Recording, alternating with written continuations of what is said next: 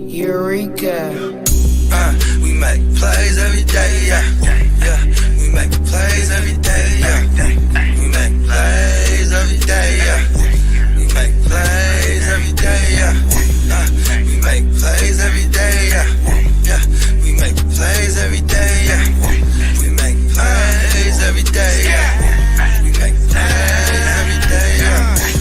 Hit 'em with the run pass option. I run shit or I shred from the pocket. I'm always shopping, I'm always copping, and always pray I'm falling like leaves an item. Hey, what could I say? I make plays every day. Catch me with a thick one, make her pay what she weigh. And then some. Welcome to my kingdom.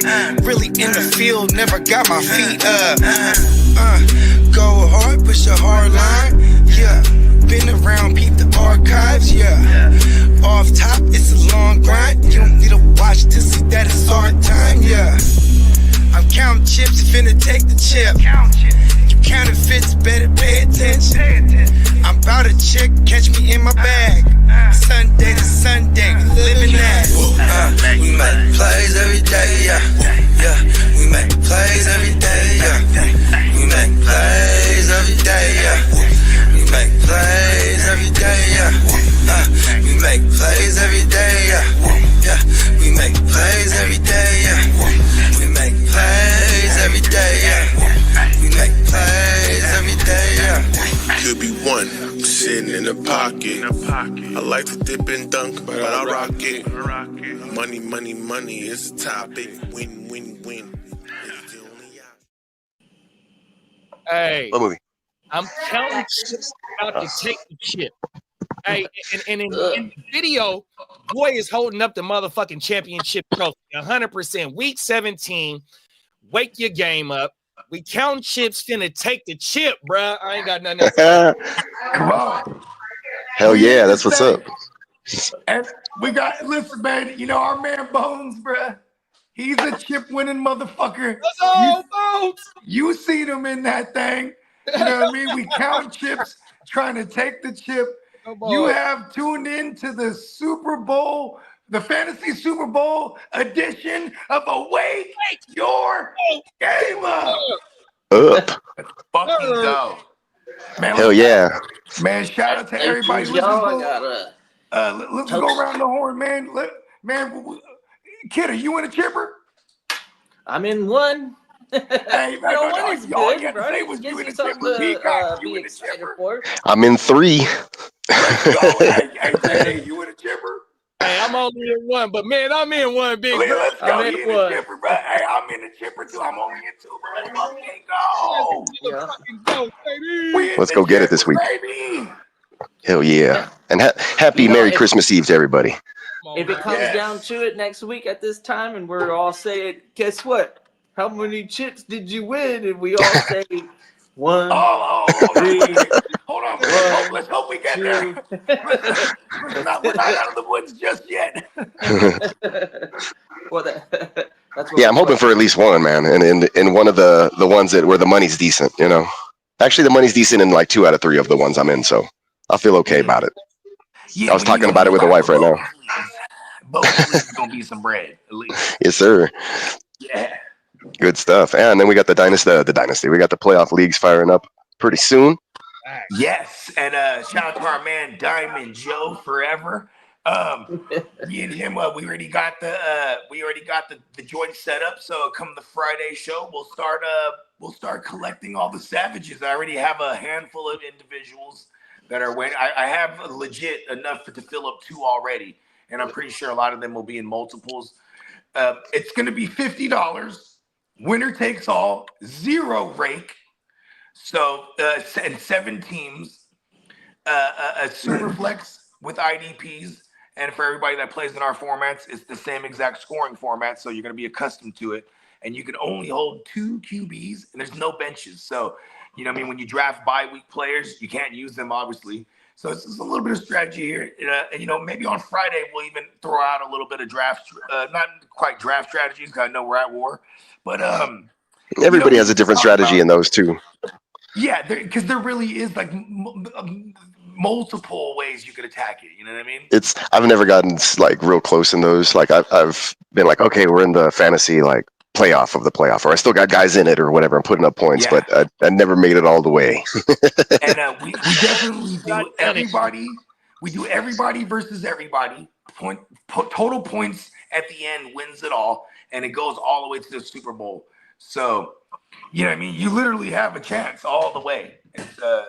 It's pretty nice bang for your buck for all you true D-gens out there, because it's, what are we getting there? 5 weeks, right? Of Yeah, football? for sure. The 2-week, I guess it's a I total should of know. 6 I'm the defending champion. I'm thinking, wasn't it only 3? No, it could have been 4 maybe. NFC What was that? championship Because we don't do the Super Bowl. weekend, right? We don't do the Super Bowl. In ours we did the Super Bowl. Oh, we did do the Super Bowl. Okay. Oh yeah. When you check us out, kiddo, when you refresh your fan tracks, because that's also for y'all that's watching, we use fan tracks.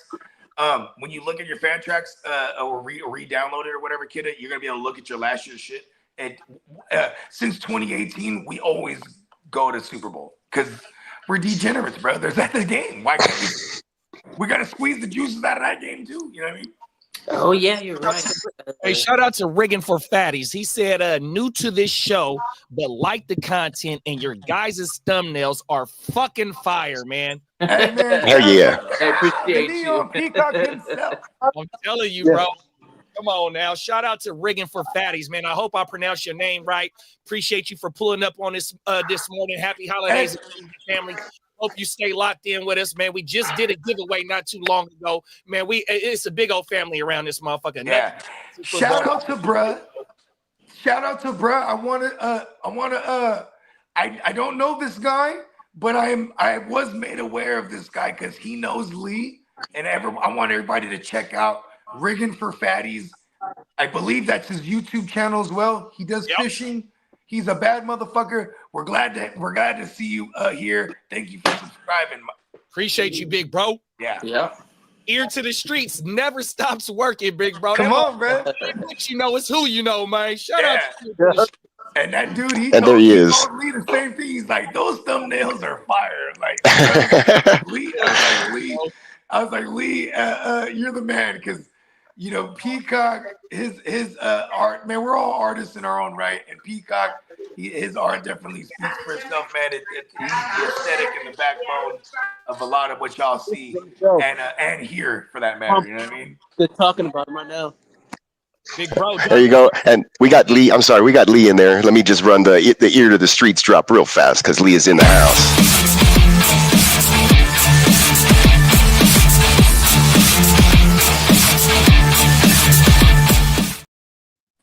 What up, fellas?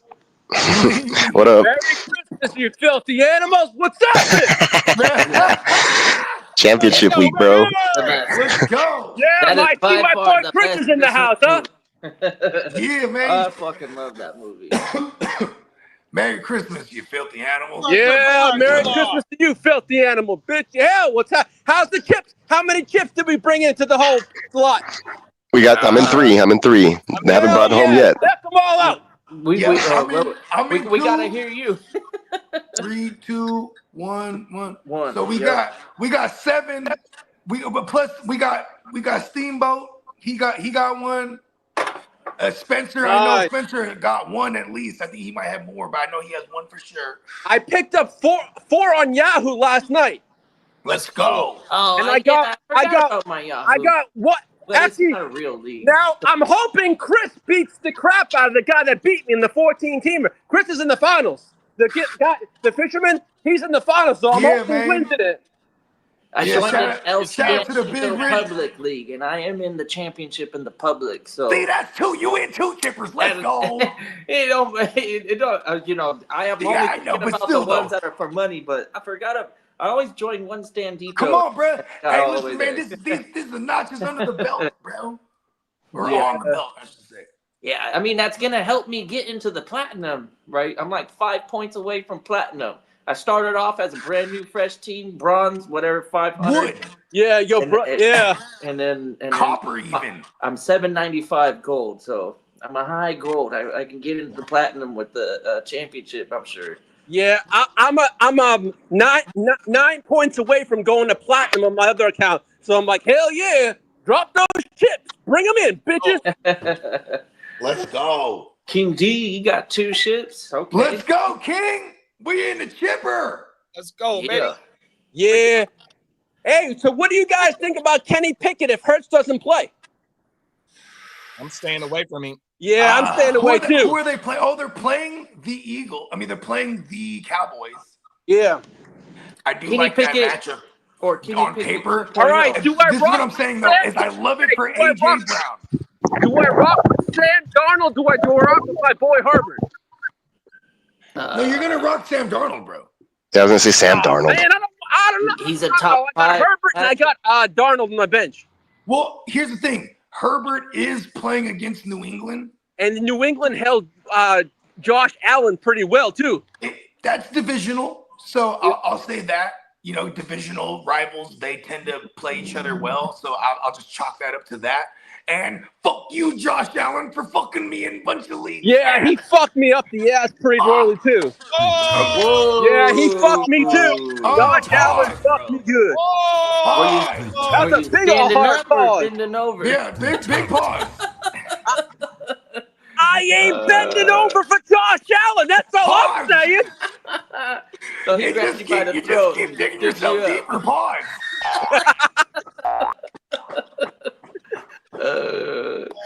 Hey, Riggins said I made the chip in 4 out of 6 leagues. This Let's shit go. opened up- Now, Chris, go Let's smack get that these motherfucking chip now. Chris, go get that chip for me, man. I want revenge with my birthday twin. Hey, you know what, Lee? He said something in there for you. Diamond Joe said, appreciate the love. And then Riggins said, Lee, thank you for trading me Sam Darnold before the season started. Brought me to our chip.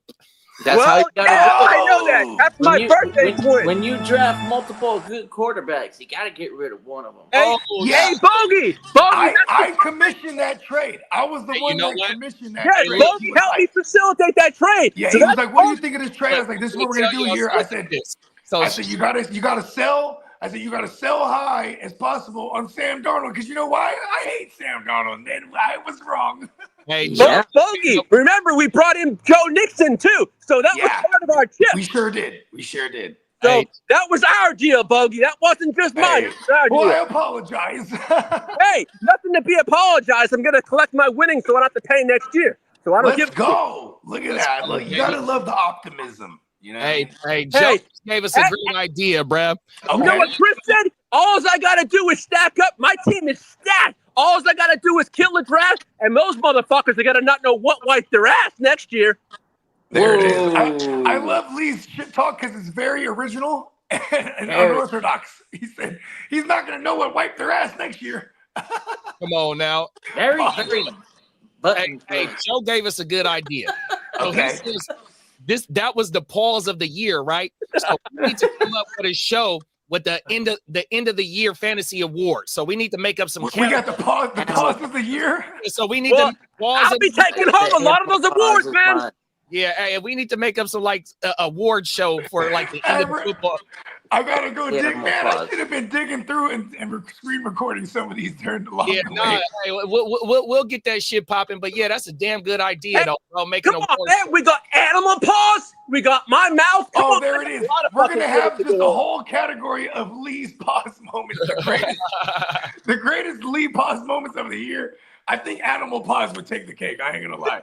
Yeah, yeah, dog man do. It's just Most pause. most Animal viral pause. moment of the show.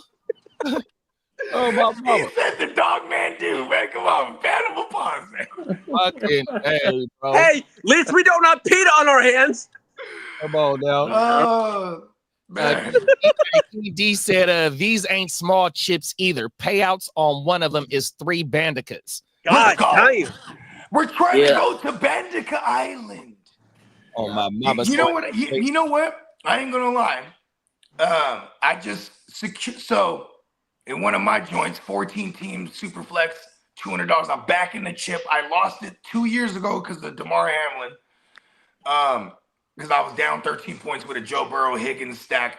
with Gabe Davis and Logan Wilson and McPherson, I was poised. Long story longer, I'm back in the chip.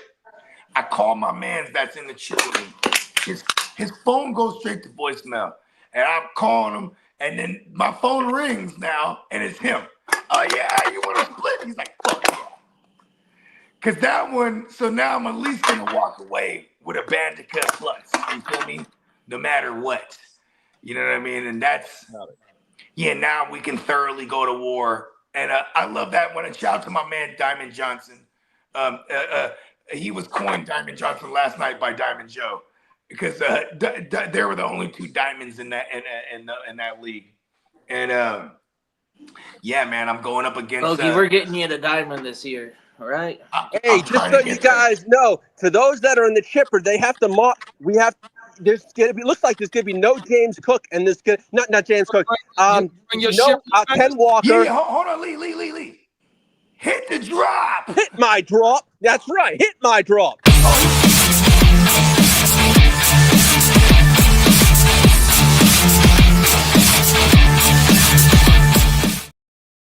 All right, so everyone knows that's in the chipper. We're looking at Ken Walker maybe done for the year with an ankle injury, and James Conner's looking at possible season-ending injury, and Aaron Rodgers looks like he might be done for the year too. So you might want to make your adjustments right now. What about Trey Benson? Okay, Trey. I haven't seen anything right now, but Josh Allen is dealing with a broken hand. On his left hand. On his left hand. Yeah. So basically, if you got Allen in the chipper, you may want to try to get someone now because I don't know. He's going to play, but he's going to be playing with pain. But now, he's been playing with a broken hand for weeks. Injury too. Yeah, he just came off of one of his strongest stretches of the season, and I'm not really afraid of it. But that, if you want to base last week on the hand injury, maybe. I think it's a little convenient, right, Kidda, what did you say that's convenient? An excuse? Yeah, I'm saying I'm going with convenient. Yeah, it's just it was probably more so just a bad preparation, a bad game, lackadaisical. They already in the show. They don't really need. Hold on, lackadaisical. We need to get a fucking shirt. No, don't be lackadaisical. Yeah, not for our fantasy teams, man. We need all these stars to ball out in the when it doesn't even matter. That's always like Devin A-Chain when it didn't even matter. He could have stopped and not touched that scored that touchdown. Oh, he got a vendetta against him. And they could have finished the game without giving the ball back. But he was like, you know what? I'm scoring a touchdown for my fantasy homies. Let's go. Hey, Peacock loves that one for sure because that one ran him. Hey, what does Peacock think about Deontay Johnson with the Texans? Oh, that's some big news too. You know what? He beat out my Chargers had him, but the Texans had a higher priority. Yeah, for sure. Rodgers could be done for the season. Yeah, he has an ankle injury, but they're saying it's possible his season could be done. So we're getting. We could be getting what's his Tyrod name? Taylor. Tyrod Taylor, correct? Yeah. King D said, since Hurts is out, should I pick up Herbert, Bryce Young, or Mac Jones for the ship this week? Oh man, those are. Okay, hold on. Is it crazy to say that I have Herbert last on this list? It's Bryce Young. No, I'm gonna go with Herbert, but Bryce Young's been killing it too. And he's playing the Mac Jones is they're playing the too. Buccaneers. And they give up the booty too, so that's a good pickup. But hey, man, I'm gonna walk with my boy Herbert always. He just took the Buccaneers to overtime a couple weeks ago, like a month ago. So I do like Bryce Young. But Bryce Young's a great pickup. Herbert, they need to win this game too, though. So if we fucking win, we're in the fucking dance. So I don't give a shit. I'm going with my boy Herb all the time, all day, every fucking day. Let's go. Maybe Lee shouldn't answer this question. I need to rationalize this. I know my loyalty rise and it's all blue. Blue and yellow. Sorry, kid. I don't wear green like pieces of shit. What? At least I don't wear yellow pants so they can't see my pee stains. Hey, man. Hey, it would. No, I'm not gonna say that. I'm not gonna go that far.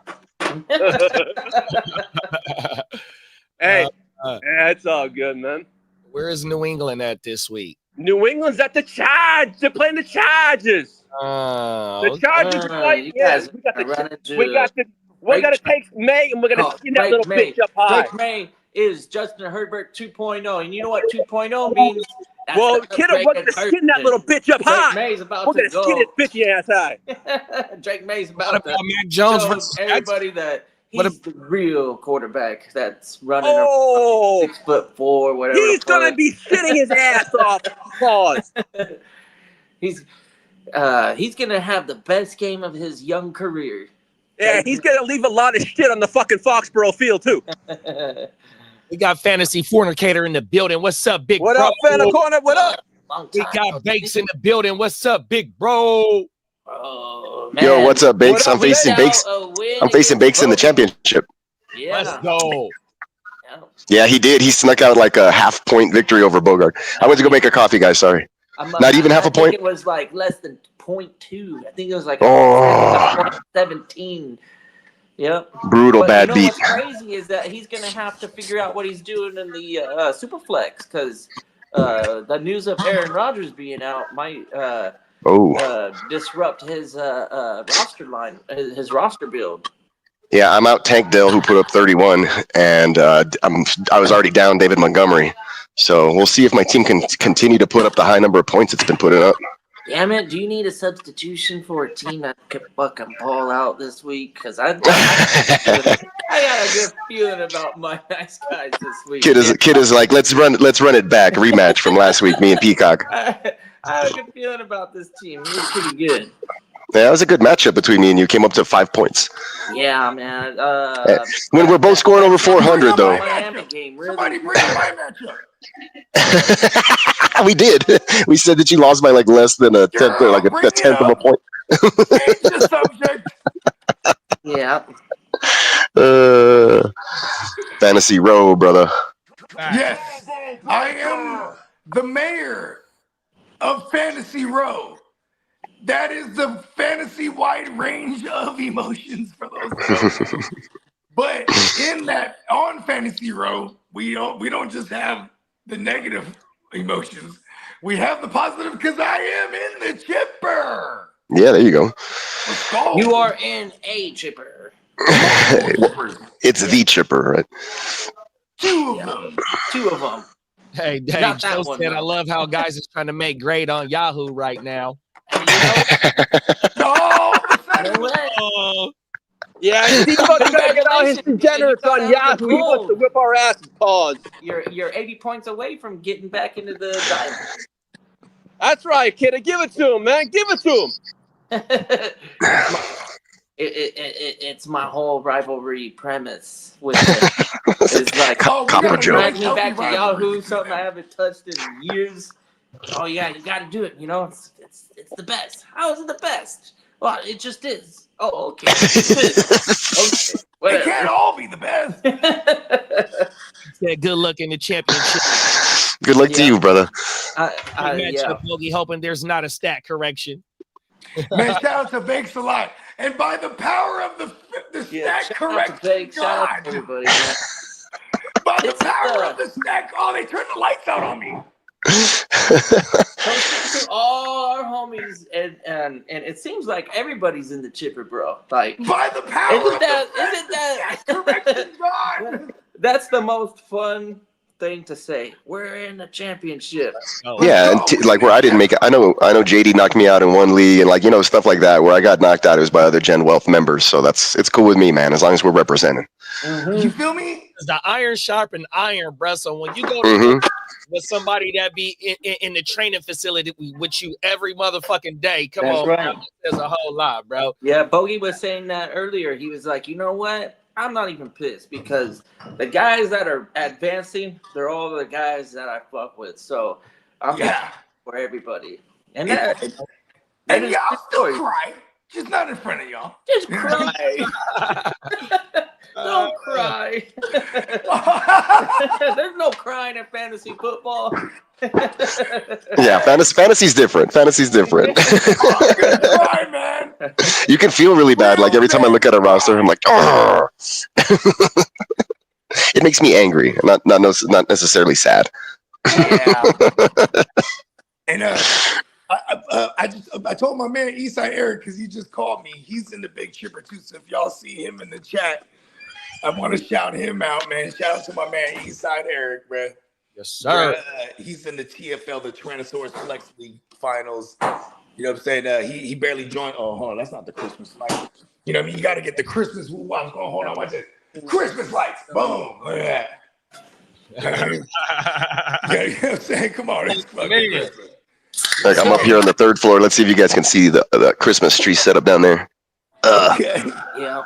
That's federal, bro. Yeah. Federal. Dude, That's that's beautiful. That's Yeah, man. It's great out here. The view is crazy. Like drink a coffee, but it's kind of cold. Yeah, the mountains are great. I'm telling you, we got here, and as soon as we drove up, there was like a giant elk, and it just passed in front of our cars. That's what's up. It's nice out here. It's bearable, dude. It's like 40s, but it's still cold. It's raining like hell here. But it's cool because like you're up super duper high in elevation, so it's like Plus 10,000 feet. Yeah, when you get high, do you feel higher? bro. It's harder for me to breathe because I'm at sea level, back where I'm from. So this is a 10,000 foot difference. So I'm up here on the 3rd floor. Every time I come back up from the game room, so that's 2 flights of stairs, I'm like, why am I breathing so hard? The real question is the hot know what? sauce spicier? Well, Oh, I haven't had any hot sauce yet. Anytime players go play in Denver, that's a thing, right? Or Arizona, you got to go there, and then and get your prepping properly properly you got to get acclimated to the elevation, right? So yeah, there's training masks. Actually, like very very beneficial. You know what I mean? Oh yeah, there's training masks that they sell out there that like they have vented or like filtered stuff, and you can put different degrees, and it'll simulate the areas of elevation. Sounds good. Yep. I used to train with one, and man, it's super. It's like the way it feels here. Like it just feels harder to get air into or oxygen into your lungs when you're training or whatever. So, but I used to do that when I used to do CrossFit or whatever, and it was cool, right? Because I was at sea level, so I was just trying to strengthen my lungs. But I hadn't done that in years, and like I said, just a couple of flights of stairs, and I'm like, I'm having trouble here, guys. I need to do some in through the nose, out through the mouth meditation. Yeah, that's all it is.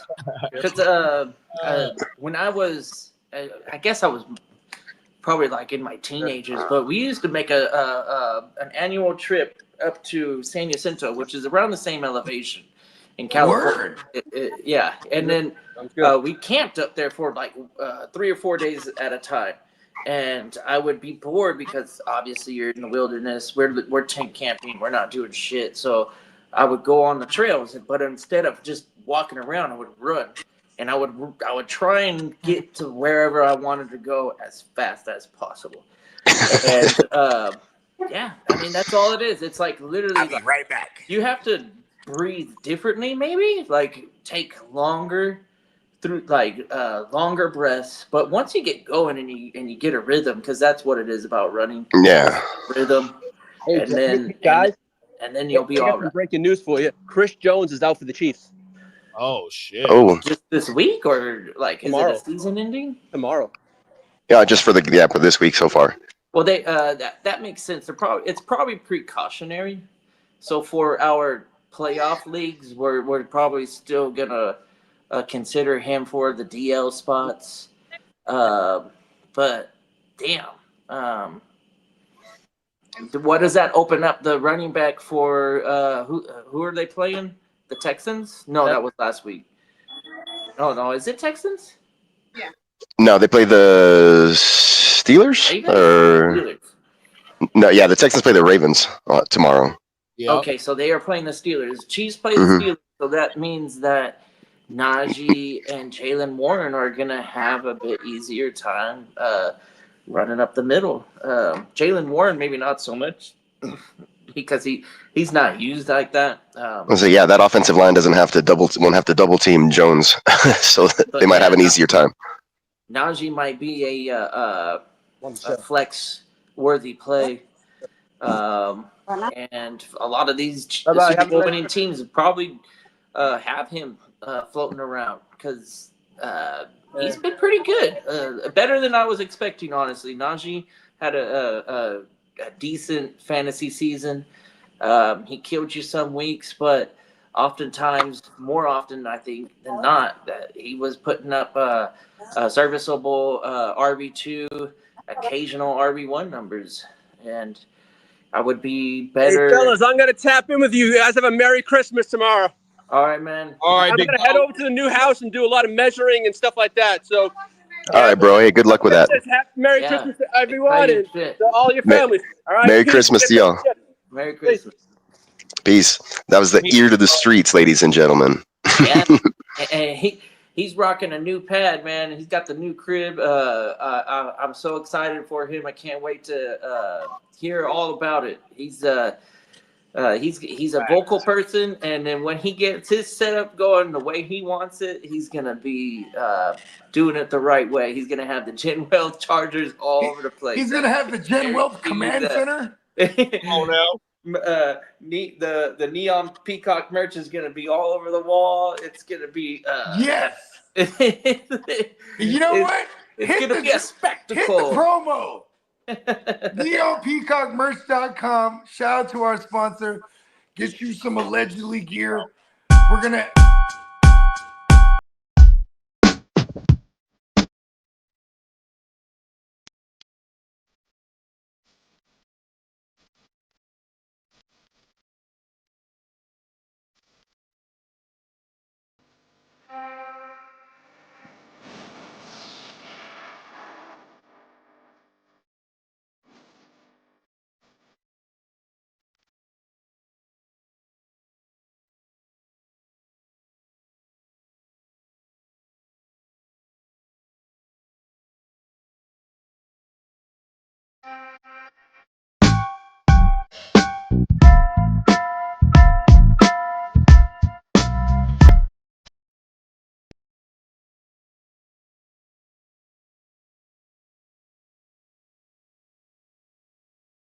Hey, my bad, Bogey. No, that's all good. Yes. It's all good. It's funny because I'm on the phone, so it always cuts all the way out for me because I'm not on the app or the. When I'm on the phone, it cuts all the way out. I was like, oh shit, damn it, they're running the ad. Yep. I got this little sticker at the place yesterday. It says "Unwind I'm under on the a rolling pines." toast. Nice. That's federal. There's a lot of big things in life, and I consider, getting married like the best, and then having a child, and then right up there, somewhere I want to be one day is purchasing a house. So, toast to our man Lee, the ears Yes, to the sir. street, for his new crib. I hope him and his wife have a smooth transition. We know it's probably going to be a little bit difficult. Oh, It yeah, always is. Always is. Moving's always a big But deal. congratulations. Sam. Super happy for you having a house, a new pad. That's a big deal. Merry Christmas, man. Merry Christmas. Yes, Merry Christmas. You know what's crazy too about Lee is Lee is our miracle. He's not only the ear to the streets, man. Shout out to Lee, because when I say he's our miracle, man, because I always love origin stories. He has a hell of an origin story. He's your quintessential not supposed to be here type of shit. You know what I mean? And we're very grateful to have our brother Lee. You know what I'm saying? Hell yeah. Lee's a good dude, man. So always bringing us the news, keeping us up to date every single day in the group chats as well as out here on the shows. So, I mean, kudos, much love to Lee. Hope he's still watching. He's like, man, the guys are really good. Stuff that you don't know that Lee does, like every day I get it's like clockwork. Lee goes through and he says, "This is what happened. This is going on." I'm like, that's how we're so informed. You know what? I don't police car light emojis and shit. Yeah, Lee sleeps he goes to bed a little earlier than I do, and he's up early, so I'm getting that news before the apps are hitting me with the news, which is great. Good stuff, man. Appreciate the Lee Meister out there. Goodness.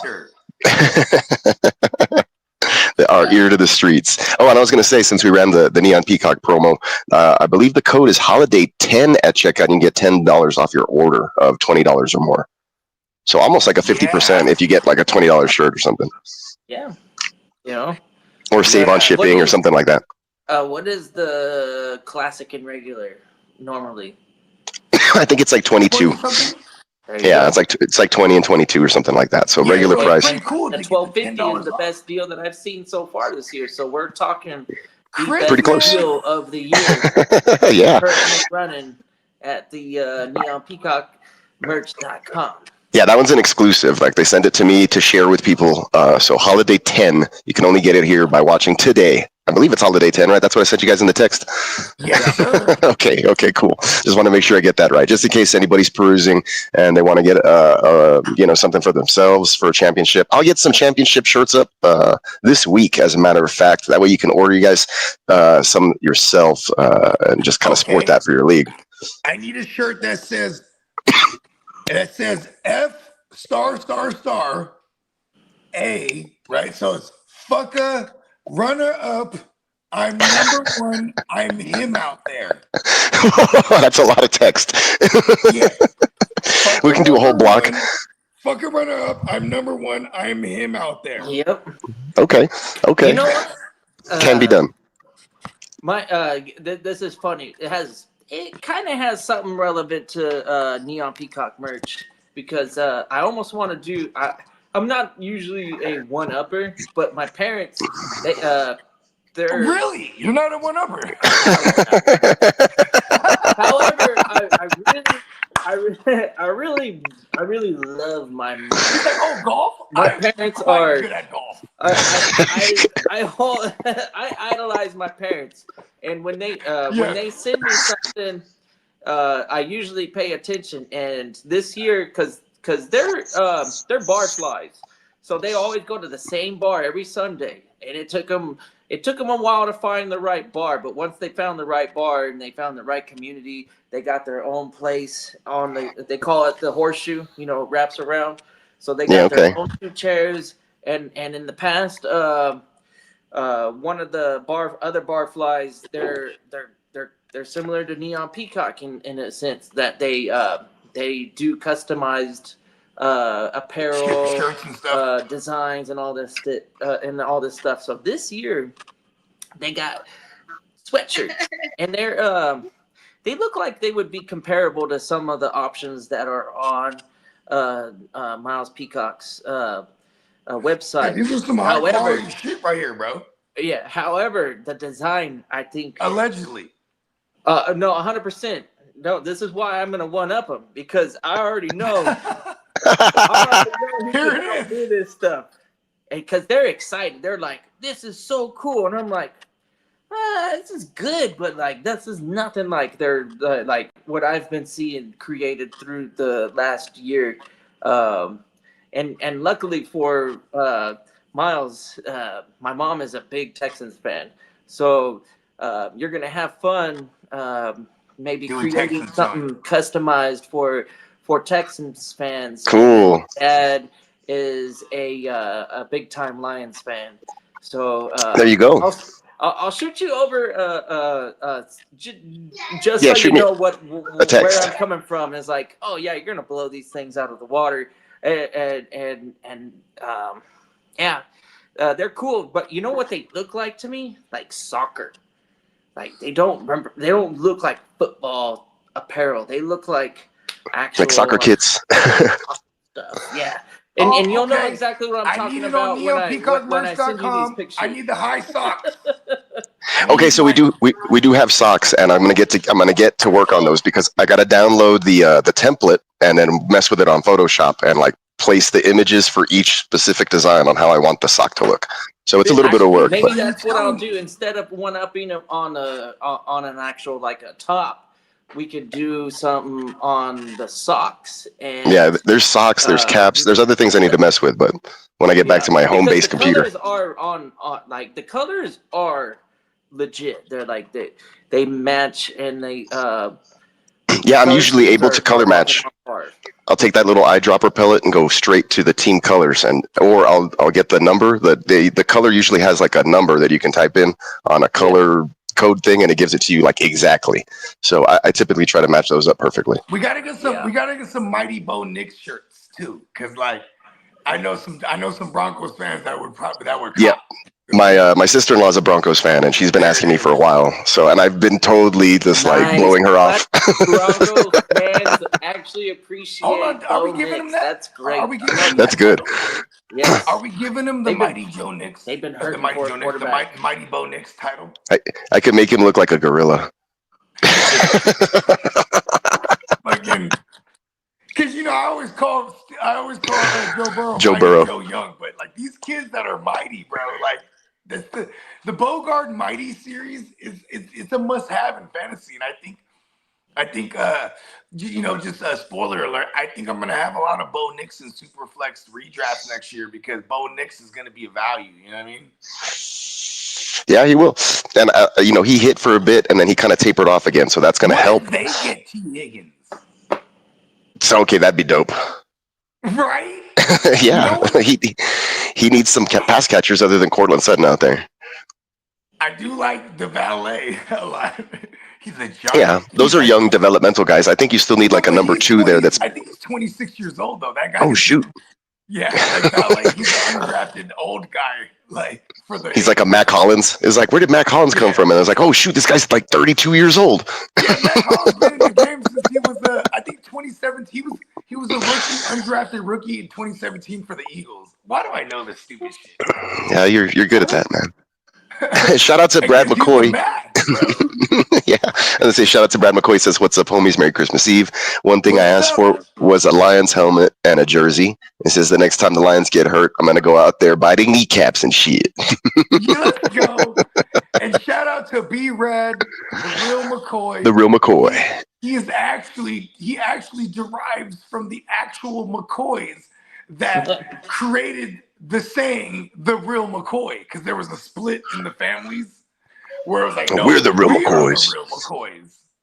That's dope. It's pretty cool, right? That is super cool. Not gonna lie. Right? We know, Brad. The claim to fame. Yes, sir. We know That's pretty people in dope. high places. The McCoy and Say- Hatfields, they Yep. I guess There it is. I don't know if it's an actual. I don't know if there's any truth to the story, but probably like a year or two, I started diving into that little family rivalry, and it was almost like a Romeo and Juliet type of situation where one of the Hatfields and one of the McCoys, they ended up linking up and The Montagues and Capulets. yeah, they actually like made a hybrid, Hatfield McCoy. They made a hybrid. They made a hat coin. So if you guys watch Dune Prophecy, there's some stuff going on like that with the Harkonnens and the Atreides. Pretty cool stuff. Oh, If you're into that stuff. I was Yeah, this close to going to Target because I have a coworker that he says that he's actually currently reading that saga, and I was like, Oh man, fuck it, I'm gonna go ahead and do my research and Get the audiobook. Dude, it's so dope. Nah, I'm okay with reading. I like. Yeah, I can read too. It's good. I don't know how to read or write. I like You keep saying that. pronunciating words in my mind. When I read and I see It's like like a the big best ass run-on word, joke. I swear to I God. like and I've never actually read it before. I like to try and pronunciate it. Try to figure it out and use context clues. I've done that. I like to do that too. It's enunciation when it's reading. It is enunciation. People are like, pronunciation is pronouncing it. Enunciating is when you're reading it. Right, yeah. So I'm an enunciating the word. I could talk about English literature and shit like that all day. Kid has actually corrected me. Kid has actually corrected me before. I was like, "Is my pronunciation right?" He's like, "No, enunciation." I was like, "Damn, I'm uneducated." I am Look at me now, college world. I went to college on a football scholarship and got one semester. There you go. And I remember that stuff. This is not taking me anywhere. I'm gonna join the United States Air Force, and that was There you probably the go. best decision I ever made in my life. There you go. I was close to doing that too, man. I had met with a recruiter and I had a Air Force sticker on my truck. I was ready to go, and then I got scholarships to go to college, so I was just like, well, I'll just go to college and then I'll join like once I'm already graduated. That way I go in as an officer or whatever. But it didn't end up happening. Also, this is why I always commend. I forget then, how old you know, we are, and I would be like, you can still. But wait, we are that generation. I don't know if you can still do that. I don't know. I don't think so. Yeah, no, thanks. That's And crazy. when back then, I don't feel that joined- old, man. I don't feel. You that know old you at were all. Me going either. to the war. Oh yeah, for sure. That's the thing too. Yeah. You knew you were gonna go to like Yeah. Afghanistan or somewhere out there. 20 Yeah, years ago. Oh my Yeah. God, 20 years. Yeah, ago. but in the that was another thing too. it's the best. It's the best situation to be when it comes to military. Yeah. Exactly. Like the I feel like Marines would be like, That's oh how shoot. I got the travel. I've been And the Marines I've is been in it. around the globe, Hoorah! and the only Yeah. reason why is because of the The military. Air Force. And then Yeah. all of a sudden, it's like, do I care to do it anymore? I'm like, nah, I know how hard it is. It's hard to travel. It's not all fucking, like Great. flowers and rainbows to fucking travel the world. There's some work to it. I'm like, yeah, it's not worth it. Californians have it paid. I can go this way, that way, or this way, and I can get to everything. It's fine. I don't need it. True that. Oh, Shout out to shit, Podson out there. I didn't send this to the chat, but did y'all see that the Six Flags, the old girl flew off the coaster in Texas? What? No. In Texas. Which one? Recently? Over Texas or It's like Fiesta? so the ride was called like the Big Texas something like, but it was Okay, so it was the. I'm not too familiar. I guess no. it would be but the. I saw the other. That was day over that Texas, and it's the wooden roller coaster. That doesn't make. It any was sense. well. Look at this. Because somebody Google this because it was my lady who actually told me. She's like, people in Texas, and you know a guy who's a roller coaster The mechanic.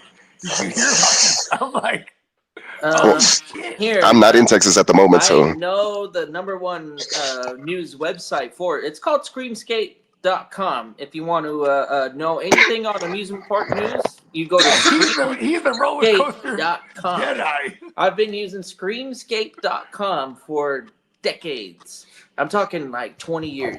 wow. I'm that old, and internet Yeah, been around that long. he became a guy. Uh, Let me do the origin. Let me do the origin real quick. It'll give me 30 seconds. There was a day where there was a man who became the most roller coaster enthusiast ever and said, I'm going to join the military and get into mechanics. So one day I could be the mechanic for all the roller coasters at all the theme parks that I know and love. Boom. Kid. This motherfucker, it's tight knowing that shit. That's fun. When I saw that shit, I was like, oh my God, Kiddo would know exactly what happened. This broad, check this out. She complained for the looseness of the harness. Oh gosh. And then, what's funny is that I grew up going to Great America. Shout out to Great America. And, it's all teachers and shit. They're going around doing the little, they walk around pulling the things, making sure everything's good. These are kids. Yeah. This bitch told the motherfuckers like, hey, the woo wop is not woo wopping. And then they ran the thing. okay. And she flew I was gonna say, JD, we didn't get to Podson's question yet. Oh my bad. What's up, pod son? Yeah, you are 100% So wait. correct. However, you're 5 years late. On the 5 years ago. oh, okay. On The Texas thing? at Six Flags over Texas. Goliath. That sounds And familiar. Usually, So Six Flags, that's San Antonio? The new one. Instinctively, No, I no, thought this about like, this. This I was like like, a week ago. the only time that shit like this happens is A, they're obese. They're too big for the ride. And then B, maybe a mechanical failure, but mechanical failure is so rare that like the obesity kind of like is the first thing that comes to mind. And this was a big woman She was top heavy too. Oh no! I Hold seen a on. picture. She Is was, it, she hold on. was- This is not a week ago. No, this was 5 years ago. Hold on. September 2019. Hold She, on. I got a joint. I even got a name for you. Her name was Rosa Ayala Goana. She got a lot of tortillas. From being after being ejected from her seat while riding the Texas Giant. Me And too. the I don't care. Texas Giant, Yeah, fuck when as soon as She he should have said been on that ride. the Giant, Yeah. it's a dueling roller coaster. It's got a dual track. It's kind of like how if you ever been to Six Flags Magic Mountain, we have one called the Colossus. In Texas, they got the Texas Giant, and there's this. That's what it is. The Texas Giant. Yeah, this ride was probably before they did the RMC. This is before the RMC transformation, if I'm not mistaken. 2019. What? I don't. Hold on. What is RMC? Because you're talking to us like we're Rocky in the Mountain field. Coaster. So if you're a coaster buff, you All already right. know what RMC means. RMC is a Colorado-based roller coaster company. The Rocky Mountains. They retrofit a lot of older roller coasters, especially the wooden ones, and they retrack them with steel I-beam toppers. So they do a topper track retrofit, and then oftentimes they can enhance the layout to make it a little bit more exciting. Because back in the day, they weren't as exciting as they can get. So this company, what they'll do, they said, hey, you already have something to work with, so it'll be more efficient and cost effective for you to hire us to kind of retrofit your ride. They did it with I'm in Six the wrong Flags business, Magic man. Mountain. They did it in Cedar Point. They did it in Florida. Over they didn't at Busch retrofit Gardens, this one. Tampa Bay. They've done it all over the world at this point in time. But they also did it over at Six Flags over Texas. And that was one of the first retrofits for the I-beam.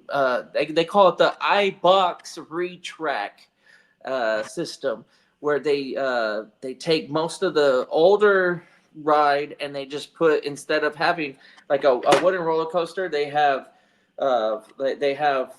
wood planks that are stacked, usually 3 to 4, depending on the forces that are being applied to the bottom of it. And then they have like one flat piece of sheet metal on top of that wood.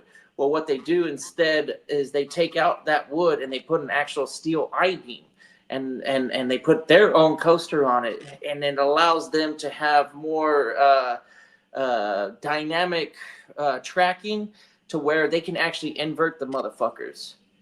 So it'll be I a don't know wooden what you roller said, but coaster. it sounds good than the motherfucker. I ain't gonna Inverting means going upside down. So you can Okay. actually, yeah. So when you put an I-box on it, it's basically taken for anybody that's mechanically inclined and familiar with like engineering or whatever. Steel I-beams. That's what the skeleton of all the skyscrapers and big buildings are. So you could put one of them bitches on Yeah, because on the they roller can coaster flex track, around and move. and then the train will ride that I-beam, and then since it has a structural integrity like a steel tubular track, you can invert the fucking motherfucker. Is that where tubular comes from? tubular come? No, like you're from talking like about- Michael. No, I think that's like surfing. Yeah. Yeah. You can use the I-box track and invert the roller coaster, and it'll be a wooden roller coaster. If you're familiar with roller coasters, usually your wooden roller coaster is not going upside down unless it's Never. an RMC. Nah, they're So- just going like they're doing this That's what in they long do. drops. On the Texas Giant, they do not have an inversion. However, that was because it was one of the first parks to say, okay, yeah, utilize your technology on our ride and make it longer, taller, and faster. And the new, it's called the New Texas Giant. That's the official name of it. The New Texas Giant. Not to be confused with the old Texas Giant. You would never confuse it. They're in the same location and they got a lot of the same foundation, but the trains are way sicker. They look like Cadillacs with the fucking bull horns on top. Whoa. On the hood. Oh. That's what the fucking train That's looks kind of like. badass. It is pimp. It's pimping. It's hella pimping. So a good ass ride. But back in 2019, I don't know if it was RMC'd yet. It could have been, but well, that might have been the old Texas, because when they said the accident, it wasn't the new Texas. Yeah. Yeah. Speaking of Texas, the Texans just officially placed Tank Dell on injured reserve. Yeah, it hurts. Hit some sad violins one time. Yeah, we'll do some sad violins. There's tissue by my bed, I think. If not, there's some down on the second floor. My daughter is looking for tissue. Oh, sorry, sad violin. That's why I put these things in alphabetical order.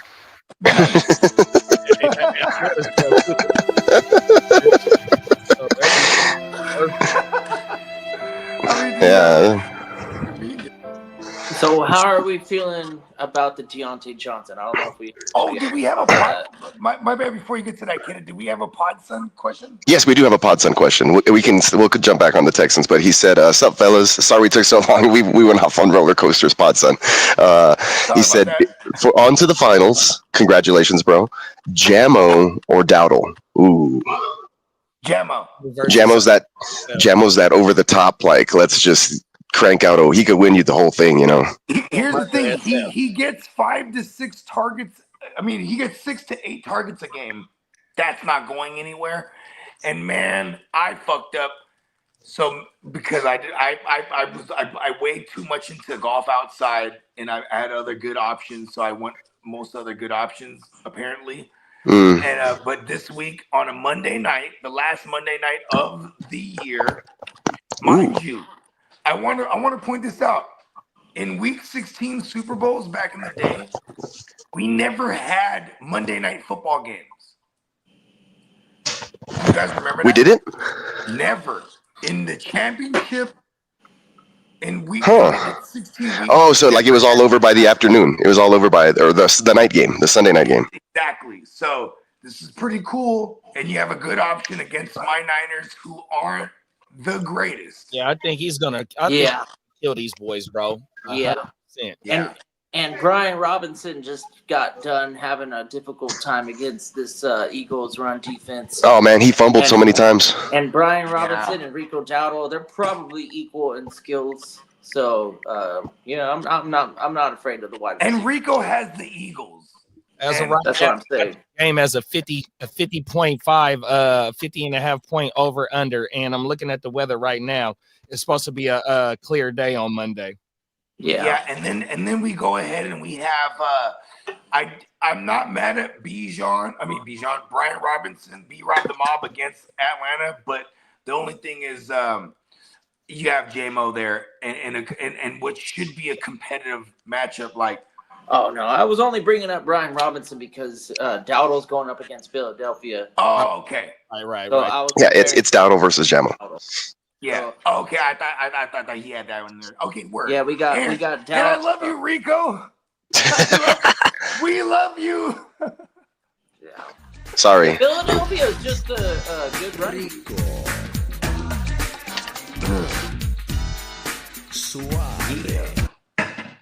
There's been many recent weeks as of late, right, where we've been very happy about rostering Rico Dowdle.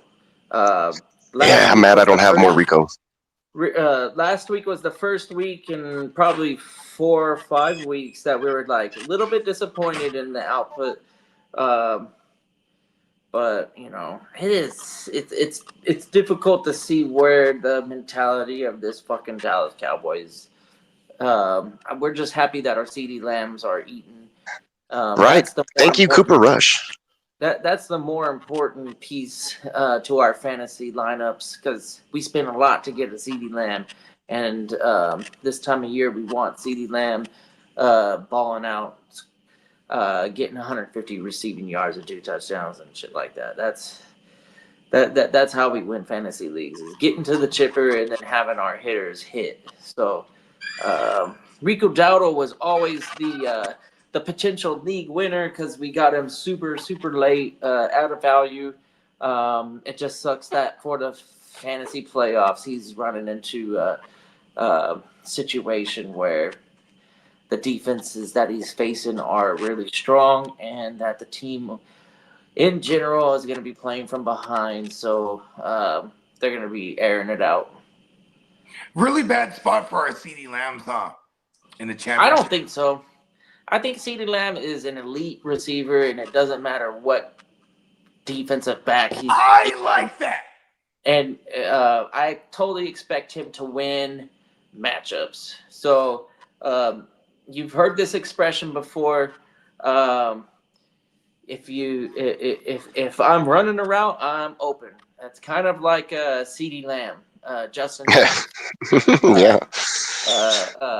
Jamar Chase. Those are the guys that if I'm out there, I'm open. Doesn't matter what you see. No, just I throw it. noticed that you didn't say Amari Cooper. Yeah. Yeah. And maybe at one point Let's throw in his Nico career, in that he might have conversation. been that Nico's always guy. open. Yeah, Nico can always be open. He wins those Nico is 50-50s. always open. Nico, yeah. Shout out to the Freako. I was wearing that shirt yesterday. I swear My to 6-year-old God, read it. She was like, Nico Freako. is a first-round talent in Bro. fantasy drafts next year. He will easily get into that category of like the first round, late round, first rounders. I think He does always miss games, though, guys. As soon as Amon-Ra is taken, I'm taking Nico. Like that's the next guy in the lineup. Oh wow, that's I'm where taking we're at. I like that. I'm taking Nico over AJ Brown. Yeah, me too. I think I am too. I like would that. too, actually. I love Nico. Me love too. AJ Brown too. Well, we might get AJ Brown on a value next year. I'm gonna have Definitely. Well, Definitely. he's gonna be there at the turnaround. You know, Yeah, he's the gonna be 1-2. early second round, late first round. He didn't do much to really hurt his He value. might drop. I'm saying I think Nico increased his value because the Texans obviously see him as their best fantasy JD. player. JD, can you do this for me? Where's AJ on the year in receivers? Like just as the Just overall. Just overall. It's hard to say because what you got to Let's do take is a go to guess here. weekly average. I'm gonna take a guess. Before Go to JD, I'm gonna take a guess and say I'm gonna say he's his number. He's at 11.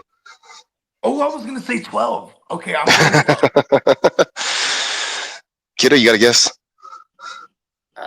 Yeah, probably 19. Okay, a little further back. Yeah, he might be more. He might be closer than us. I ain't gonna lie. AJ Brown. Yeah. Yes. On In our format, because I brought up the Gen PPR Wealth Dynasty. 13 with just a regular PPR. 13. Okay, he's in 13. Okay. Yeah, we'll go regular PPR. And him. Don't forget. Oh, do I win? Because They I'm the both closest. have. Yeah, you won. A little bit of injury. Score one for the good guys. So we got 3 weeks.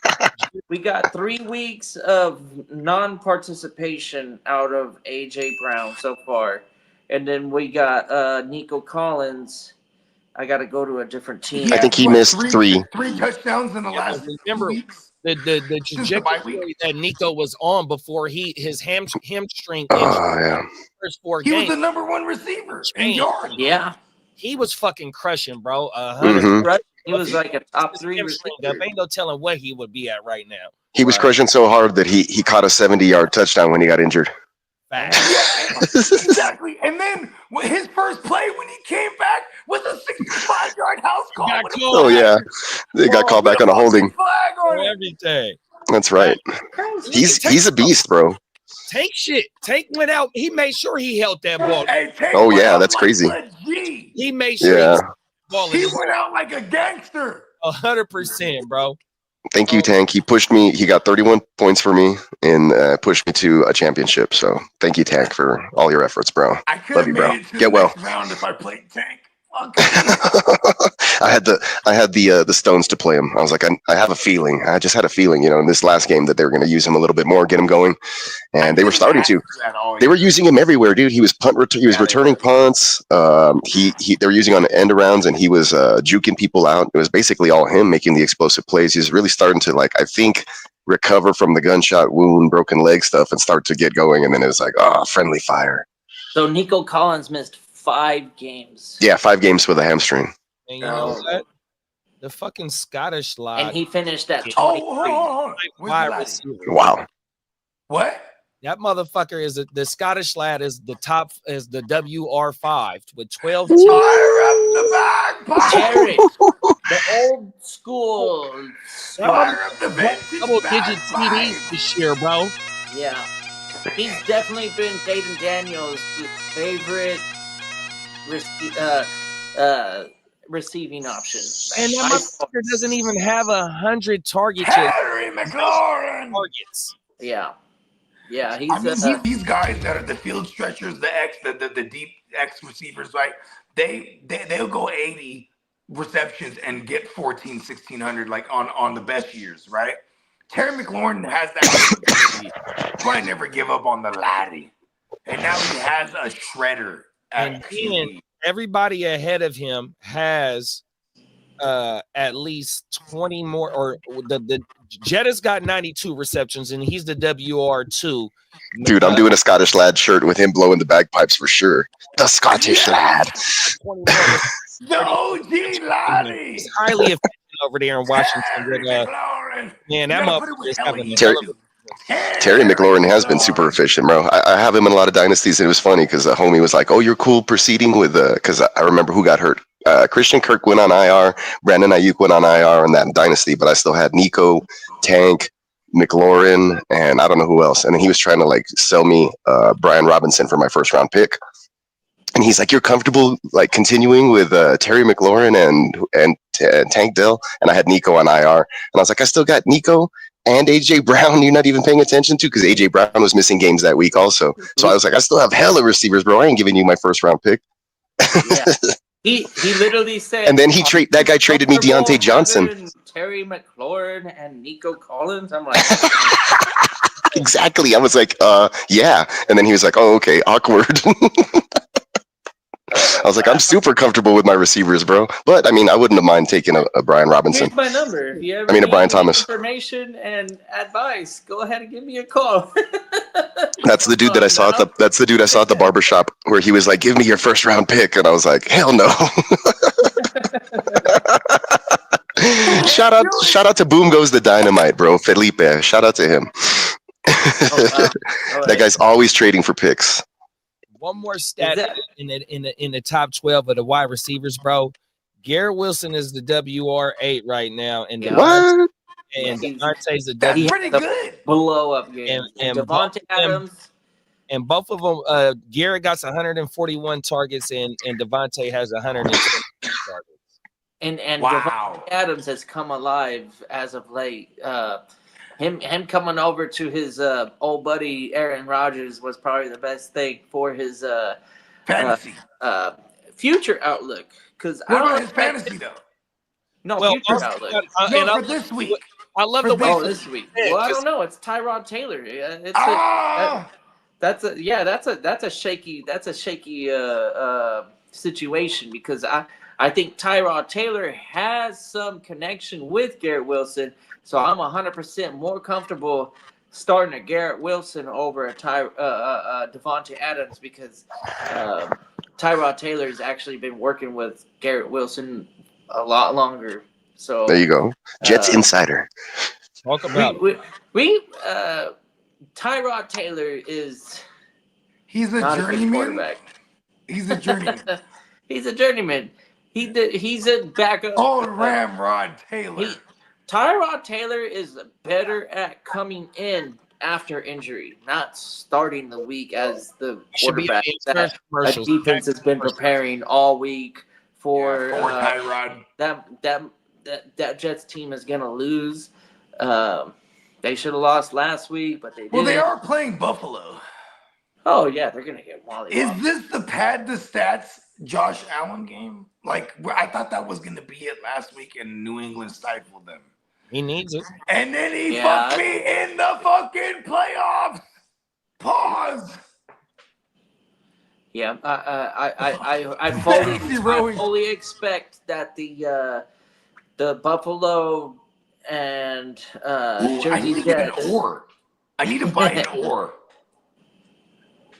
Just like like an order to row his Because fantasy the boat. ship? Just get the rowing. No, because he's in the fantasy row. Because you're rowing. Exactly. Just get the rowing the boat. Sure. You know, don't positive thoughts. That's all you need is to think positive at this time. Thank you. Don't worry about it. Thank you. That's all I needed. Thank you, Doc. Yeah. I'll send you that. And remember, I was gonna ask this question. What's your opinion on winning third place and losing for second place? What feels better? Okay, so in our league, Winning third place feels better. Actually, money. Yeah, Winning. you're out on top, right? Yeah, it does. It feels better. That's a good one. Leagues, though, in our redraft leagues and our redraft leagues, it's actual $100 extra for the third placer, right? In Nice Guys, it's only $100 league, so third place just gets money back. But we're fighting for that shit. You know what I mean? Hell yeah. And in all my other leagues, they're always at least, like, if it's a $200 league, it's $300 for third place. And even in Nice Guy, or in the SBI, the Spencer Bogey Invitational, it's $150 buy-in, but third place gets $200, so they at least get money back and 50 burger. You know what I mean? Yeah. Yeah. Hey, your boy in the chat right now, Bogey. I think it's your boy Eastside E. Oh, what's up? He got it figured out. I think No, that's because it. for some reason, fucking YouTube wasn't allowing him to chat for some reason for months. Like, this has been a thing. We see it right there. Merry Christmas Eve, fellas. Great show. Shout out to the TFL and all of those who are in a big game this week. Let's get that money. Yo, appreciate you. Let's go, bruh. Oh, Shout shit. out to my man Eastside Eric. Shout He's out. one of my mentors for real, bruh.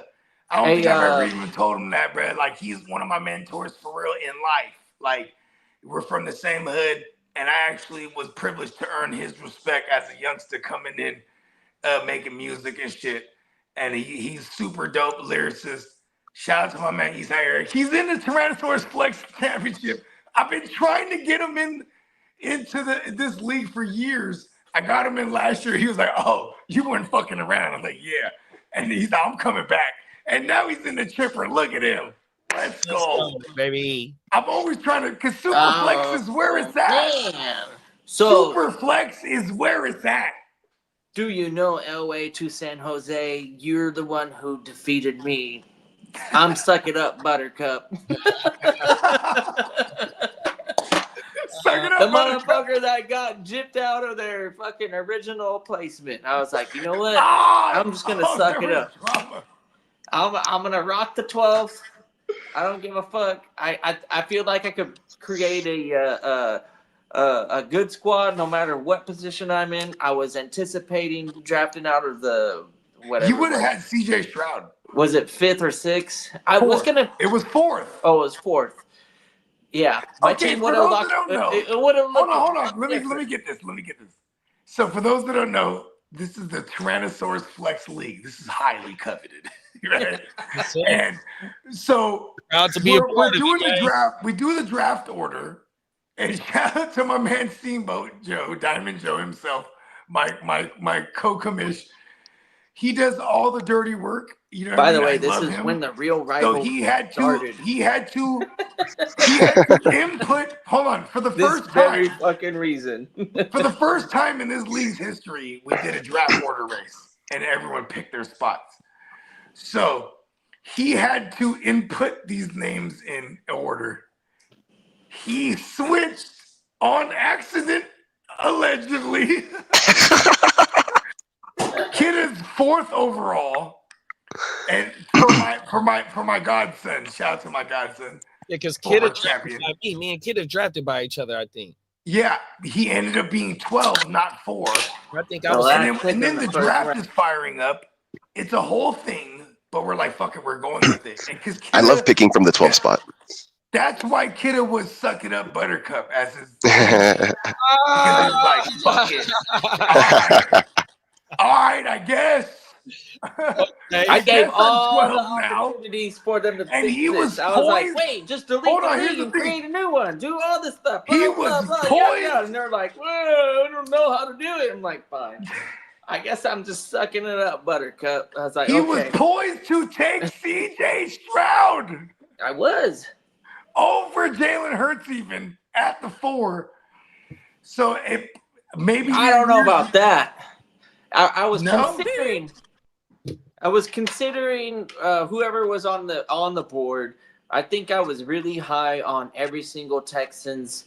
I loved Stroud. I loved. Oh, the we were high on the receivers. Texans, the Rams, loved Mixon. Lions. There you the go. Bengals. Those 3. We were high on all the right good there. go. Those 3 were my squads. Whereas I was comfortable taking the hitters on all 3 squads, and but I don't know if I wasn't expecting Jalen Hurts to go past 3rd overall. But if he did, then And he sure did.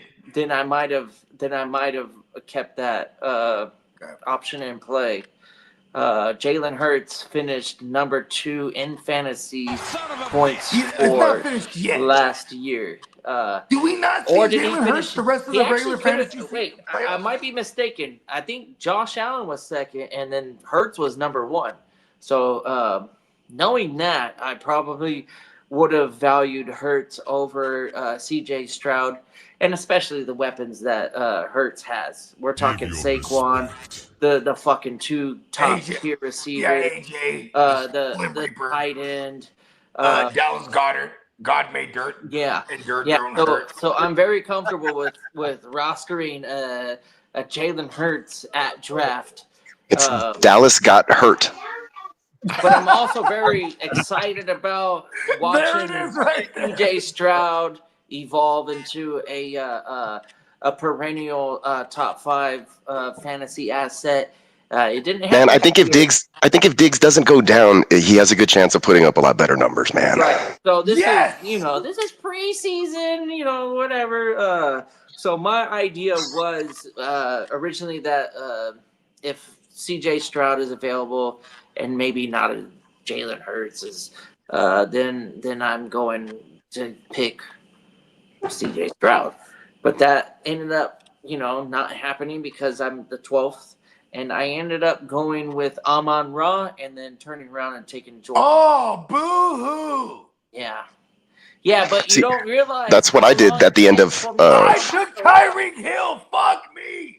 You don't realize how long it takes for me to come back around. Yeah, I don't no, have it's just- Tyreek Hill. Because I had the No, 14th. I didn't have pick. Tyreek Hill. Hey, I I had had- 14 I had picks some- in that league, bro. Oh, I hold on, had go to ahead, get JD. creative in this motherfucker because of the Hold on, let 12th JD draft cook. pick. What was that?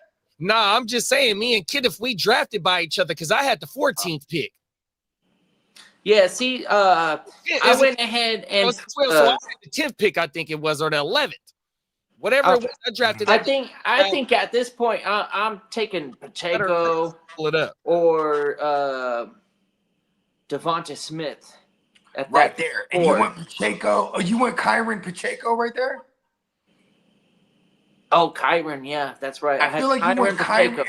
I right. feel like you That's ripped off probably what it Kyron was, the Pacheco 2 back to running back right backs. there. And I was Because so I hit fucking up a mad. wide receiver, I hit up a quarterback, and then I had to get the 2 running backs because I ain't afraid to have 2 strong running backs. Although Pacheco killed me, I should have went with another position, Godwin? but Oh, but no, I you thought did get Pacheco- Godwin eventually. it's hard to fucking predict injuries. So at that moment I in am time, a doctor.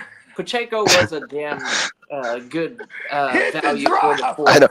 My brother-in-law is like, yeah, you took Pacheco. He's like, I told you he runs too hard. He's going to get hurt. I was like, dude, shut up. You can't. I know, Come on. Run Shut hard, up. he's gonna hurt the other people. He's not Exactly. gonna hurt himself. That I'm was a probably doctor. when we introduced that drop. That was fucking dying. Everybody was dying. Yeah, I think we even tried to go like, okay, how can we make this better?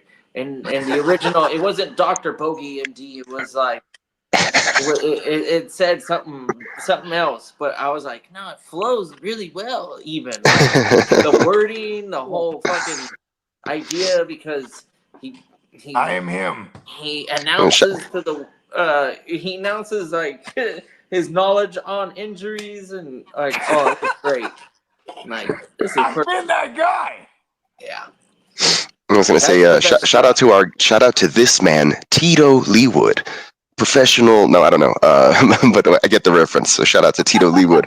If the Chiefs win tomorrow, they lock up the #1 seed. Do you think Buffalo plays their starters? If so, Allen is his quarterback, and if he doesn't play till Sunday, so the only other quarterback option is Geno, and he plays Thursday.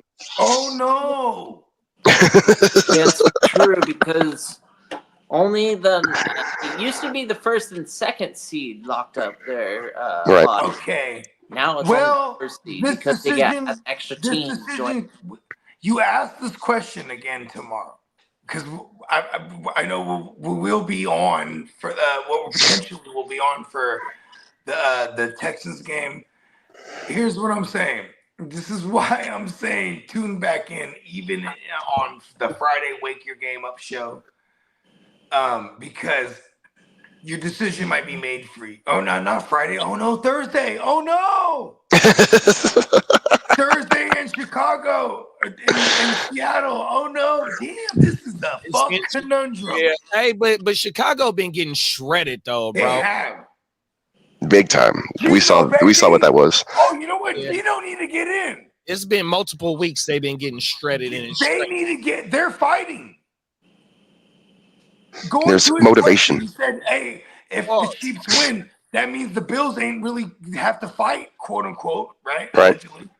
So, Geno, there it is. Geno, It's hard to say it, but you saw Josh Allen's performance last week as well. Let a lot of people down that didn't get to this next round. So you probably survived that Josh Allen performance. So if you think you can survive a 16-point Josh Allen performance, then you take the upside of a Geno probably doing about the same instead of giving you a 0 if Josh Allen sits. You know what I mean? Let's break this down. The only thing is with the Buffalo Bills is that even though it was subpar football this past week, and they don't want to go into the offs playing subpar football, even though they're can. I don't think week 17 is where they pull back. It got to be week 18, even because they'll probably already have the #2 spot because Pittsburgh lost. He has a broken hand. He does have a broken hand.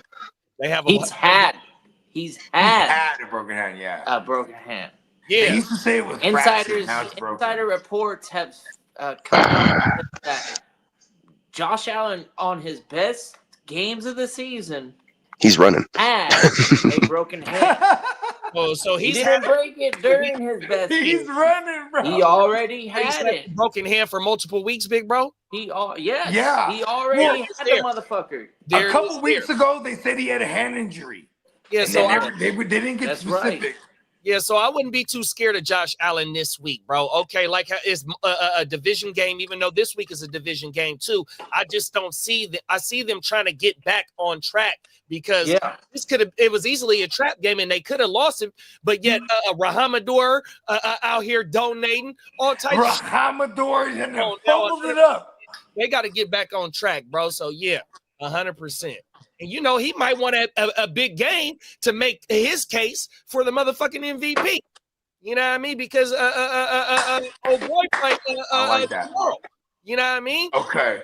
And he played the next day. So you know what I mean? Look, man, I'm trying to lock this motherfucking MVP in. Fuck. Can we go on, JD? Can we go on the Sharks? Let's see on the Sharks with the Seattle, with the Bears, and you know what I mean? Let's just see, because I'm okay with the Geno, bro. There's something else on the line, and it's in Chicago. Shout out to my man Fornicator. He says it's gonna be good weather, as far as like good football weather. So like in the Windy City, we're just looking for wins. He says it should be straight. So I do like the schedule, or you want the fantasy points allowed? The points allowed. Yeah. Gotcha. Yeah. Thank you, my brother. and go to, Yeah, because Seattle. Yeah, so let's go to the Bears because we're talking about Geno versus the Bears, right? Because and then we can go. I almost don't even want to look at what the Jets give up because the Jets have been ass. Like this is why we should. It's a smash play for the Stallion. You know what I mean? Let me share the screen. It's allowed. Shout out to my man Guccini JD with all the isms. Come on now, and we're gonna bring it to the Come on. least. So, as of lately, Chicago is top 6 of giving up the least points as of right now. 30 points, 0.02. Okay, now let's look at the last 4 weeks for Chicago, right? Because this is an entire season's worth. Yo, the last 4 weeks, we're talking the Niners. Who else? Detroit. They had to play Detroit. No, Niners, Vikings, no, my bad. Detroit. No, we talking about the Bears. My bad. Yeah, the Bears. So the Niners, Vikings, Detroit. So they gave it up to the Niners. They gave it up to Detroit. They didn't really give it up much to the Vikings. Oh no, they would have because there was a Jefferson drop. So I do like Geno a great deal here. Is what I'm saying. And the Jets, where's the Jets at? Oh, the Jets is number 3 at giving up the least fantasy points. So they still, both of these teams are still top. The Jets is overall though. That's an overall stat. Right? So what I'm gonna do is I'm gonna go to Pro Football Reference and I'm gonna look at the last 3 games. Okay, there you go. Shout out to PFR. You feel me? This is for those that's watching. Pro Football Reference. The best free shit that you can get. And shout out to Albert Marroquin up in the chat. What's up, Albert? Derek says his Cowboys are tripping. He asked me what are we thinking about Deontay Johnson being a Texan and have a revenge game straight off the bat. I think he plays. It depends snaps. on if. I think they let him return punts and get in there. Yeah, it also depends on Mechie, right? If Mechie is playing, then I think he gets some involvement and he's a good wide receiver. Xavier I love that he's Hutchinson is a body that is more comparable to a Nico, but less talented, obviously. So he's not a Tank Dell replacement, so to say. No. But maybe we get. You can't replace Tank Dell. Maybe Texans can figure out how to utilize what they have. But yeah, there's no really Tank. The closest thing to a Tank Dell replacement would be Mechie, and he's questionable to return. Let's see if he gets back there and then. I mean, they're short receivers. Deontay's a veteran.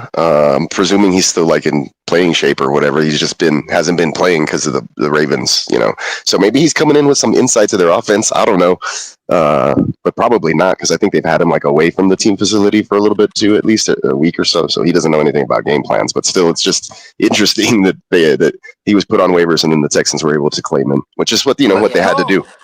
It's what they had to do. And for what it's worth, we call him Deontay Jobson around here. We have, but that was early on in his career. I felt he didn't really keep along with. I mean, I don't know.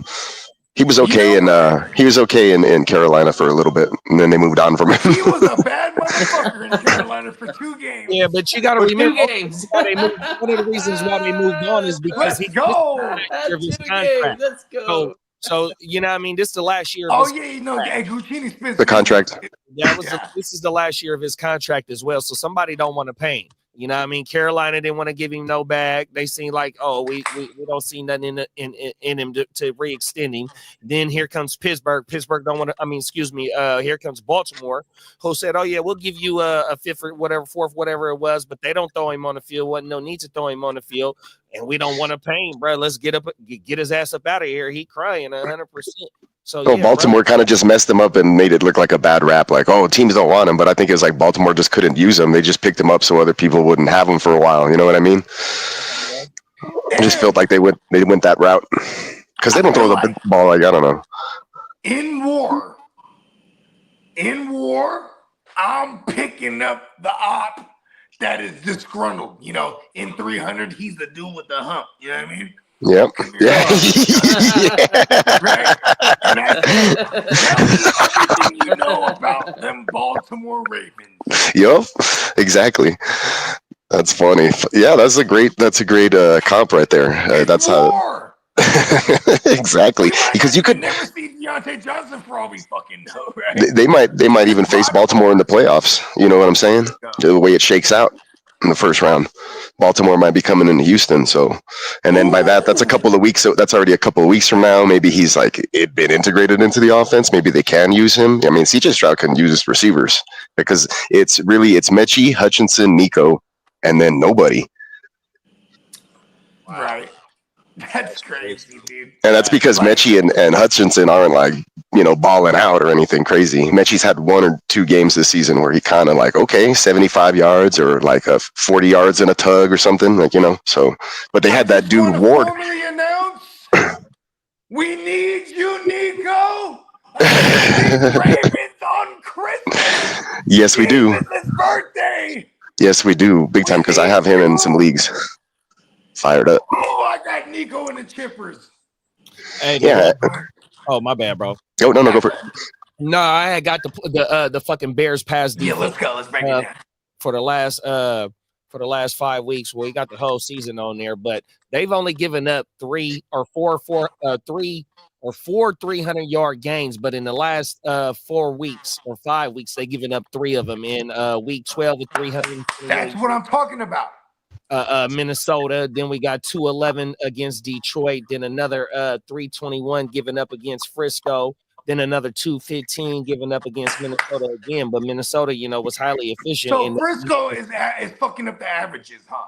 And 329 last week. So as of right now, in the last 5 weeks, it's been a 300-yard given up game, passing wise, every other week. And on everything. So they haven't had a back-to-back, but yet in comes Seattle right now, like you said, who's playing for some JSN, a top 10 wide receiver this year. DK top 36. Oh my mama. I'm so you know what that is so good for me. Like I was one of the guys standing up for JSN for those who don't know. Yeah, that's and to see good. him come around and be the true WR1 on that squad is satisfying as fuck. He had the pedigree. Yes, he sure did. All of it. It was going to happen. Every time I hear pedigree, I think of Triple H. State receiver that played with him, they're going to probably tell you that. Well, I have that one. Olave, Garrett Wilson. Ask those guys who they thought was the best receiver on the squad. and JSN got hurt, but if it wasn't for that injury, ask CJ Stroud who he thinks probably would have gotten that national championship. Oh shit! What did CJ Stroud say about him? Well, they played together at Ohio. Yeah, he loves JSN. Every time. Yeah. Trade for him. JSN is a WR7 on the season right now. Oh that my God, WR1. Wow. We told these motherfuckers. we talking. Do you remember the same gang episode? We had the same gang episode. For those that don't know, the same gang strategy is like you're okay with drafting multiple motherfuckers from the same gang. And the JSN DK pack was one of my ones too. I have a bunch of those. It worked out and then it didn't because DK died early on, but that also definitely propelled a JSN. You know what I'm saying? So it's just crazy how the fantasy universe works out, bro. You know what I mean? Because we didn't call it that bitch. And, when I say JSN, I group him in with, as far as my particular offseason joints, JSN, Jameson Williams, Brian Thomas Jr. Perfect. And dare I say Romeo Dobbs. There was that crop in that range. And I was trying to assume all of them. You know what I mean? And outside of the Romeo Dobbs, out of that crop, every team I had flourished because those were the guys in that fucking rounds 8 to 12 range. You know what I mean? I had some favorites. I was targeting the Jamesons and the Jaden Reeds, who was like, he popped off and then disappeared. I don't know. That whole offense is crazy. Hard to pin down. The first couple weeks. Yeah, I thought I had really hit. I was like, yeah, and then like I don't know, it gave me some duds and disappeared. Fortunately, They got hurt. I can explain. Oh Green Bay. shit! I got something for you. Okay. The Scottish lad's cousin, Oh, WR7 the lad say on the season, bro. McConkey. 69 receptions, 94 targets, 960 yards. So he gonna break 1,000, and he got 5 TDs, bro. As a rookie. Come on. And the lad. What was is it Kyle Shanahan or is it fucking the strong safety from Tampa Bay? Whose decision was it to John Lynch? Whose John Lynch, decision was it to There it fucking is. say, yeah, we're going with the Pearsall Ricky over Pearsall. McConkey? I'll have you know, Ricky Pearsall took a bullet. I don't give a fuck. He took a bullet. CJ Stroud was real upset when San Francisco drafted Pearsall. He should be a 49er, not a Charger. What? Does CJ Stroud just have a knack for receivers? I don't understand what happened right Hey, there. CJ Stroud. I know, right? And And then he gets shot, and then he was like, "Oh, Ricky Pearsall, damn, I wanted him. He's cold." And then like 4 weeks later, he gets shot. It's like, damn. To me, God's given CJ all his toughest tests. Right? I would have What's never Did drafted Tank get shot Pearsall over beforehand? Donkey. Did who get shot before him? Did Tank get shot? Tank got shot beforehand, right? Before Ricky? This Yes. last offseason? Yes, Damn. Fucking players were getting shot, bro. Yeah, last year also. They both were Brian in Robinson. awkward situations. Oh, that shit, he even got like, one to that. oh, I'm gonna get shot. There were no. They- I'm about to get shot situations. They were They were like, not. Right. They were just chilling. totally I would just- love that if my Niners had the lad. They were just chilling, bro. I'm sad now. Oh, whoops. It just finished. Oh, Conky. These are the old ones. This is the not touchdown. Yeah, the non. This is like a first down or something. No. First down bagpipes. Touchdown bagpipes have bass, percussion.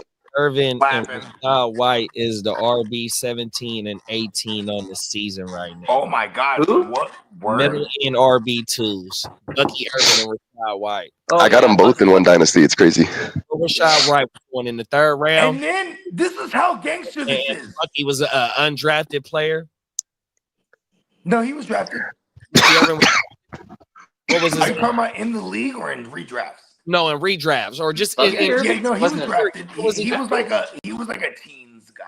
he was a teams guy, damn near. Yeah, that's at the end of the draft. Yeah, you're right. Yeah, for sure. And you're definitely right. He was undrafted in a lot. You're right. My bad. And Chase Brown and Chuba Hubbard are RB1s, back end RB1s. Shout out to my guy Chase Brown. What's up, blood? I drafted Chuba Hubbard in my rookie draft whenever that was, probably like 3 years ago. I That's drafted Chuba. He is a. I always get him and AJ Dillon confused. I think AJ Dillon is the Boston. AJ Dillon is the Jewish Chuba jackhammer. is. He's the Jewish Oklahoma? jackhammer. That AJ Dillon. Chuba is Oklahoma. I have to go back. Chuba AJ might be Dillon is a big Oklahoma, fucker. or was he Georgia? I want to. AJ Dillon's part of the fraternity. I won a feud with him a couple years back. I love you, AJ Dillon. Mazel tov. We talked about this probably at the beginning of the show, but Yeah, probably Oklahoma State. RB bus was Jonathan Taylor, but he fucking saved your season yesterday. Oh hell yeah! And if 3 TDs the other day. Yeah. he's this I think year's. on the stream last night I was saying that I was like, man, 100%. all those guys that took Jonathan Taylor in the first round, they're like, see, I told you. I saw somebody post that on Twitter or something. He was like, I saw that Yeah, too. 200 yards, 2 It was the touchdowns. he was like, they laughed at me when I drafted JT over who was it?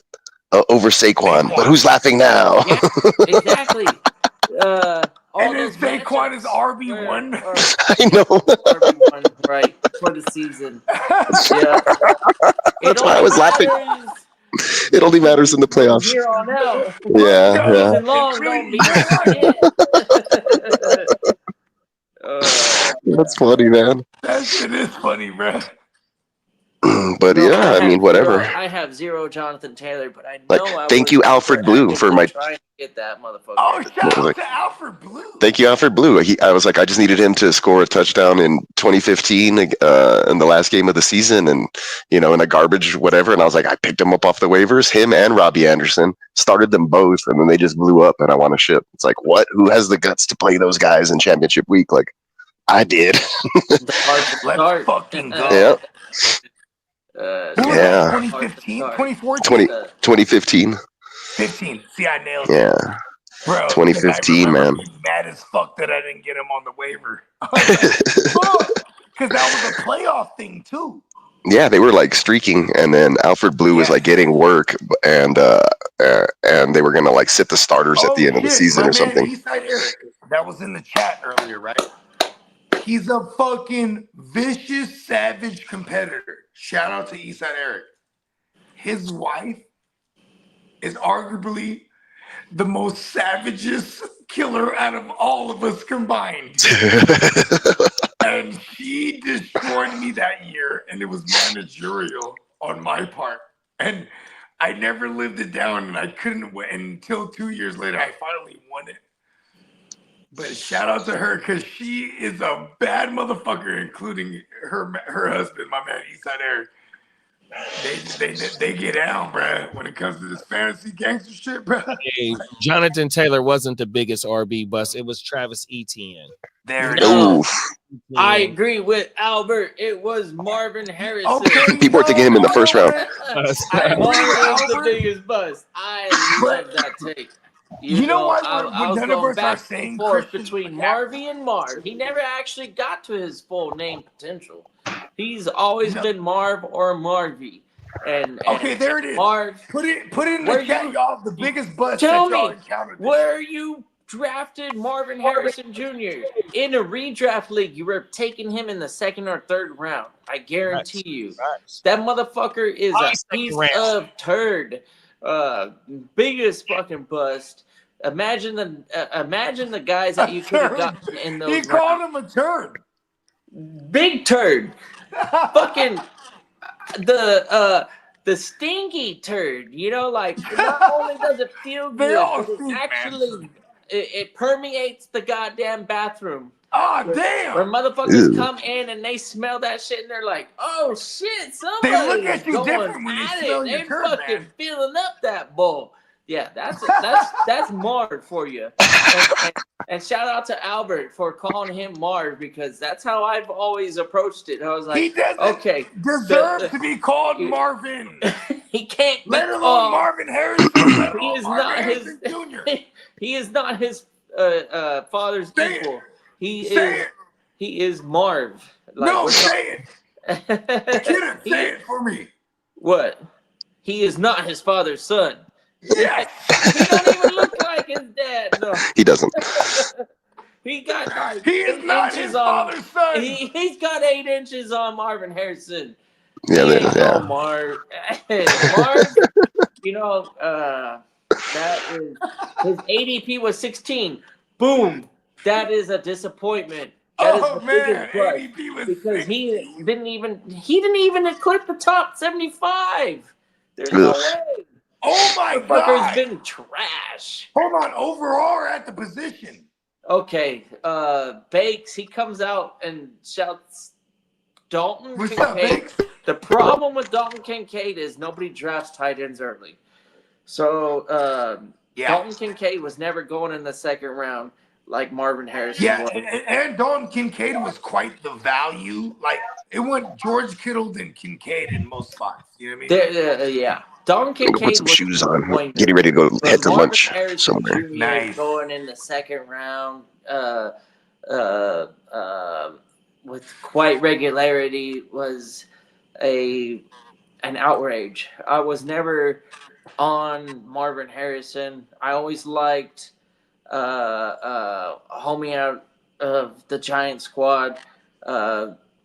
Even Hold on, at the Giants squad, who you talking about? My man Bill Bellinger? No, the Theo wide Johnson? receiver. Oh, Malik. Navers. Yeah, I was always. I'm early. Navers was always the I'm on the better trail early. receiver out of the two, and I even came out, and you can go back and look at the early preseason videos. We've been rocking since June, or no, since July, and my take on the rookie class was that Brian Thomas Jr. You said that I would not be surprised to see him finish if as he's the number one receiver out of everybody overall out of this rookie class. Let's fucking go. You said that shit. And Navers is probably just ahead of Brian Thomas Jr. But that last week that Brian Thomas Jr. had, I'd have to go back and check. He might. Hey, you killed that, bro. Because of you, I have a lot of Brian Thomas Jr. I ain't gonna lie, bro. Yeah, I have Brian Thomas Jr. That's a receiver that I appreciate. When you watch him run a route, he looks like he's poised to catch the ball. When you watch a Marvin Harrison route, it's almost like, oh, well, if he's facing a defensive back that's maybe like college level, he would be able to make the play. But in the NFL, he doesn't look like he's out working or out. He doesn't look like he's a supreme talent, a high end talent. Whereas I think Brian Thomas Jr. He looks okay with his college tape. You could tell that this guy can make the hard plays. Would you agree with this? When you watch Marv, I almost completed his name. I had stopped myself. When you watch Marv, doesn't he look clunky as fuck? He's so slow. Yes. He is so fucking slow. And why do they have him being the field stretcher? Yeah. Like why like get him on his route, because I'll give him this. He's supposed to be a route running tactician. No.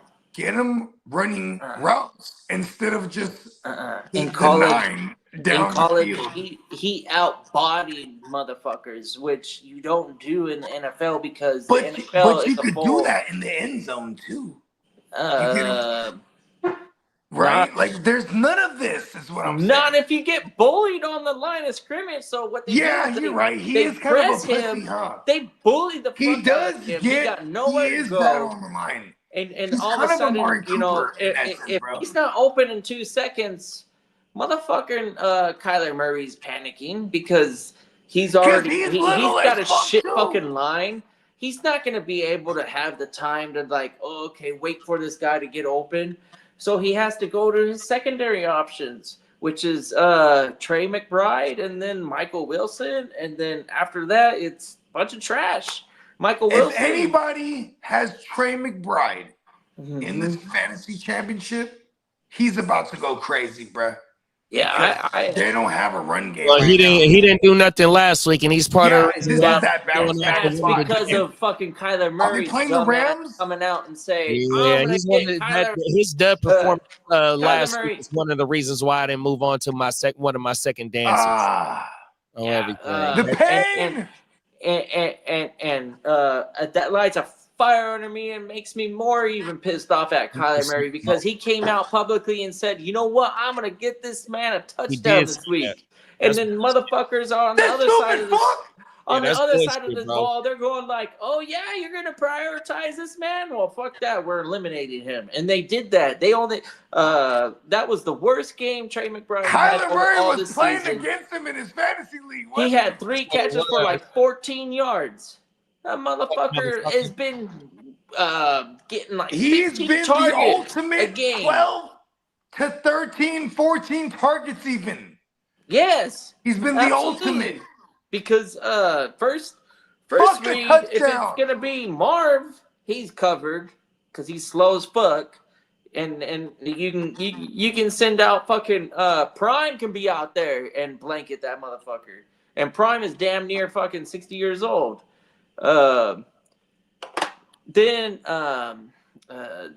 Just like don't go out there and go, I guarantee you that I'm getting him a touchdown this week. He's putting up all pro numbers in terms of tight end receiving totals. You know, the touchdown thing is a Arizona Cardinals problem, not a it's a Trey Kyler Murray McBride problem. problem. It's a Kyler Murray problem. Yeah. Yeah, and you know what, too? I think that's one of those He came out, ones. he said, this team fucking sucks.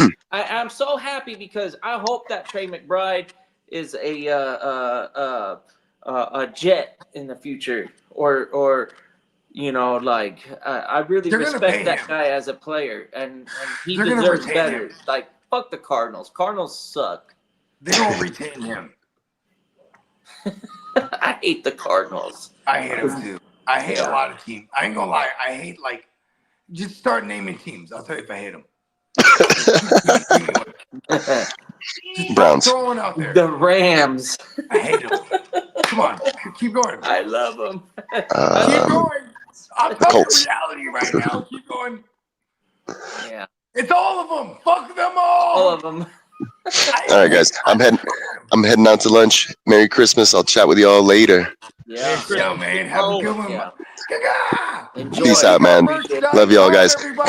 Congratulations to everybody else out there. Thanks for rocking with us, everybody. Yeah, hit up the website. Merry Christmas to you all. And and Bakes, we'll see about splitting that pot, man. I'll strongly consider it. Yeah, I got your number. All right, everybody. Peace out. Love y'all. Let's go. And shout out to Bakes. I'll give you some intel here. I said if I was in it, I know how to be able to split because Peacock's my guy. But Peacock, I love it because he's like, hold on. We have to consider it. Yeah. Let's go. Because it's for honor and war and for all our slain brothers. Yeah. Yeah. Yeah. It's an easier decision to split it though when there's no Commissioner Rake. If the whole pot is on the line and you got the actual money the that bread exists. for There's first and second. The there's difference the is fact that you're in the league rate and just knowing me rate, subscribe to me rate. yes, That shit right. is crazy to me. Yeah, if you've got leagues where because this is all across the board. We've got fantasy heavy influence like years and Murderers? years and years. Go with murderers. Go with warlords. Sure, whatever. Yeah! But these are channels and leagues and whatever that are notorious for. Okay, this is a privilege. You know, we're not. We we're- fight we're- fight We're, the way we're not. you're supposed to fight. We're not in that position to be like, oh shit, we've got thousands of people or even like dozens of people trying to rock with us in a league. So we have there's no There's no reason No to take reason from for the it, next yeah. man outside of winning it. and yeah, we do There's this no because reason we to enjoy take it. from the next man without winning it. in We're our not. league. Yeah, we're not in a position to go like, oh, okay, yeah, we're gonna take half this fucking pool 40%? and put it into the channel or whatever. You fucking got, Yeah. quote unquote. it, Right. it is it You know, is we don't all do this going for a back living now. to the competitors. first place, second place. They've got some heavy numbers to look at. However, the difference between first and second is substantial enough to allow these two teams to negotiate and come to agreements of some sort of split pot, and that's just fantasy gamesmanship. You know, I don't hate that idea, not one bit. I could tell you in some of my leagues where I'm looking at my first place and second place winnings, I'm like, no, I want first place. Like it doesn't even make sense to split this pot. And deep down, it almost feels like that is a result of the rake. So when the commissioner takes money and says that, like, I earned it because I created it, you know. Boo! Oh, okay. Guess what? What are you, Super God? easy for us all. Yeah, it's super easy. Are you? For And us to if all you are DM, fantasy God, we could all you DM each other and motherfucker. say, you know what?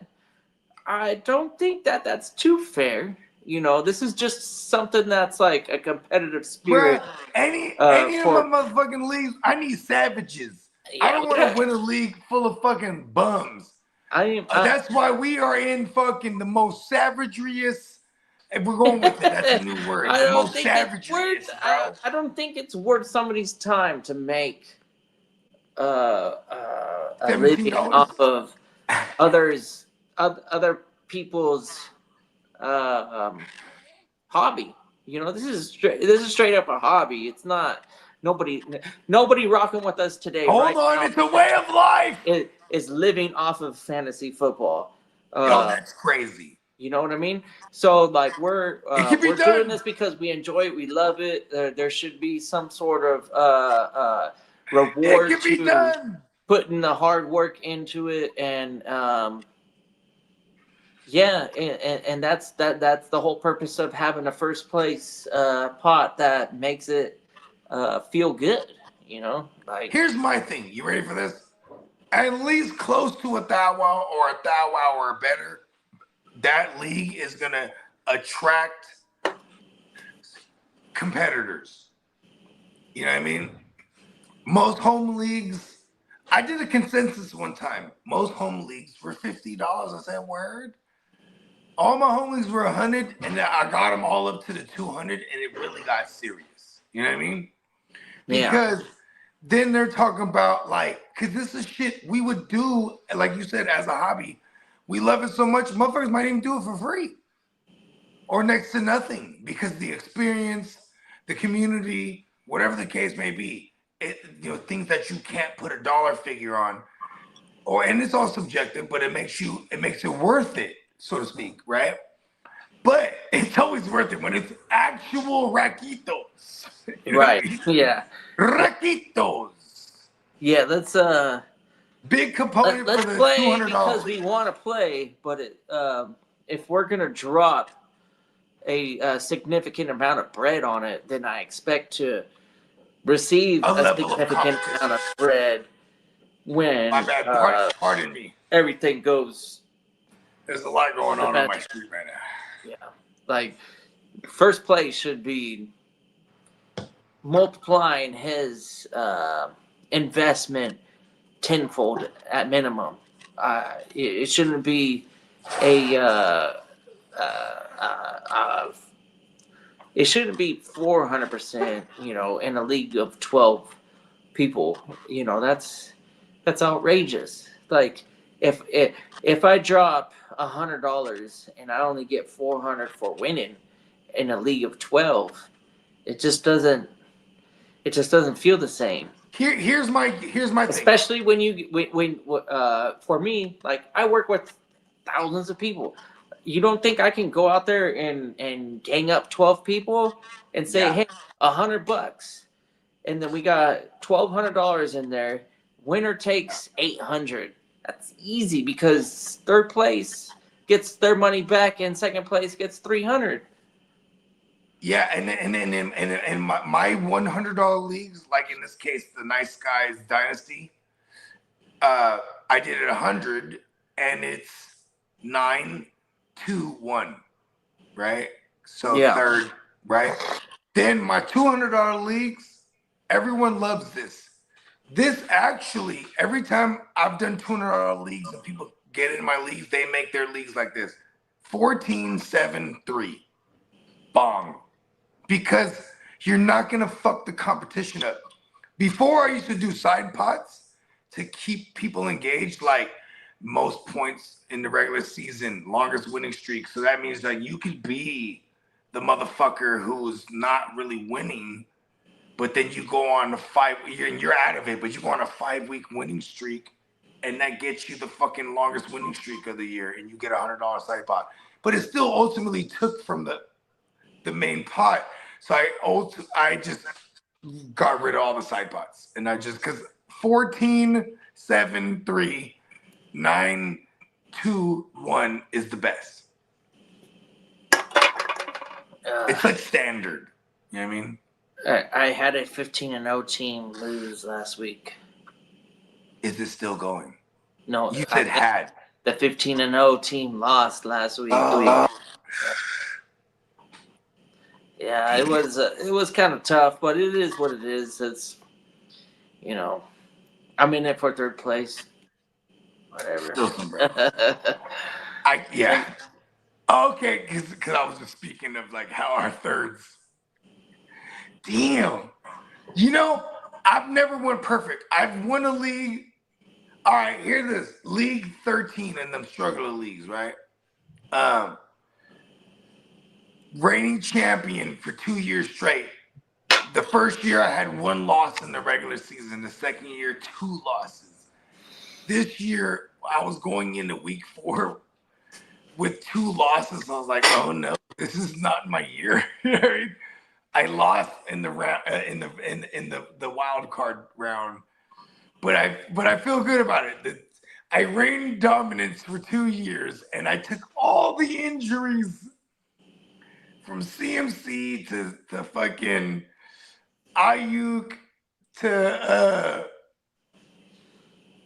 damn, who else did I lose? I lost all of them. Who else did we lose for the year? I lost all of them. Whoever the fuck was. I was on a 4-game losing streak in the SBI until week 9. Week 9 was my last win. So week 10 to week 13, I think it was. 13 I lost. Week 14. Week 14 I won, and week 15 I won. Oh, so 14 I needed to win again, and then I won last week. Then you know what I mean? So I was on a 4-game lose streak all the way up until week 14, bro. Everybody knows too in the SBI, nobody touched that fucking wet. I mean, fuck. I guess you can't say it for the 3rd and 4th guys too, because they're fighting for 3rd. They get a dough. They get dough, so they gotta put in. Yeah, so yeah, because everybody else knows nobody touches the waivers except for the motherfuckers in it to win it. Oh my man. Yeah, bro, I'm rooting for you, JD, because I know this one is one I created. It was the original SBI was the Smokey Bogey invitation. Oh my mama! And we even when we brought in Spencer, Smokey was still in it. But when Smokey left, because he had quit a bunch of his leagues, he had narrowed it down. But also because that one was one of the more expensive leagues, you know what I mean? And then and shout out to Smokey in he's in the expensive league championship in the dynasty or the general. Let's go, right? But and I was like, hey Spencer, man, the Spencer bogey now, so we can keep the SBI. And Spencer won it that first year too. And shout out to him. That's why he was like, yeah, let's make it the Spencer bogey. I was like, yeah, let's go. And my record, that one was the fucking. And that was one of the worst for me. I've never made the playoffs. I was routinely 7 or 8. This was by far my worst year this year and last year. I was like 9 last year. This year I was 12 or 11. I was dead. And I've been in this motherfucker every year since it then came in existence, right? Exactly. And I'm 39-30 in the league. I've been in the playoffs every fucking year. Every year. I'm in back-to-back ships and still ain't won the motherfucker. Let's go. Let's take it home. Oh, my mama, bro. Them is facts. And Cuzzo Kev, he's a hard to start representative. He got one. Oh, yo, he got one. Oh, he got year 2. Oh, then he went back. I think he went back to back, but lost the second year, if I remember correctly. No, I think so. And had and was fighting for one this year. Yes. Everything. He's a bad motherfucker. I hate him. Oh, I'll text him right now. I hate you. He has the best winning percentage in that league. What's up? Kev has the best winning percentage in that league. Of course. He's the guy, bro. My mama. Yep. He got the best winning percentage in the league. You know what's crazy? Doesn't even need to announce himself as an expert with that type of. Kidda. He's one of us too. He's just not on anymore. He used to be though. Like we used to have to deal with him. I know. I know that league. That means he he's used an to come expert. around. He's the hard to start. They had their own show. He was always letting everybody know. You know what I mean? Yeah. You know what I'm saying? As life happens too. So you know what I mean? He's still doing the shows as much as he can, but like, you know what I mean? I'm telling you, before when he was doing it all the time, we was hearing it from him. Oh my mama, no, 100%. He's not the most graceful too, and that's why I love it. Because we like that though. Letting you know, motherfuckers. We want no grace. Fuck grace. Murder. When your opinion feels right, you should be strong about it. 100%. So that's what a real man does about their opinion, right? When you got it's passionate what you believe in. Right. When you feel strongly about something, it's only smart to go, I'm gonna project my fucking feelings, and I'm gonna fucking tell you. That's why Kyler Murray comes out as a scrub week after week. Back to Kyler Murray. Kyler Murray. I'm glad that I rock because I'm glad I rock with Kidda, bro. Because early in the offseason, I'm talking about like before the summer, I was like, with Marv there, I feel like if Kyler's a value, I'm gonna have a lot of Kyler. He goes like this to me. He says, Kyler won't be a value. He'll be overdrafted because he has Marv. Stay the fuck away from Kyler Murray. I think you're right. It worked out. It worked out. Yeah. Because Kyler was bad last year too, so to speak. So I'm thinking, I'm looking at, this is the way I'm wired. I'm going to look at recency bias as the stock market. Hey, Kyler Murray, he's looking down from last year. He has such a high upside.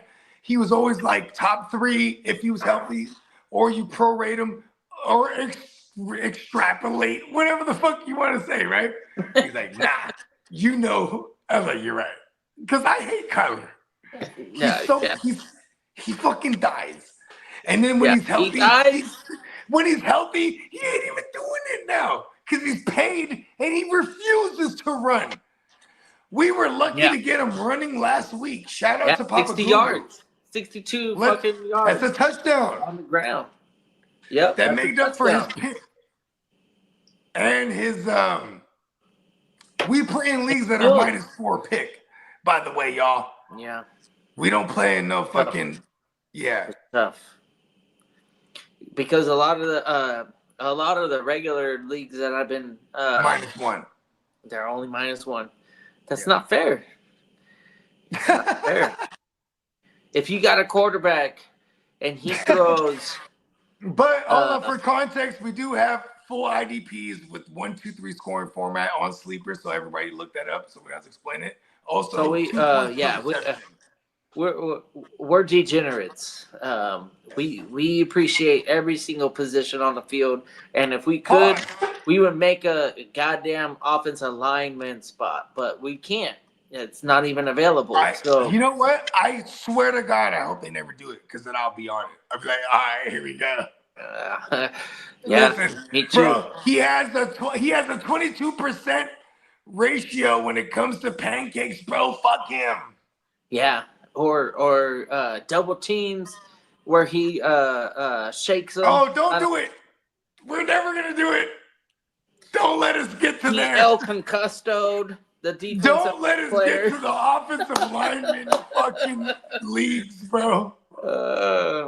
Don't fucking do it. It's that's something that AI is good for. AI will figure it out. Before motherfucking fantasy league is that what we're manager gonna does, get to? AI will go, how do we get offensive lines involved in fantasy Is that football? what we're gonna AI get? will figure that shit out before a goddamn fantasy league manager will. Yeah, that's so far outside of our thinking, our capacity of figuring that conundrum up. Yeah, that's a job The for AI. fuck conundrum. AI will figure it out for us for sure. One day we will be playing offensive line in fantasy football. Never. But that will be a goddamn Pancake AI. They already have it out there, bro. That will be an Pancake AI block. revelation. Oh my mama. They already got it out there. Yeah, That's- but it don't make sense. No, but the way they do it, and That's in crazy. some of those some of those absolute psychopath formats, but they offer it, it's like pancake shit, and it's like preventative sacks, it's stuff like that. It's like team defense when you start with a margin. You know what I mean? I have to think that it has some It's a sort of team triple offense. effect off of the running back too. But if we get to, so we have is IDP. If we get to IOPs, oh my god, Minnesota IOLP. Dan said, I'm JD, telling you, it's hard for us to wrap around.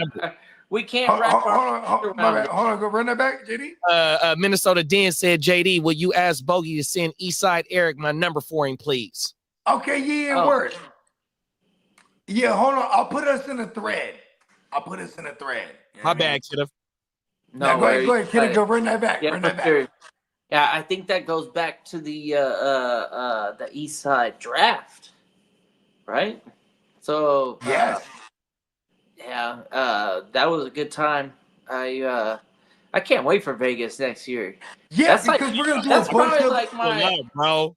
that motherfucking Yeah, we're trip doing is drafts, bro. that motherfucking trip is like I gotta figure out how to get more time off. Like even though I felt like I had enough to accomplish It the- worked out. It worked out because we flew in Thursday and came home Saturday, and those are your actual days off. And Yeah, you but- work graveyard, but- so you literally got But off. I want to. met me at the I airport. want to do it like Derek, where like you get a little A bit of couple extra days. time. Yeah.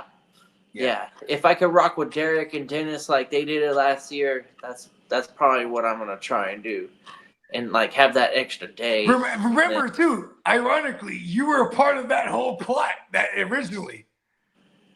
Remember? Do you remember that? What do you mean? You were flop? in. Dennis will put it in the chat. You were already factored in to having the room, and then Derek got added. Oh yeah. Remember? Yeah. Shout out to Dennis. He's a fucking the man. really good friend, man. Like he totally shout out came to out and Denny. said, "You've got a spot. Like you don't even have to try to get out here. Just get Yeah. out." Here. And I'm like, well, Because you know, Denny like, I Denny don't want to found the good encroach on deal. anybody. So I finished. I got out there as quick as possible. Trust me. So as soon as I got off of work, I got on a plane, and then I got out there, and then I had my own place. You know, I feel like I'm a grown man and I could do my own thing. Yes, you are. So I did that, right? And I got out there, and but I felt like Hold on. Me and you I fe- met at the airport. I met you at the airport, right? yeah. So I'm already faded. I'm already off some gummies. You know what I mean? He pops up, and when we say gummies, I mean the Molly mushroom gummies, right? Yeah. So when he pulls up, boom, we take a couple shots, and then we're the fuck out of there, and we go straight to Kidda's joint because he's gonna check in, and we're in the fucking what was we in the Treasure Island woo wop. Yeah, that's So where yeah, I was and he at. got a fatty room. He's like, yeah, just to me. You know what he does too? He goes, where's the chocolate bars at? The mushroom chocolate bars, allegedly. And he just eats the whole half. Boom, let's go. And we met with everyone else. And the rest is history. He actually got that second half the next day, too. Morning. As soon as I woke up, that was the first thing I did. Yeah. I was like. And then we did the stream, JD. But we did that stream that morning. Shout out to Dennis. He was the only person that was alive that early. He's the reason we did I'm a that night show. shift I mean, motherfucker. JD and Lee was on, and Peacock were already doing the show, right? And Dennis like, bro, you're supposed to be doing the show right now. We're downstairs. I ran downstairs. We had already met up. He wasn't even there, but because you guys came and met me. He said, "Okay, well, I'll go fucking when I'm ready, I'll meet you at your hotel, and then we'll get a ride, and then we'll go to where you guys were at." But we realized that you guys weren't up because of because we were loaded all night. It was early. It was early. Yeah, we're early birds. Dennis and I were up early. So am I, but I'm in Vegas and I'd only had about an hour of sleep. It didn't matter. We were like, okay, we can rock with. Let's go out and let's get some fucking grub. And Vegas is cool because roaming hard. I am at the point because I ate half a bar and it started to hit, and then motherfucker Dennis will tell you, like, I'm sitting there and he's rattling off all of like the fantasy-isms and he's trying to like communicate with me like fantasy style, and I'm like, bro, I'm chilling right now, and like I can't even eat at the pace that I want to. I just want to. You are an eating motherfucker. I'm an eating motherfucker. So we're at Johnny Rockets, and I got Johnny Rockets. Give me money. It's a decent sized plate. I have everything, and I'm like, oh, okay, and I'm something going through it, and then he goes, bro, you're supposed to be going on live pretty soon, and I'm like, it's fine. It's like if they want to go on without me, they can go on without me. But right now, I'm chilling, bro. Like I can't get past this because I don't do the extracurriculars like that. Like that shit was definitely a Vegas thing for me. When in Rome. Yeah, exactly. When in Vegas. Yeah, so I'm sitting there. I'm letting my deal fucking hit me, and I got the food. I put down the food. I put down the beer, and then I'm like, oh, okay, yeah, it's game time. So then we start walking towards the building, and then Dennis is hitting me now, right? And Dennis, I love Dennis because he's a frantic motherfucker. You know what I mean? Blowing it up. I bet, well, what's up? He said, bro, you have to do a show right now. Oh, shit. Bro, I'm like, I do one of those. Oh, shit, get up. He's like, we're downstairs right now. I run downstairs, bro, in the hotel. You guys aren't there. He's like, oh, we're getting some beer right now. Like, all right, good. Because I fucking need it right now. Yeah, we definitely knew that we were supposed to get the beer, so we got there. Because now I'm getting some fresh air. I'm like, this was some shit too, because this was like, we were in the era of like 100+ degree weather. So at this it is point, 100+ it's like 60, 70 before it got to 8 o'clock, where it jumps right up to 90 and then up. Oh no, yeah, it was already approaching the 100, because I remember looking at your building and going, oh, we're right here, and then like it felt like 15 minutes later. I'm walking and I'm still looking, and your buildings are still right like there. I'm like, God damn. It starts like swiggling. Vegas sucks. Oh shit. Vegas is so big that like the buildings always give you that perception that they're just right there. But if you walk and you try and get there, they're so big that like they don't ever really get there until 15-20 minutes goes by. Part of the noise, I'm opening up the garage. Yeah. And I should probably put some WD-40 on it. I dive into the liquor. So shout out to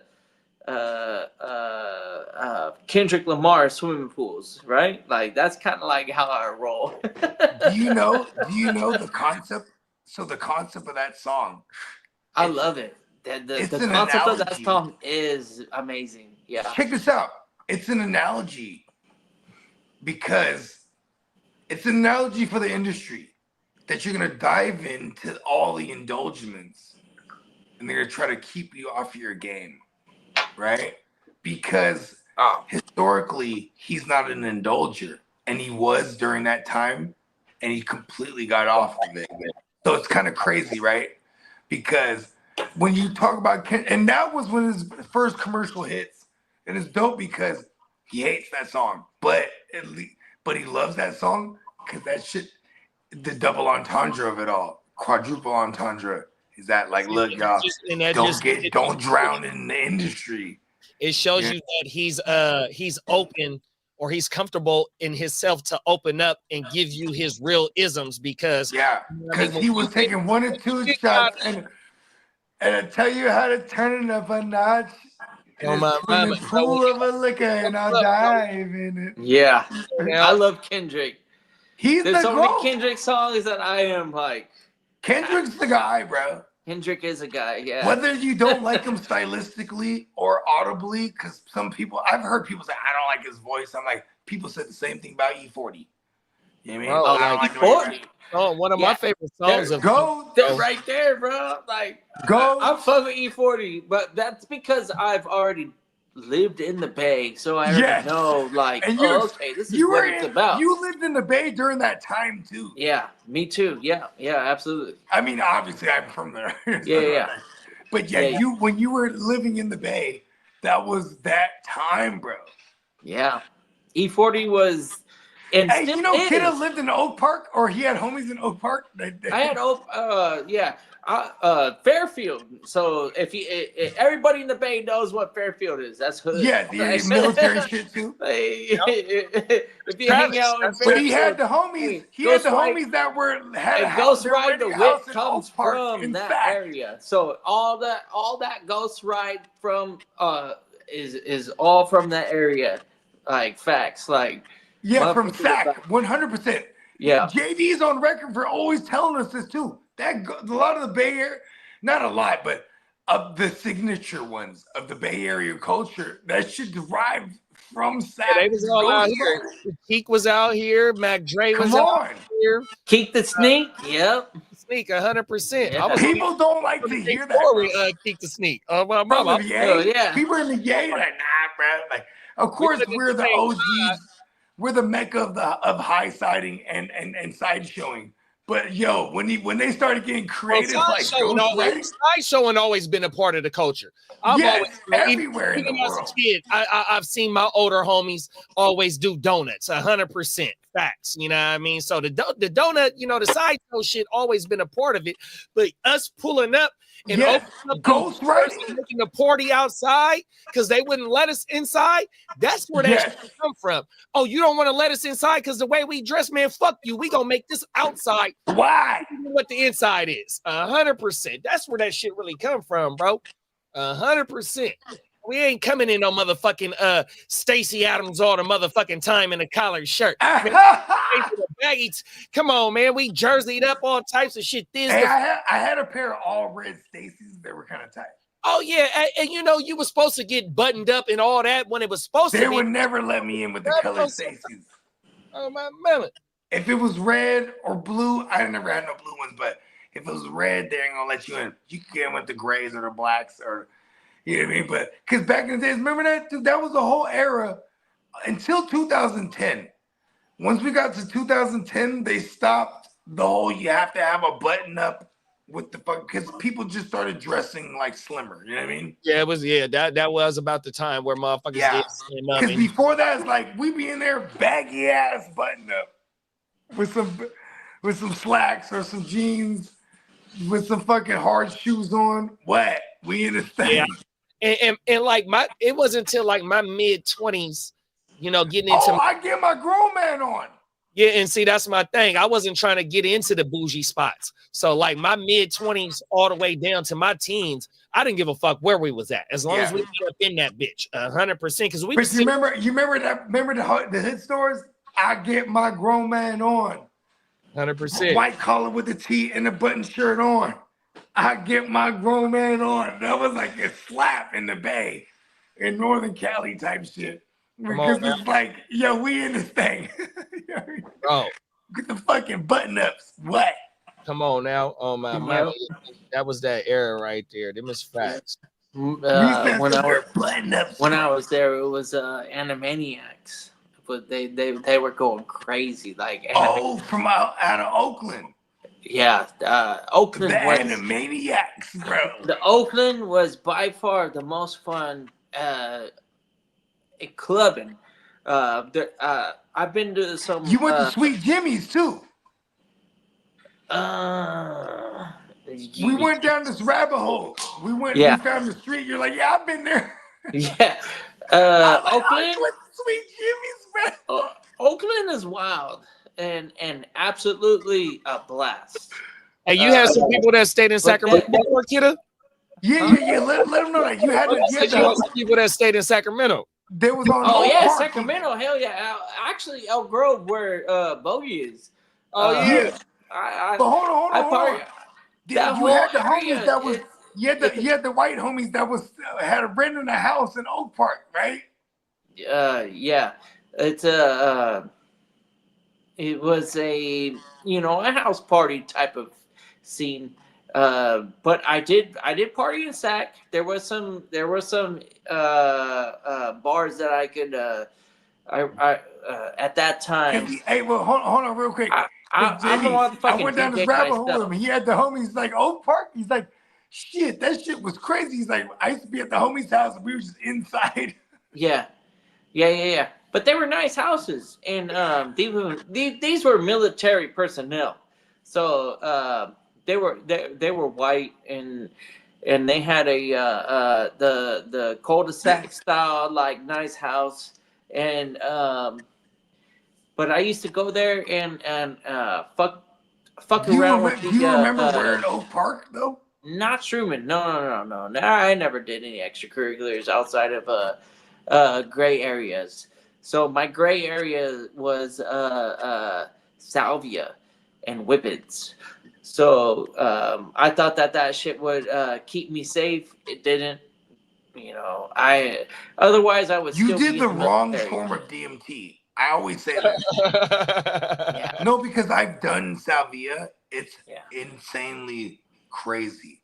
And like the wrong. But I've done 5-MeO DMT like, hey, for 4 years straight. I wanted to get enlightened. I wanted to have enlightenment. But the Salvia takes you to a different place. But I felt two-dimensional and paper-like. I didn't get the psilocybin cubensis feel because I did fuck around with mushrooms. You didn't get the godlike. Nah, I didn't fuck around with God tier. 5-MeO DMT. I felt like goddamn fucking like drug user.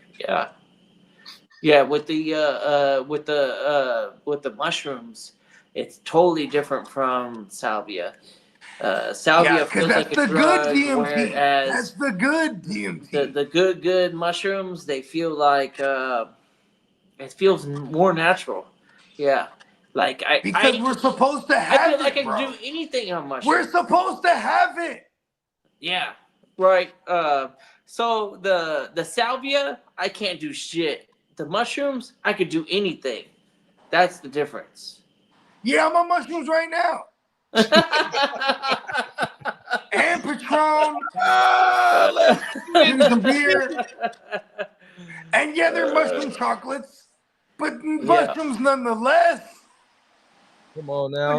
I got the mushrooms right now. Where's the mushrooms? Christmas, man.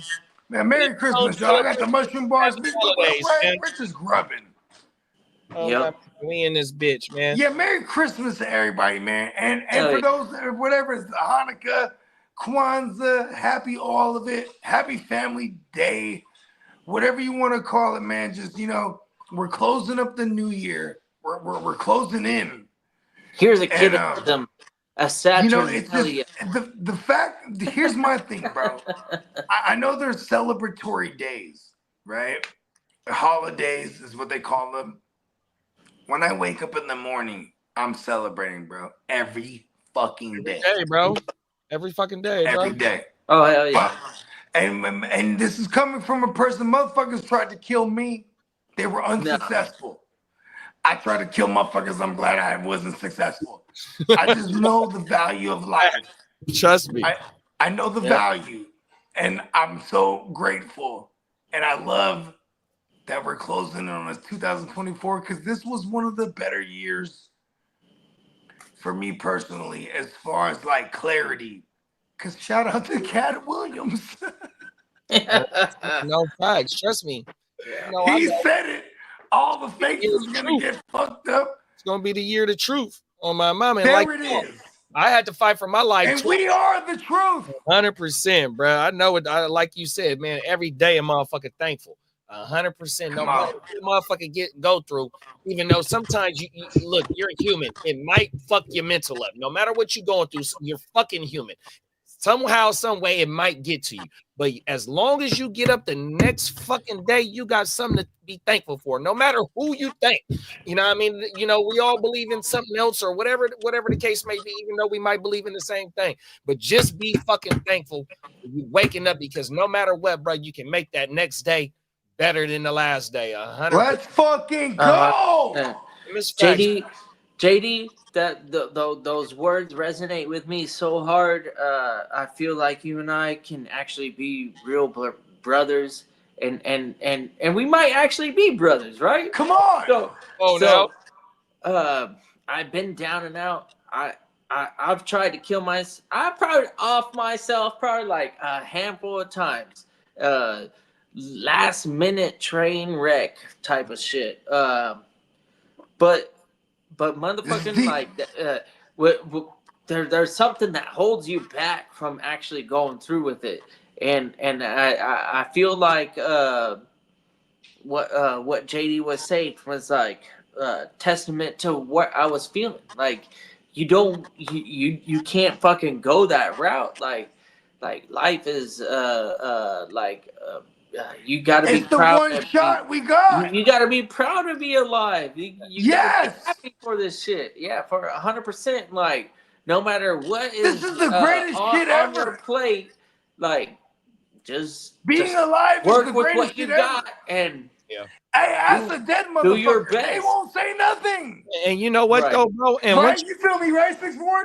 Once you find out your purpose, being alive is the greatest. You gon' no matter what you go through, you gonna know that this is the reason why I'm here. Whether it be your family members, whether it be your kids, whether it be just you and your job, or whatever the fuck you doing every day, everyday grind. That's part of your purpose of being here still to this day. You know what I mean? And once you realize whatever your purpose is, you gonna make sure that you get your ass up.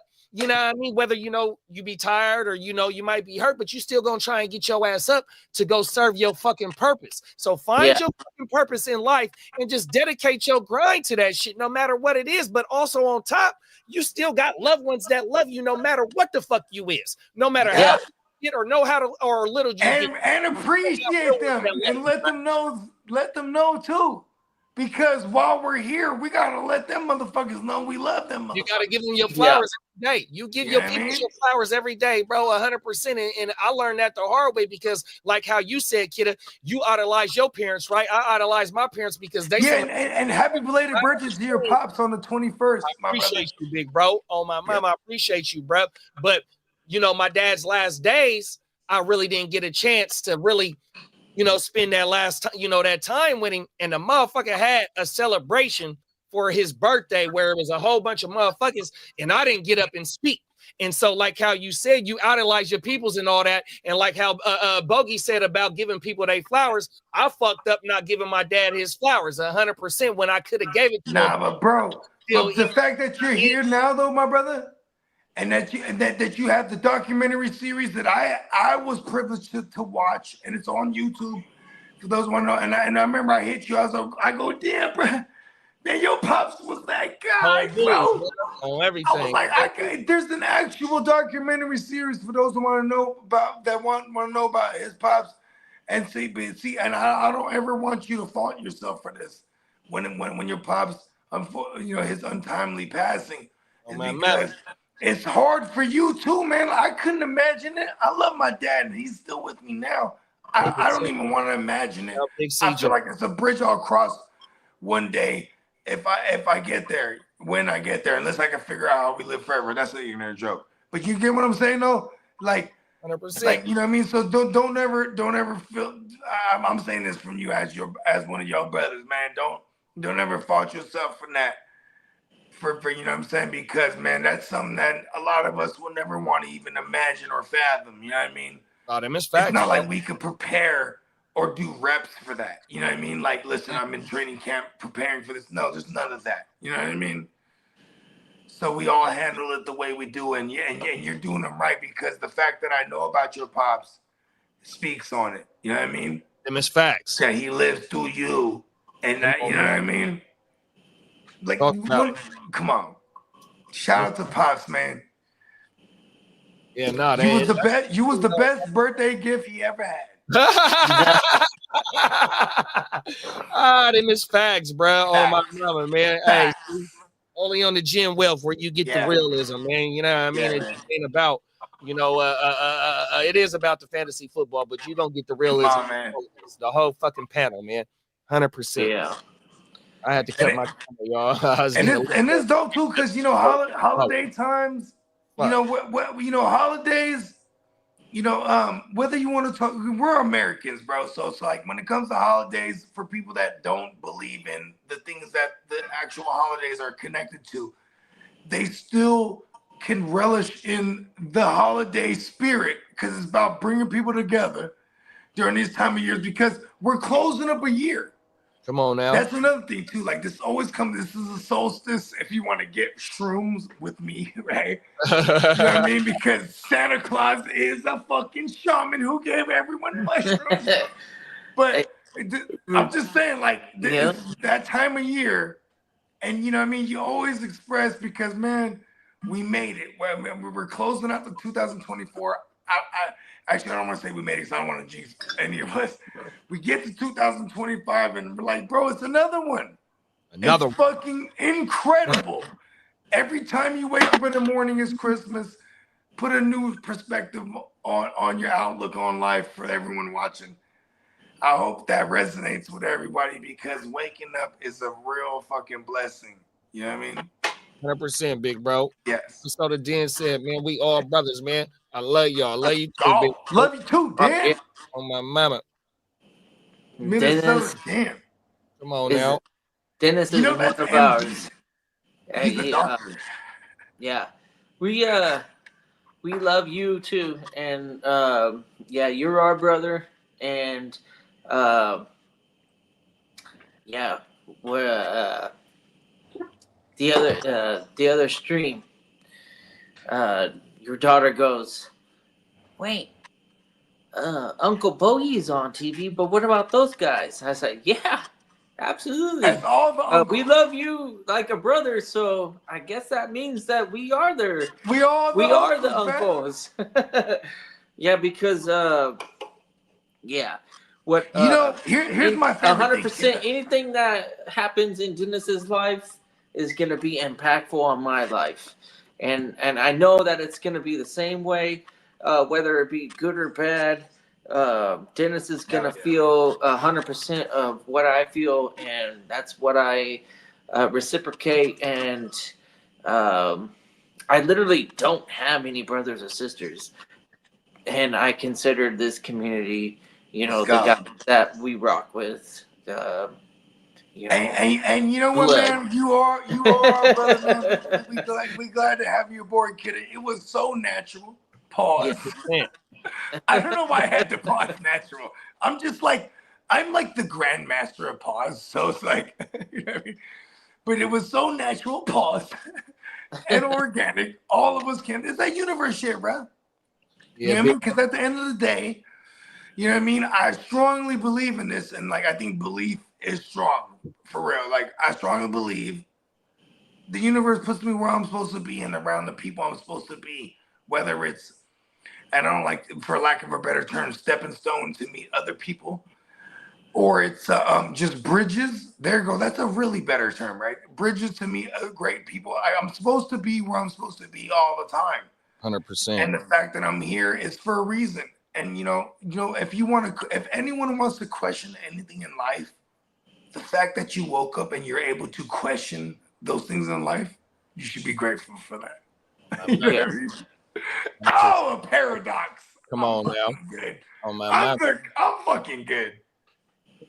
And Big Bro Den said, there's going to be a time where my daughter is no longer here, and I'm really going to need all my brothers. I appreciate and love y'all 100%, Big Bro. Oh, my mama, man. Yeah, bro. It'll be more, that's not even a thing. Like, I understand, like, Hey, that's not even you know something what? that We're always going to keep the I'm strongest not faith, even bro. looking forward to that, but I have that sentiment. It'll be one of the worst. It's one of the worst ideas. I'm not anticipating it, but like thinking about that hurts so much. Like, For real, bro. I don't want to anticipate it, but knowing that it's a possibility, the idea of it, just the idea of it hurts. And I'm here 100% for you. I've already told you this. Yeah, we rocking with you, Denny. That isn't even. And That is. shout out to all my nieces, bro. You know what I mean? That isn't even my fucking nephews, man. like an idea that I carry out on a day-to-day basis. I have the mindset that everything is gonna be normal, and when it happens, or if it happens, whatever it is, like I'm here for you, bro.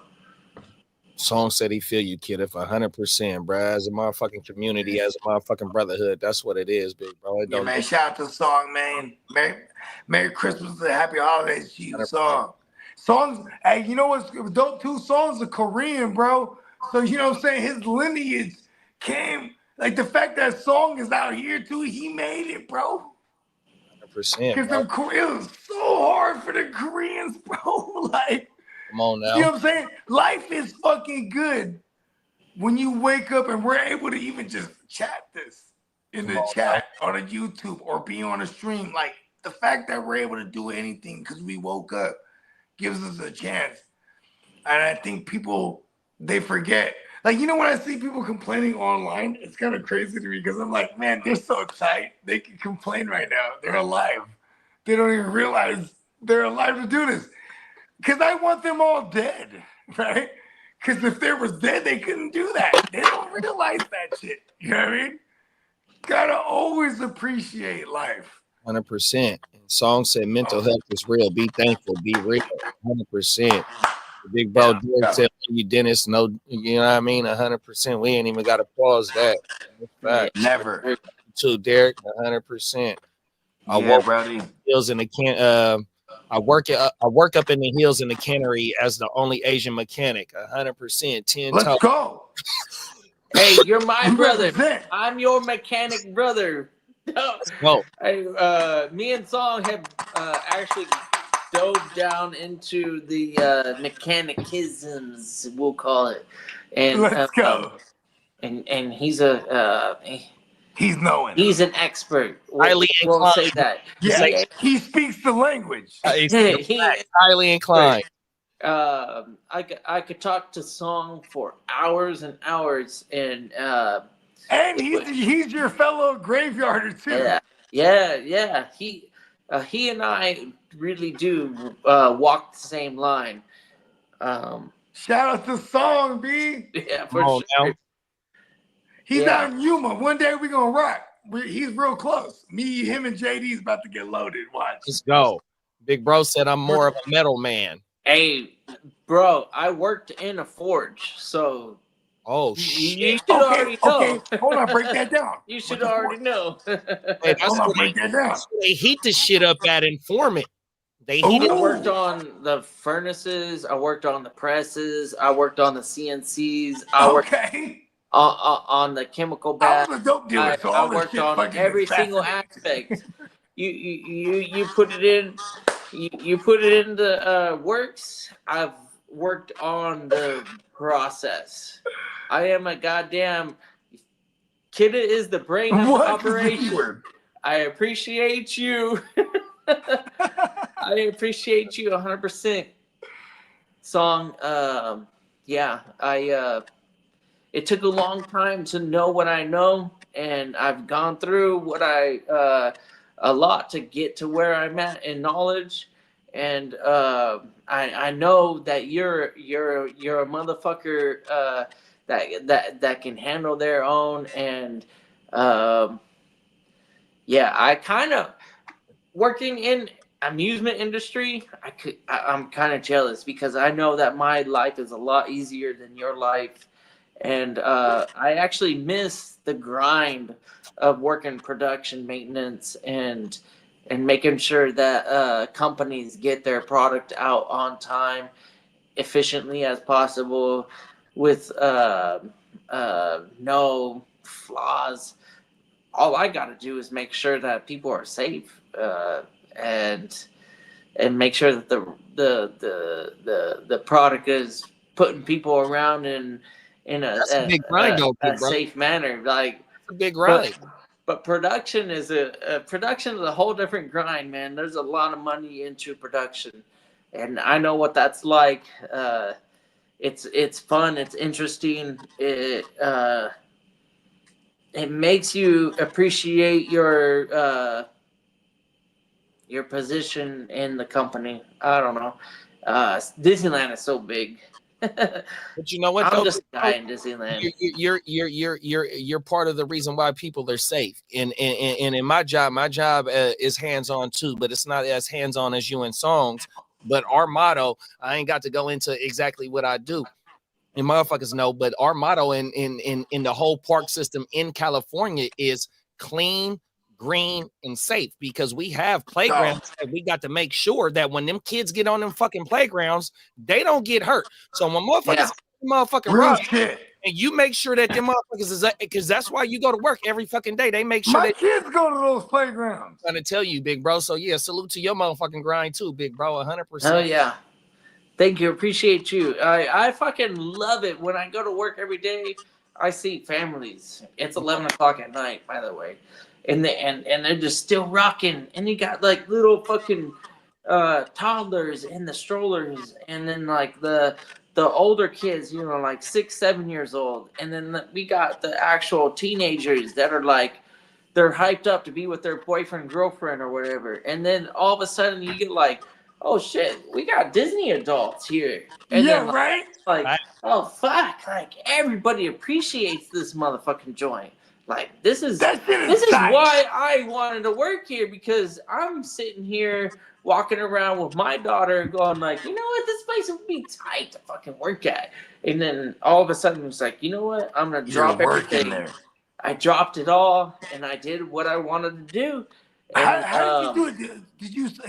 I never asked you this. That's all You just applied at one point. That's it. That's all I want to do in life is do what I want to do. And the next step, I'm gonna live by the beach, man. You definitely have the credentials. I'm gonna live by the beach, man. My lease here. This was an emergency move.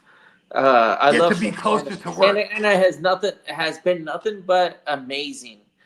But a lot of good being a San Diegan, I miss the ocean style of life.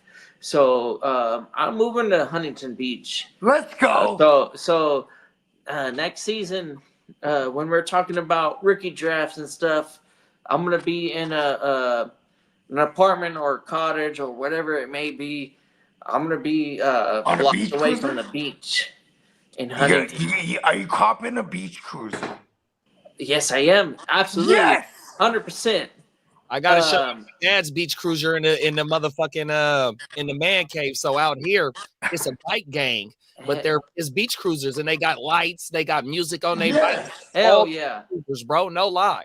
I got my dad's shit still in the motherfucking man cave right here in the backyard. hell yeah. That's 100% what I want. I want to be able to ride out to the beach. It's the Pacific Coast Highway in Huntington, and then I want to be a barfly. You know, they got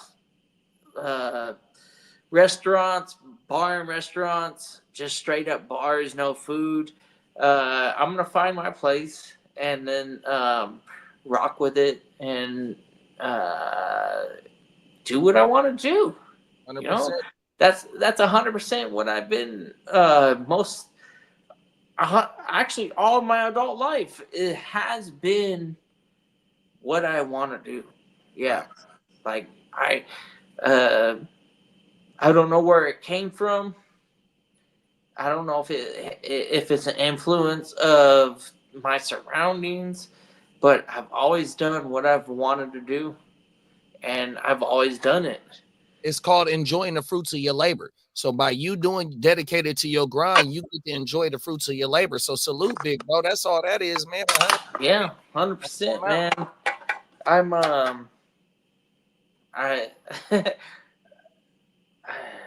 I don't do anything for anybody else, but I tell you, I know a thing or two, and if you want to get to where you want to be, then sometimes you're going to have to sacrifice certain things, and but in the end, it's all worth it. 100%. It's facts. 100%. I got into my job straight out of high school because I dropped out of high school, and luckily my dad was in the department, but his best friend was the supervisor.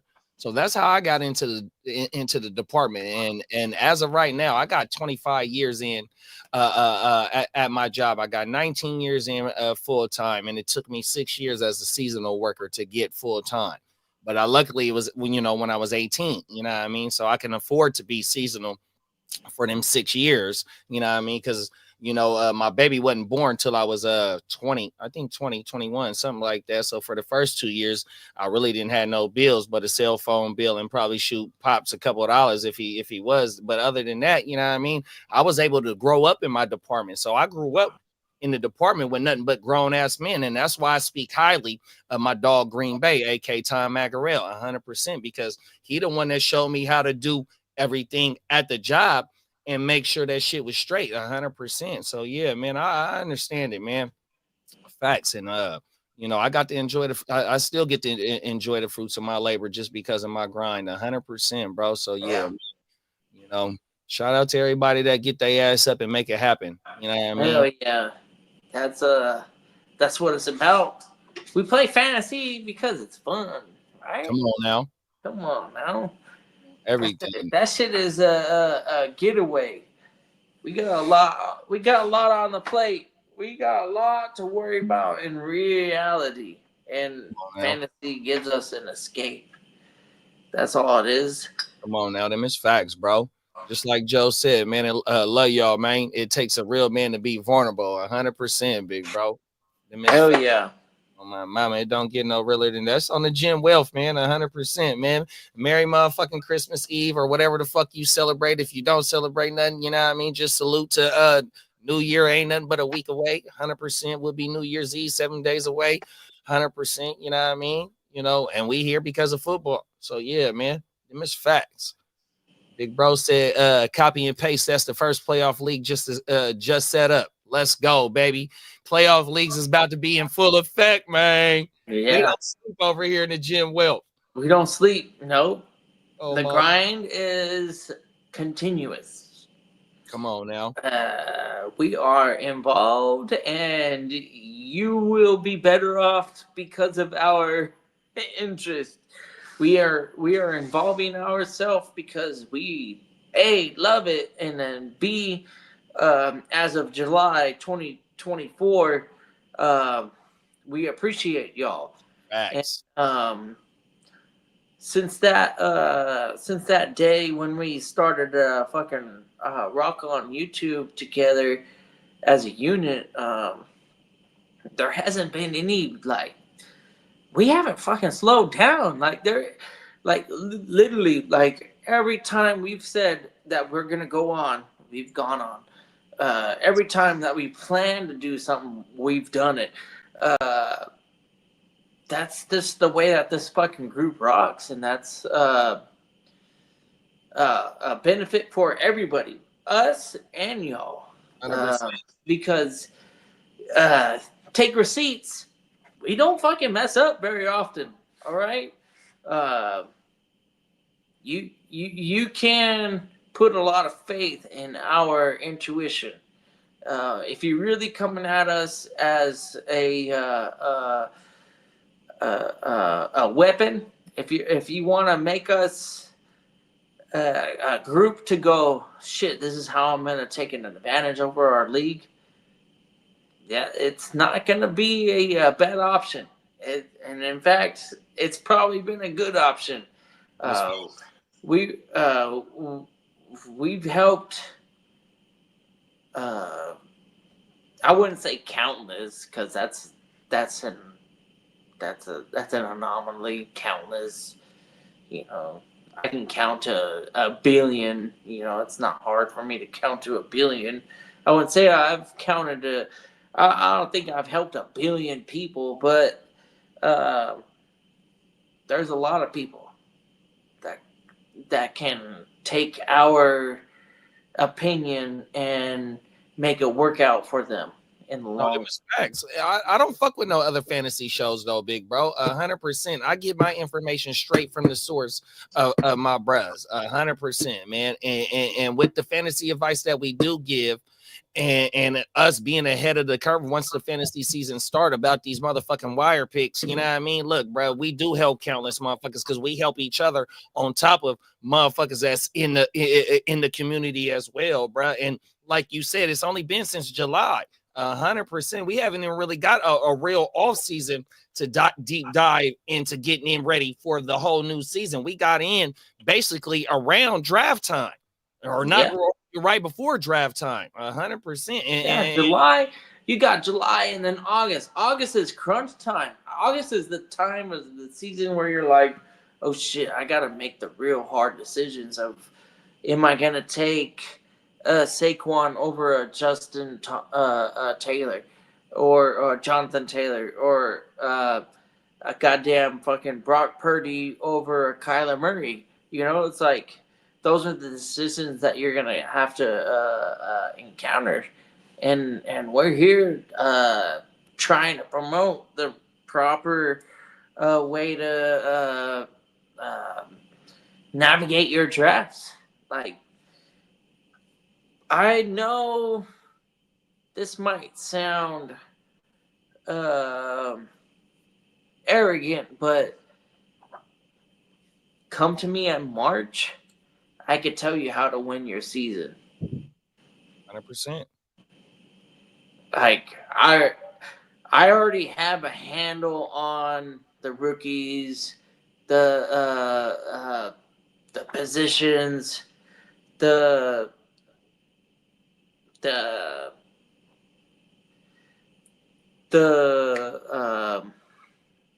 ADPs. I guess the ADPs, but like the actual like the high end outlook. I'm struggling on that word. I don't know why I'm struggling on the word. Anyways, like, if you come rock with us in March and April, we probably already have a handle on the season outlook of whatever league you decided to join in.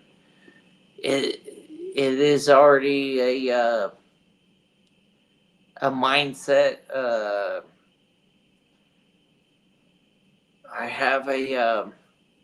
I already have an idea of where the league is gonna finish out on, and Once I'm you do often, I like how you said when a motherfucker be on his points, he expresses points more. When a man be on his points and he passionate about his points, he's gonna speak his points. So, like you said, when come March and you got a grasp on how the league is starting to shake up for the new year, you can already start to see like how shit should go because you are high on all the Lions. All the Lions is there. Gibbs is a top motherfucker. If it wasn't for Monty getting hurt a couple weeks ago, he'll still be up at the top.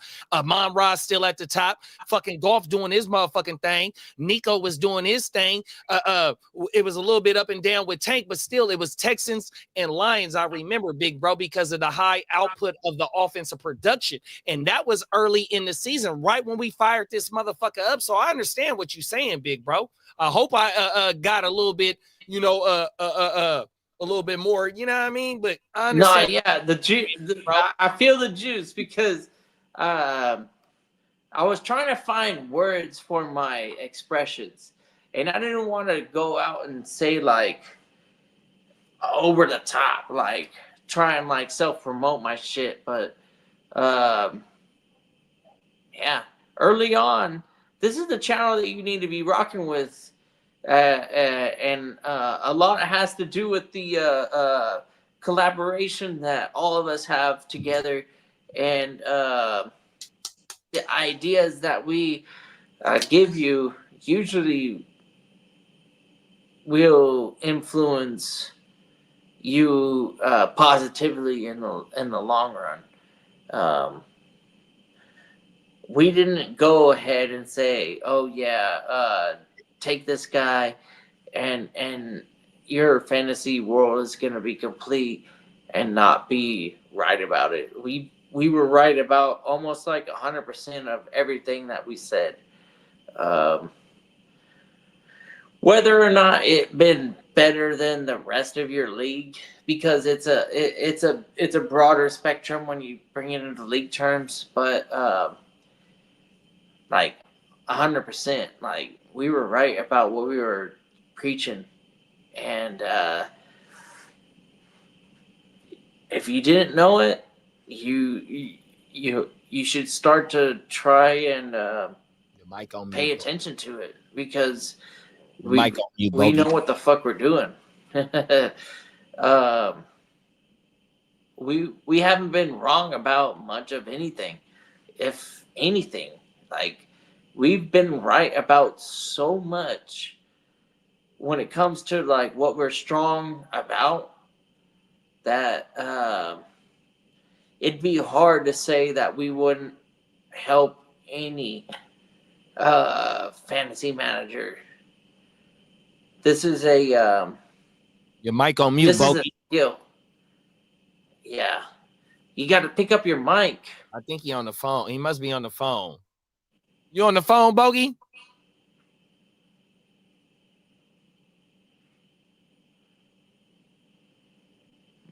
Yeah, I think he on the phone. He's talking to somebody.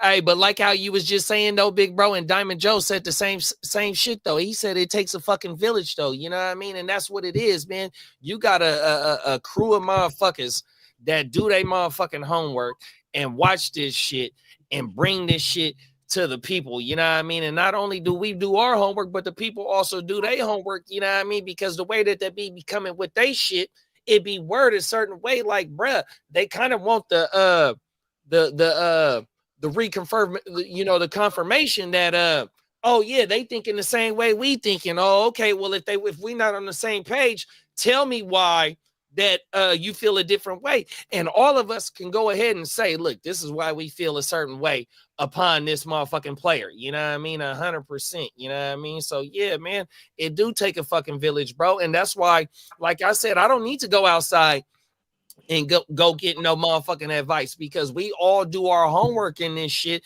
And when we do got a question, the question gonna be answered in depth. You know what I mean? It ain't just gonna be throwing no shit at the wall. Yeah, 100%. That's why everybody in the chat, if you're not subscribed, hit that subscribe. Come on now. We're not stopping. We got the end of the season coming. This is your Super Bowl week, and the only thing that we're looking forward to is the playoff leagues. And after the playoff leagues, it'll go right into the dynasty leagues. And after the dynasty leagues, in between, whatever you want to call it, we got all sorts of redraft and best ball evaluations and opinions. It's an ongoing thing. Like fantasy football really does not Don't let sleep. up. It's 100% like all year event. If you're gonna do it the right way, if you're gonna manage your own dynasty leagues, you can't be sleeping on opportunities to make some moves, maybe move up in drafts. Everything is gonna set itself into play. Them is facts. But you got to be responsible enough to navigate it, right? Like you 100%. have to know what's going on, and the best way to do it is probably to be rocking with us. Come on now, talk about it, bro. Yeah, Oh, like, my rock with us. We got so many people that care about this journey. We have our own fruitions. We have our own goals, but that doesn't change the perception of where we're heading at as a conglomerate. We're all trying to win. 100%. That's one thing that you can expect from us. Is that every single content creator, every single person that comes onto this channel and talks fantasy football, one of the number one things, if not the number one thing that we're talking about, is winning our joints. And that won't change. Yeah, that won't change. Nah, not at all, big bro. And the cool thing is like now that we are lightweight fully established with this shit, we get to start these dynasty leagues up, starting with the playoff leagues, like Minnesota Den said, big bro Den said, let's go with the fucking playoff leagues. It starts now, us interacting in wartime with everybody that's in the community that we are building. You know what I mean?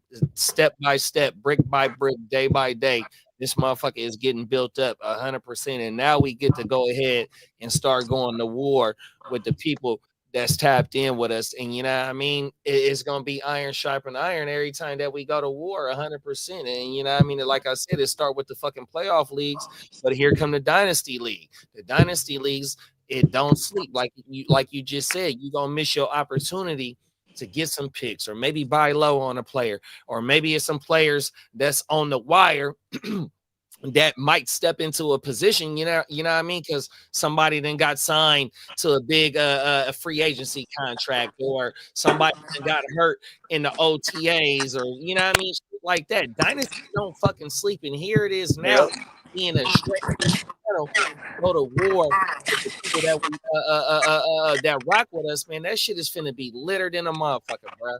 100%, man. I fell into a paradox, didn't I?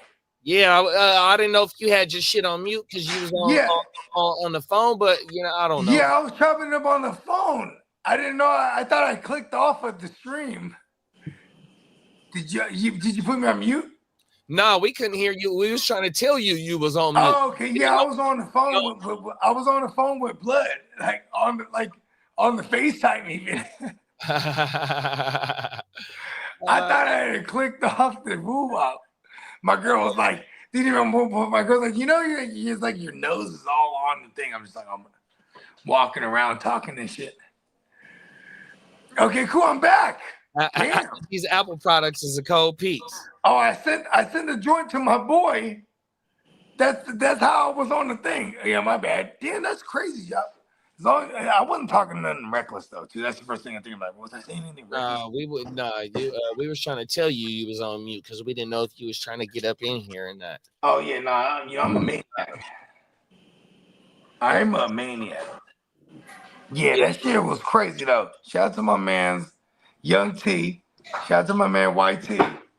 I was trying to send him. He's a Bengals fan. I sent him a link. Oh, you know what? I'm gonna jump back out. I'm gonna bring him back. I'm gonna hit him the link. I'm gonna tell him to jump on. I'll be right back. Yep. And don't forget, y'all, you know what I mean? To the real ones that's tapped in, you can call in on my mama. You just you tap in with your boy, you know, and I throw you on via motherfucking phone call. 100%. We do have that capability for the real ones to call in and talk they shit, you know what I mean? Or you got something to, you know, whatever it is, man. 100%. We do have that capability. So definitely tap in if you do want to call in, you know what I mean, and you got something to say for sure, bro. Oh my mama, we do got that capability. Yeah, that's we work to get that ability, and that's a program that we run in order to get an actual call online, unless it's us holding up a phone to the actual speaker. We have a program where you can call in, and it will be a direct connect, and the best way to operate this is for you to turn down the volume on your output, and then when you're talking into the mic, we won't get any interference. We won't get the noise that comes with a person who's actually on the stream and talking into the mic, and then having a speaker outputting the audio. All that stuff will be a thing that we fuck with.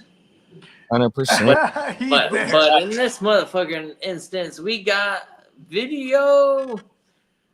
Let's go, baby. We got our man. Yeah. Hey, Here, check baby. this out. I sent a link to my man. Yep. What's going on, big bruh? What's happening? This is my man Young T right here. This is my brother from another. Straight blood for real. Bengals to the death. Let's go. Yes, Joe go. Burrow in this thing. Hey, you was mad he's in the Christmas spirit. I can already tell. Let's go. Yeah, man. We Christmasing it up, bro. Come on. Hey, look, as we speak right now, I'm washing clothes. You know what I'm saying? What our Bengals need to be doing on our offensive line is washing clothes. Straight up. Talk about it, big bro. I'm sorry about the light. Sorry about that. Don't apologize for nothing. Hey, you know what's funny is I didn't realize I was on the show. I'm FaceTiming with you. Woo-wop. I'm on. They're like, oh, you was on mute. I was like, oh shit, am I on the show? I'm on shroom. So like, you know what I mean? It was real paradoxy for a second there. But we got you here now. Yeah. And I'm here to stay, man. What's up, bro? What's happening? Hey, look. I have a question for everybody on who's listening. Okay. Is this just NFL or is this? Yeah, it's all of it. It's all of it. It's predominantly NFL, especially right now because we're in the fantasy playoffs type of shit. So my Bengals is in a little bit of a rut right now. You know, I'm gonna talk about that. I'm gonna talk about that little rut. Man, we got to get about that. We relying on other people to lose. I don't like that feeling though. Yeah, well, destiny's not in your hands. But look though, it Hey, should they have don't been. want y'all in, blood. Huh? They don't want y'all in, blood. Man, They don't want to I'm see Joe. not. They don't want to see Mighty Joe in the offs, bro.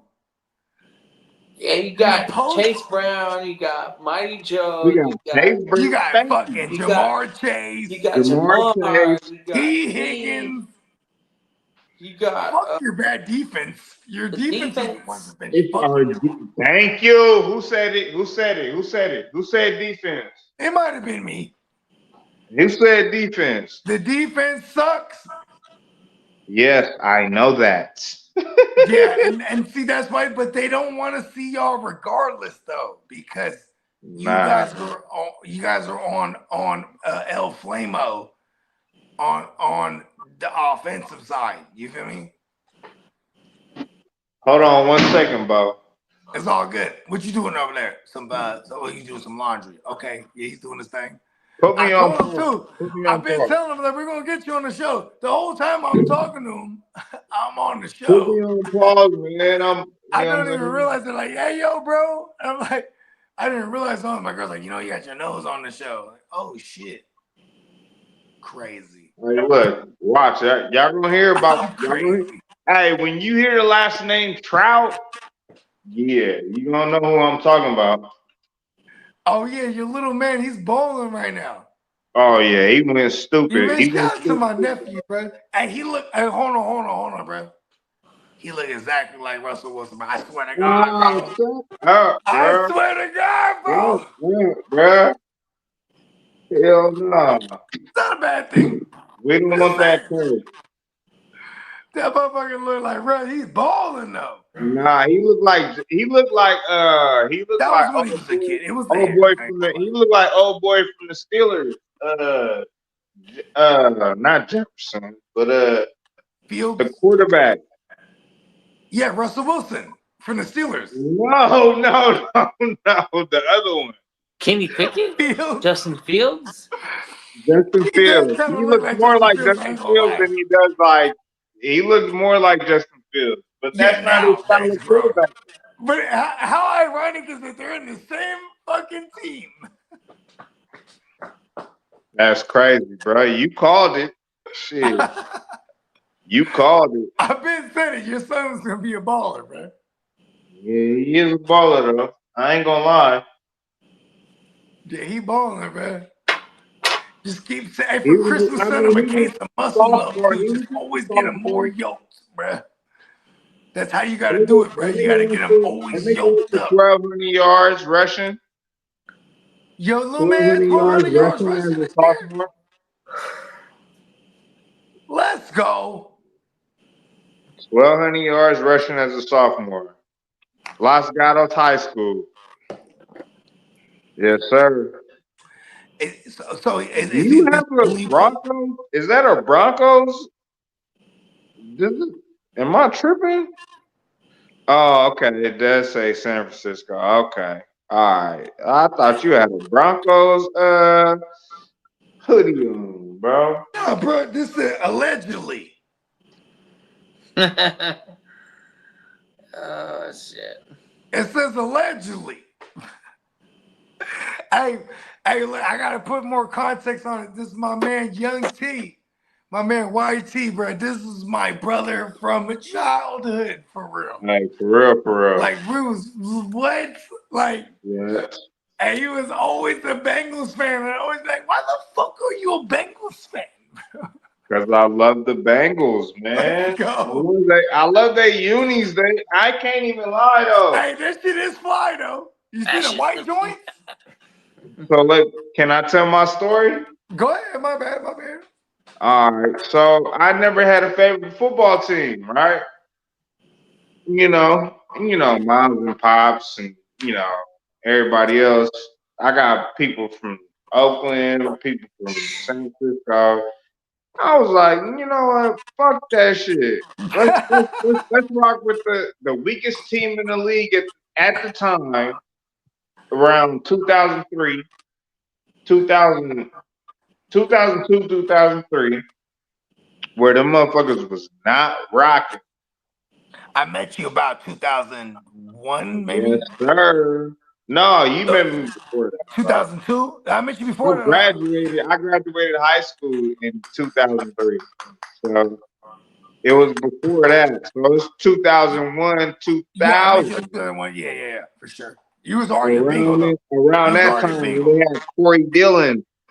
We had Corey Dillon and we had Achilles Smith. first round draft pick. We had a first round draft pick quarterback. Achilles Smith. There it is, JD. From Oregon. Yeah. On my mama. That's bruh. Yeah, shout out to bruh. He was my balling too. And y'all had what's my boy name? Y'all had Peter Warwick too, my nigga. Who?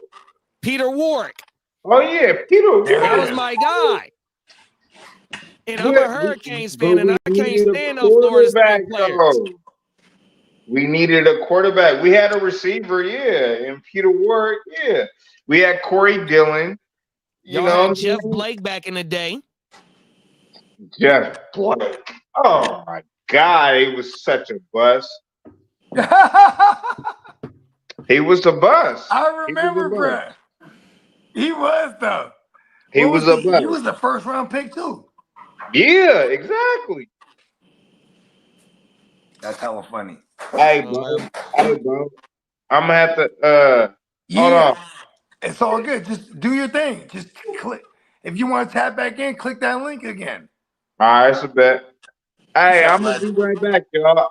I'm trying to do two things. No, you're doing the regular shit, bro. This is our stream. Don't even worry about it. We all do regular shit on the stream, just like you, bro. You're all right. All right, that's a bet. Shut up, let peace. Hey, I swear to God, this shit was funny because I'm FaceTiming, bro. But I'm still on the streams. I didn't know that. Yeah, on my mama. That's insane. That's crazy. Was I dancing? That's the Apple shit, bro. Apple on that bullshit. Yeah, what the fuck? That shit was crazy, bro. T Money said in the chip in 2 leagues, 1 league. Let's go, T! We in the chipper! I might need help with this last flex spot. Come on now, T Money. Come on, T Money. We here for you. Man, we've been on this bitch for almost 3 hours and 30 minutes, man. Come on now. It's dance. We are not playing. Oh, it's dance time, man. I got a question for the fellas too, man. Let me pull up my shit, man. Yeah, do your thing, bud. Oh, man, I got a damn good question for my G's. Watch this shit. I got it's either Hollywood, Coker, or Shakir. Oh, Coker. Out of all 3 of them, Coker. I mean, that's just like, 9 times out of 10, the first thing I blurred out is usually the one. I didn't really think about it. I just blurted it out because it's the Buccaneers matchup. My bad, I'm starting like a bitch. It's the Buccaneers matchup. You know what I mean? Okay, since it's the Buccaneers matchup, I got Jalen McMillan in there. Out of all them 4 receivers, would you keep McMillan in there? Yeah. Yeah, I'm the wrong one to ask about McMillan. I'm chasing him down. Yeah, well, I didn't play him. He's cheap Chris Godwin right now. Yeah, he would have had 2 touchdowns, but the defender ripped it out of his shit. 100% on my mother. Yeah, it's just he's the guy. There's so much attention to Mike Evans right now, and Kate Otten is non-existent. It's insane because then they have to account for the run game so badly because they have 2 juggernauts that like. Okay. Oh shit, he didn't. The juggernauts. Yep. So out of Shakir, Coker, McMillan, and Hollywood, McMillan and Coker. Coker is a good play. Shakir let me down last week, and they got the Jets this week. And fucking Coker got Tampa Bay. Hollywood got Pittsburgh. It's one of those questions that I'm just gonna be safe and ask of you to come back on Sunday.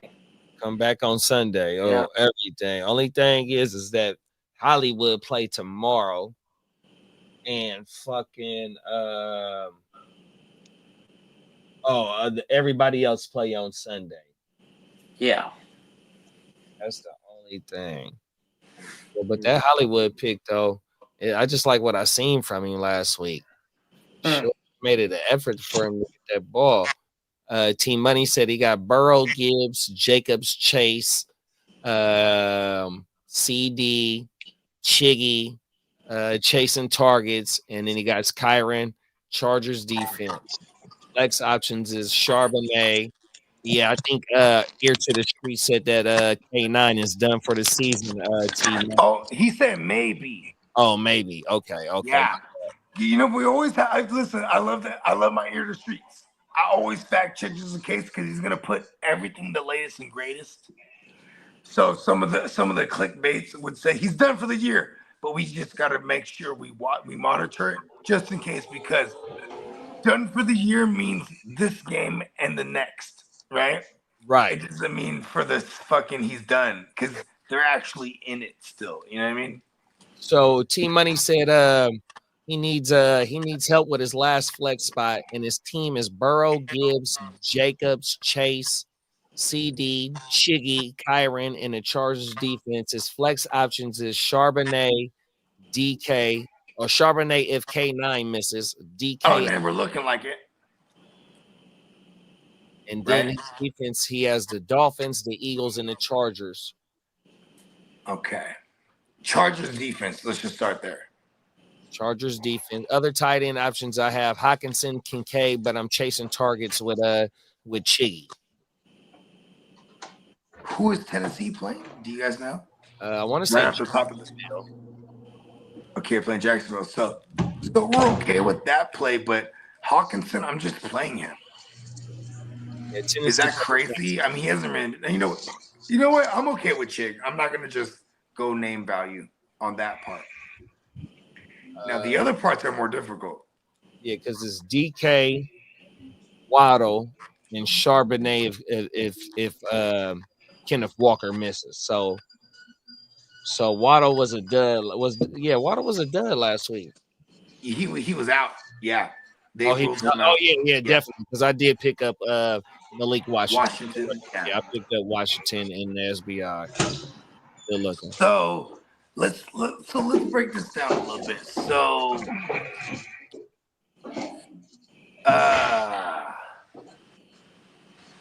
he has to worry about.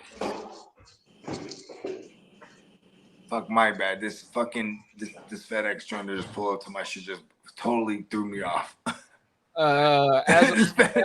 Is Charbonnet, DK? Oh yeah, Charbonnet's in there for sure. But he also has 3 tight ends. He has Hawkinson, Kincaid, and Chiggy. So he can start one tight end for sure, but he can also flex one of his tight ends on top of the K9, DK, and Waddle. So I'm probably playing Charbonnet, and I'm okay, and I'm hella okay with DK in the flex. They need to get in. And Seattle is playing the Cardinals. Let me see. Seattle is Los Angeles. The Rams is playing. Oh, the Rams. My bad. I knew it was divisional. Okay, damn. Okay, I love it more for DK than I do. Seattle plays Chicago in Chicago. Oh, that's right. Oh, I love both of them. That's right. We went through this earlier in the show. My bad. Shrooms. We love it all. So K9 and DK, you say? Yeah, versus or over. It's over. Who else we got? My bad. So it's flex options. He says is Charbonnet if Kenneth Walker misses, DK or Waddle, but then he also has Hawkinson, Kincaid, and he also has Chiggy. so he can Okay, yeah. flex. Yeah. The Seattle guys. But see, also he's locked in with Jahmyr Gibbs and Josh Jacobs as his starting running backs, and he's got Kyron as one of his flexes already. Oh no. So okay, it's just DK. You play DK as that extra. You play DK, you flex DK with Kyron. I mean, I might even if we have a chance to flex, I would flex the running back even, bro. Yeah, because he's saying he only needs one of those guys. And is it one out of the 5 teams? It would be if I had to choose the safest on a short week, I'm gonna go with fucking Fresh. Oh, is he that fresh? He's kind of coming off injury himself, but Charbonnet, if there's no Ken Walker, it's him. If not, then it's DK. If we only choosing one, yeah. I like their spots there. Yeah, he said it's either Charbonnet, DK, or Waddle that he needs help with. So shit, I rolled multiple joints. I didn't even know that. So in that order, you going Charbonnet over DK if Kenneth Walker don't play? Yes. Okay. In order to get a spot in there, because if that's what the necessity, we need to get someone in there out of that group. Yeah. Okay. And then with his tight ends, he said he's going Chiggy over the other 2 tight ends that he got on his roster. Are we chasing that Chiggy thing? That's what he said he's doing. He chasing that shit. Okay. I'm not gonna blame him, bro. He might know better than me, bro. I ain't gonna lie to you. And they played Jackson. Kid probably fell in his lap 2 weeks ago. You know what I mean? Yeah. Like, I mean, tight ends are like that. If you don't, but the fact that he has Hawkinson, this is why I'm saying this, is because I was just playing Hawkinson. It's not been working out though. You know what I mean? So I'm not playing Hawkinson in that. Yeah, that's because Addison is that other He's look. that guy. Yeah, Addison is definitely that other look for sure. Yeah, so I'm okay with the big Chig. He said Team Money said Chiga had 11, 10 targets.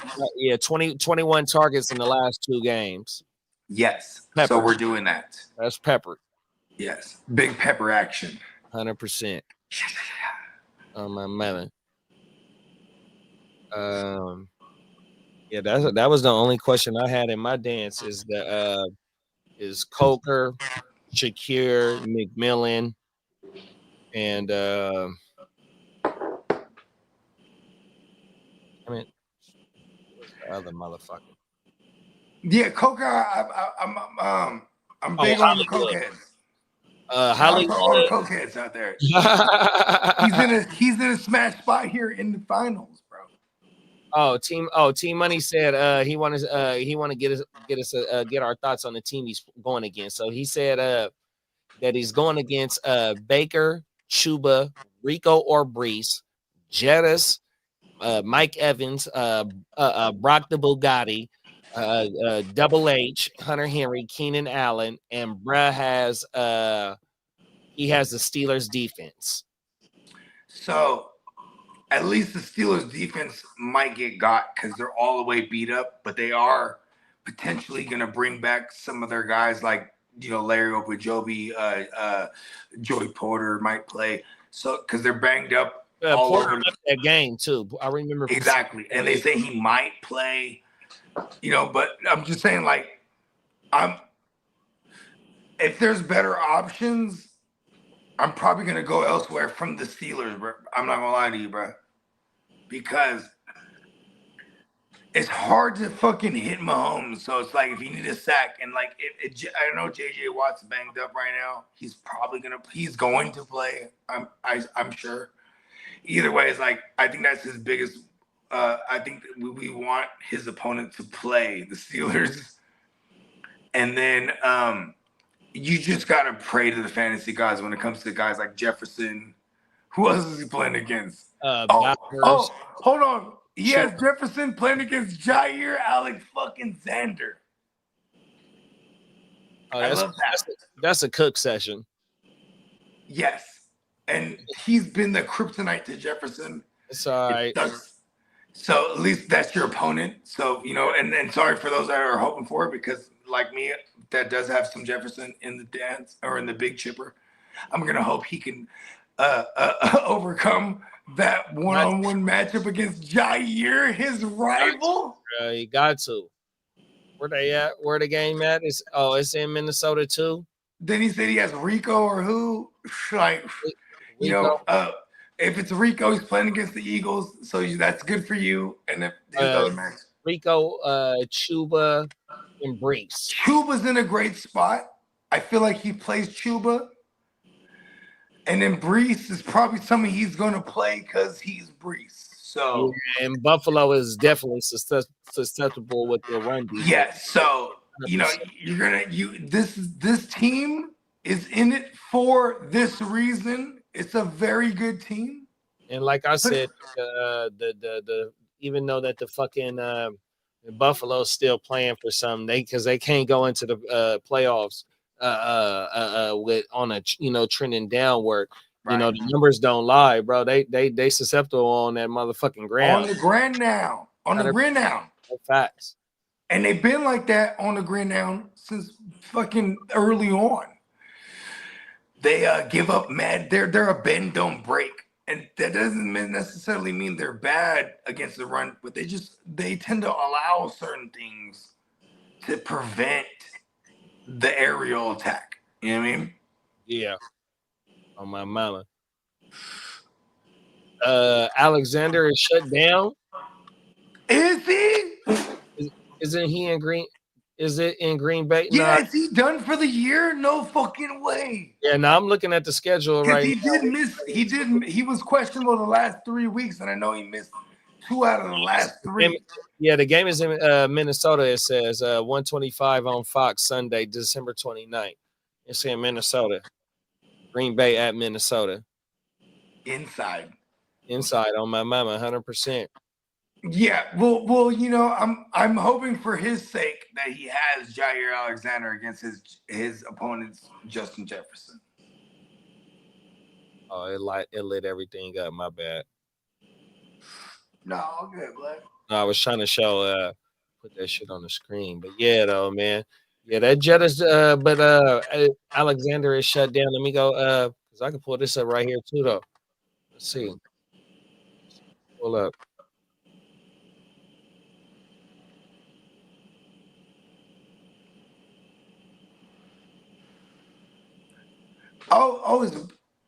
Hey man, shout out to Brad. Shout out to Brad with the question. 100%. That's T Money. Yeah, shout out to T Money. Okay? That's Brad. Hey, T Money, you got him on that gram or anything like that? I don't know if we connected with T Money on yeah, T Money, fuck with us on the gram on one of us, bro, so we can get you in these playoff leagues for real though. Matter of fact, we're gonna drop a link anyway on Friday on the Wake Your Game Up Friday. So you know what I mean? Come on, you know what I mean? We're gonna get these playoff leagues going. This shit don't stop. So I'll be right back. Yeah, for sure. I'm trying to go over his the only thing it said is it don't got nothing updated as of lately. Because the last shit that they got on here was on the 17th, December 17th, about him just missing the game and being inactive.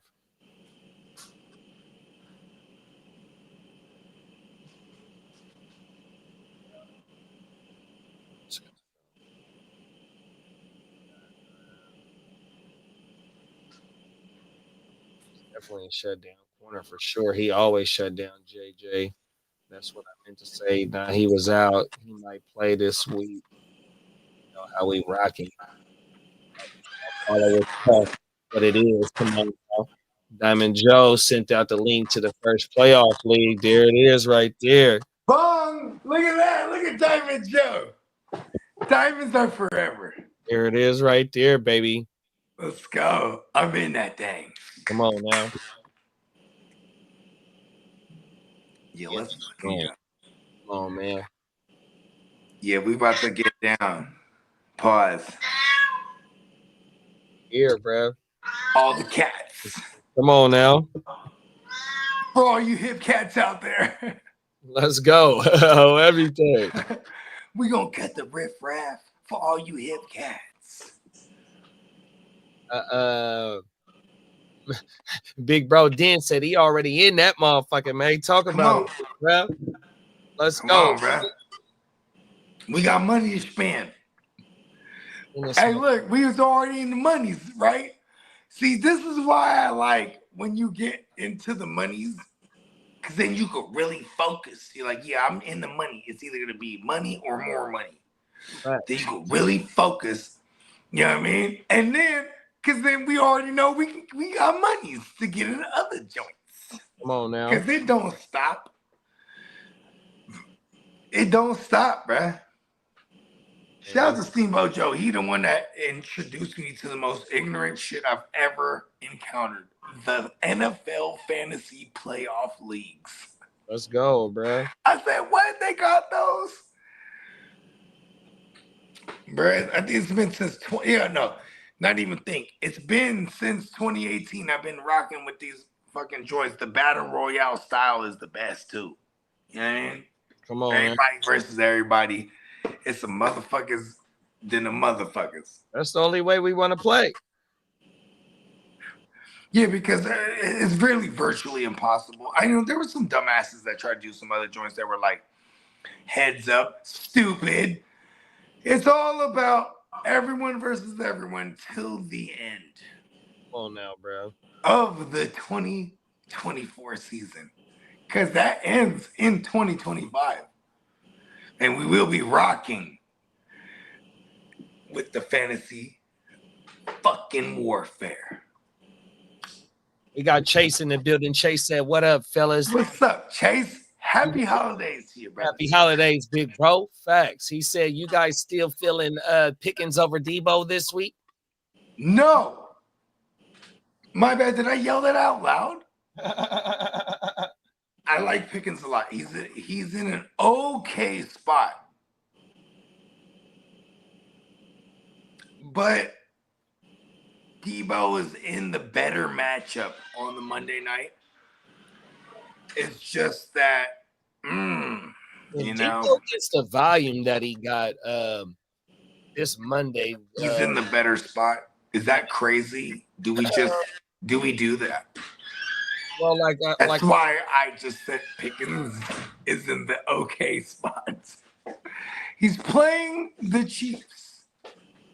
Debo had 13 touches, 112 yards, I think it is, and 1 TD.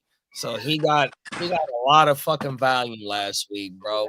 In a game that they were trying to. Did you guys already order? Yeah. So I don't know if Debo gets what he gets. I want the sandwich.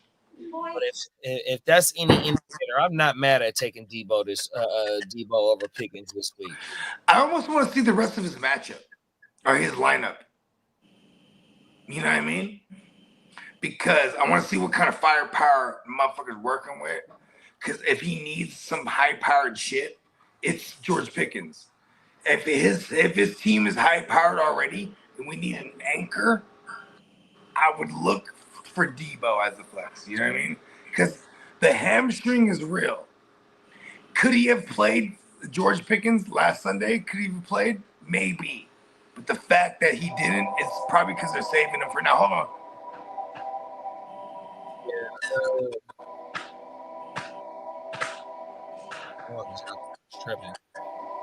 Sorry, it's the fucking. It makes me feel like heavenly.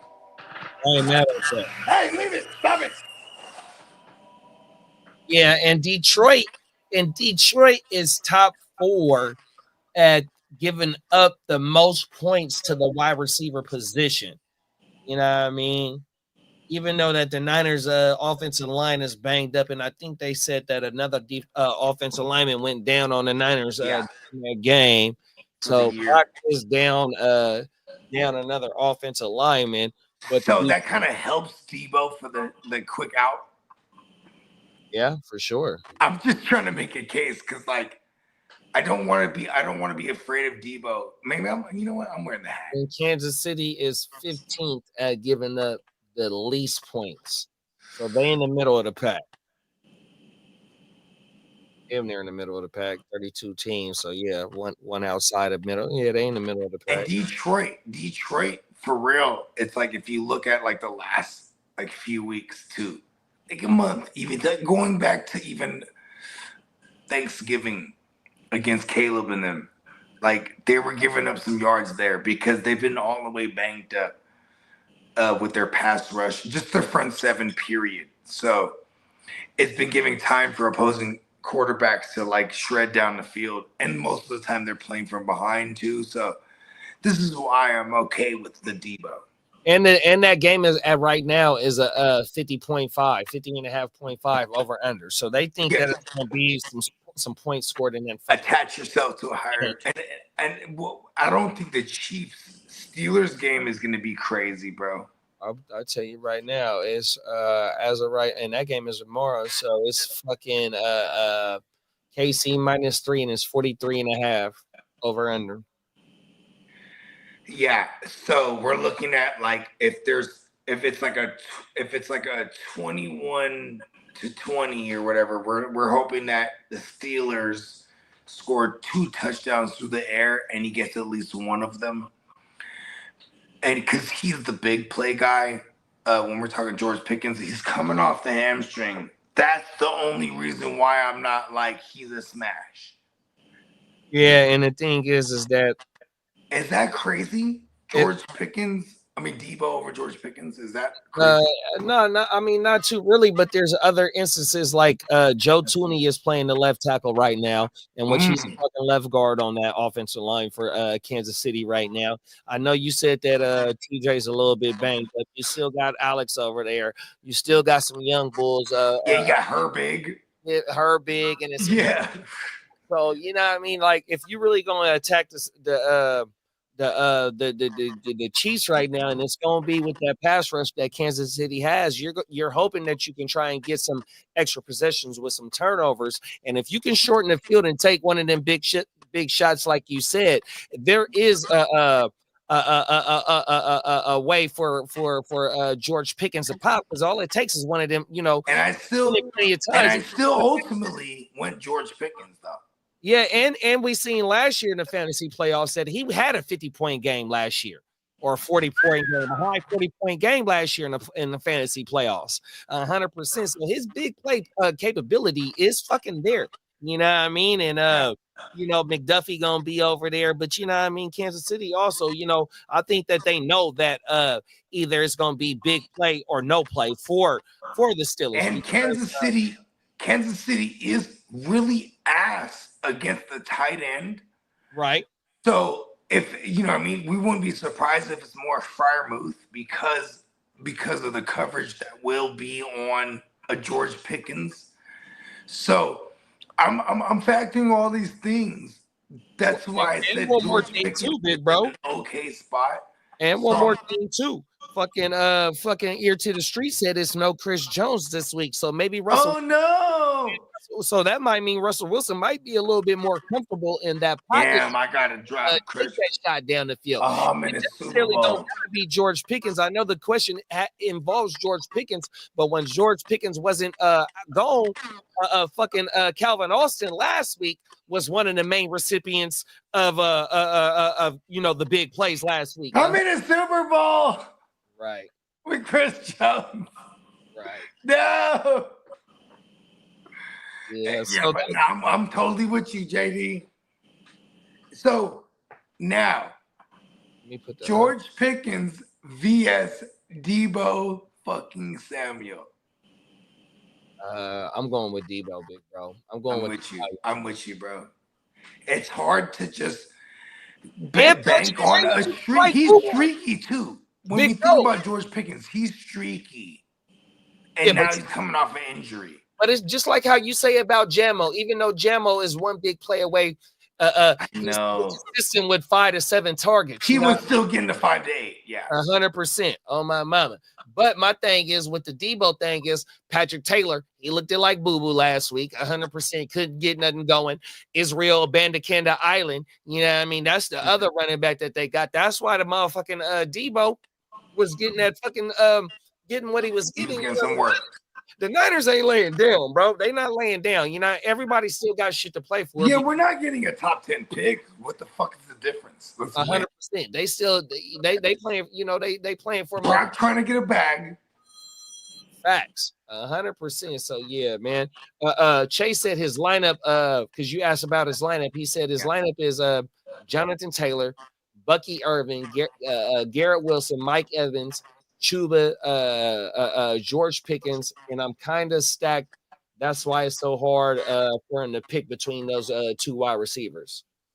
I mean, shit, man. The Garrett Wilson thing with I tend to believe if it's not Aaron Rodgers, Garrett Wilson might be the benefactor, because then Devontae Adams might serve as the guy who takes away the best coverage.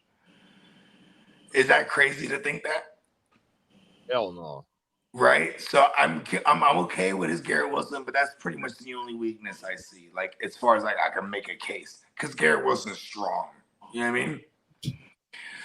You know what I mean? Otherwise, like, he would, you know, he is going up against a team that made it for a reason, right? That team he's going up against is in the Super Bowl because he has that team. You know what I mean? 100%. So, you know what I mean? And if your team limped in there, bro, that's the best thing ever, because that means you might be in a bounce back spot here. You know what I mean? Like, hey, man, if Justin Jefferson goes out and duds against the Packers, bro, I am not going to be surprised. Actually, I will be, but because if it's no Jair. But if Jair goes, I won't be surprised, because, man, it's so hard to replicate, period, a big game week to week. Unless your name is Brian Thomas Jr. this year. Or Cooper Kupp 2021. Anyways, it's just, you know, Justin Jefferson, he might be that guy. Regardless, that's the only thing I worry about him when I look at his opponents. Just, man, you're in a good spot. Stay the course. This is fucking war.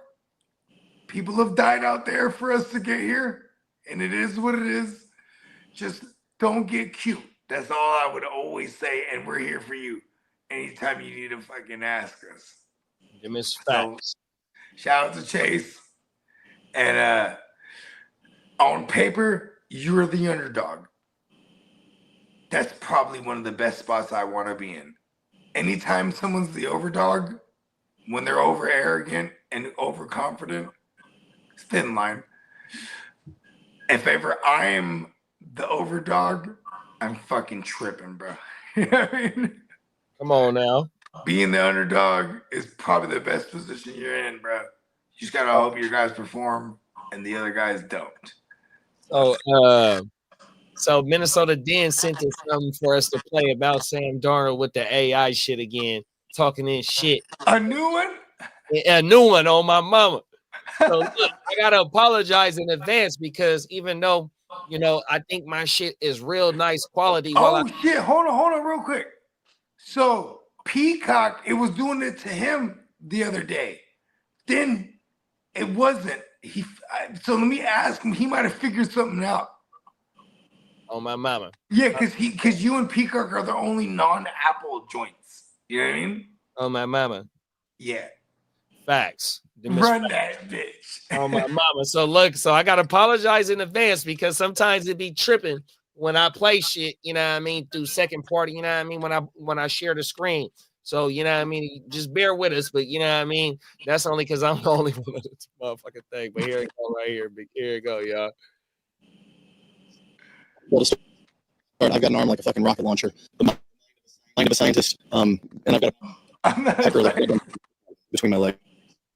Ginger Jesus does not flinch ever, especially not when the game is on the line. And tonight was no different. After that, journeyman bum Geno Smith scored the go-ahead touchdown with 4 minutes left. I could hear the sorry-ass Seahawk fans chanting his name. So I went back out on the field, determined to shut them up. And that's exactly what I fucking He's talking his shit. Missile, right into Justin Jefferson's hand for the winning. What makes it even sweeter is that nobody believed in me when the season started. The haters said Sam Darnold could never bring Minnesota to the playoffs. But look at me now. Look at me now. 18-2. We left a pile of fucking corpses a mile high. And tonight we added Geno Smith to that stinking pile. Anyways, I'll see you guys. The last 4 starts, you've had 3 go-ahead touchdowns in the fourth quarter. AI Geno is my favorite. I've got an arm like a fucking. I'm sorry, AI Darnold is my I'm a favorite. scientist. And I've got a pecker like a goddamn Burmese python. He got a between my legs. Ginger Jesus does not flinch. He is talking ever, his especially not when the game is on the line. boy. And tonight was no different. After that, at journeyman bum Geno Smith scored the go-ahead touchdown with 4 minutes left. I could hear the sorry ass Seahawks fans chanting his name. Sorry ass. That's exactly what I Man, fucking he's did. talking his shit, big bro. I threw a 40-yard piss missile. AI Darnold is the GOAT. I'm telling you, big bro. AI Darnold is the fucking What makes GOAT. even sweeter is that nobody believed in me when the season started. The haters said Sam Darnold could never bring Minnesota to the playoffs. But look at me now. My Vikings are 14-2. My Vikings. All fucking corpses a mile high, and he's in the tonight we added playoffs. that Look, stinking it pile. showed Anyway, the bodies that he didn't got see you guys in in Green the Bay next week. background. Oh my The last 4 starts, goodness. you've had 3 go-ahead. Killing That him. is crazy. It showed all the bodies that he caught in the background. Niners, Lions, all the motherfucking bodies. All of them. Yeah, that shit crazy. Shout out to Dan, man. Oh, my mama, bro. That motherfucker was over there talking shit. Let's go. Big bro Derek said JD5 or Baker this week. Where Washington at? Atlanta. Atlanta. It's Atlanta, bro. I'm sorry. I'm just going on matchup. Baker If got you were to ask me, it's the Baker, because you're asking Bogart. It's the Rooster. Motherfucker got his chest out. It's Baker Mayfield all day, every day. But it coming to the matchup. because with them losing, with Tampa losing, But when it comes to the matchup, though, and with Tampa it's losing, JD5. fucking Atlanta has the fucking They giving it up, bro. who's giving it up? Atlanta. But the thing is that Baker don't control his own destiny. Atlanta with Baker losing last week, Atlanta is the favorite to win the division. Give me the Rooster. Yeah, Baker playing for a whole lot, bro. Give me the Rooster. On everything. I think I'm gonna go Baker in this. 200-yard Mike Evans game. Dial it up. It's hard. It's hard to Dial argue. it up. It's hard to argue that 5. That what JD5 do last week? Let me see. He went crazy. He went super crazy. 5 TDs, 258, and another 81 yards on the ground. So almost 330 yards total. It's Atlanta. And he got Atlanta this week. Oh shit. Fuck, bro. Atlanta's been giving up to rushers. Like just period. Running backs. And Baker. I put him in that category. Baker threw for 303 last week. Let's with go. Give it to me. 2 TDs and 1 I pick. love the Rooster. I'm the wrong one to ask. Derek, why'd you ask? Derek, you beat me to go to the chip. Why are you asking? What the fuck? You asked me, I'm going the Rooster, baby. Yeah, I got JD is the play for the upside with the matchup. Baker Mayfield is the fucking absolute smash because he is the Rooster.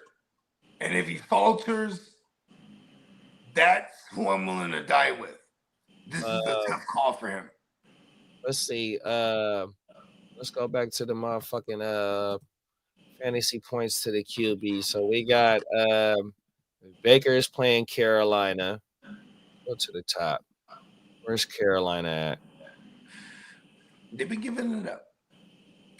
They've been giving up more on the ground than anything. Absolute shootouts they get into.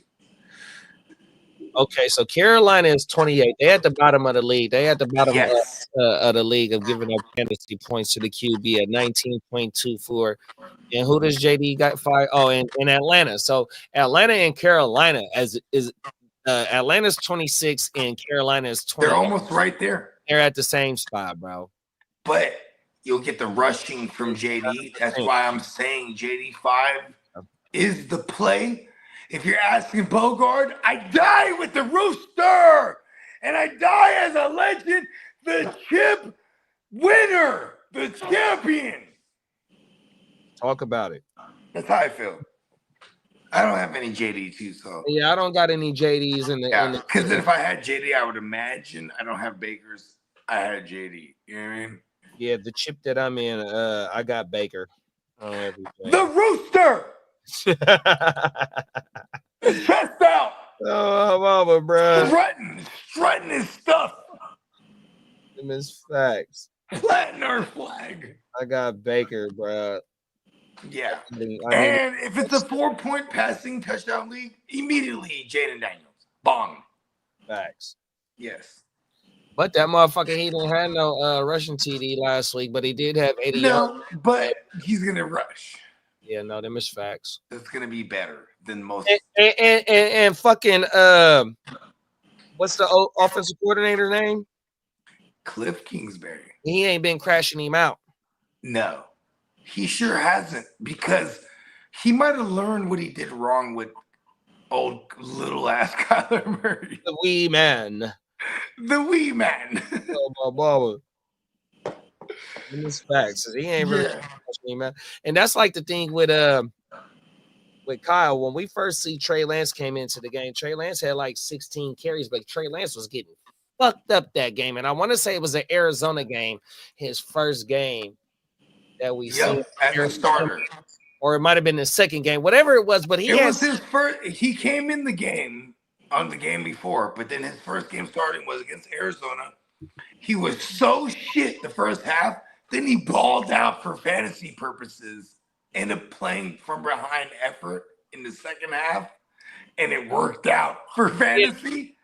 But for reality, fuck him. We saw it right there. Oh, my mama. But that's the thing. I want to damn near go pull up the rushing attempts he had in them first two games. Because like you said, he came in. I think he was averaging 58 yards rushing or something like that. It was pretty awesome. Yeah, but how many attempts was it that he was 11. I think it was 11. That's what I'm saying right there. From the rip, Trey Lance was already getting crashed out on my mama. Right.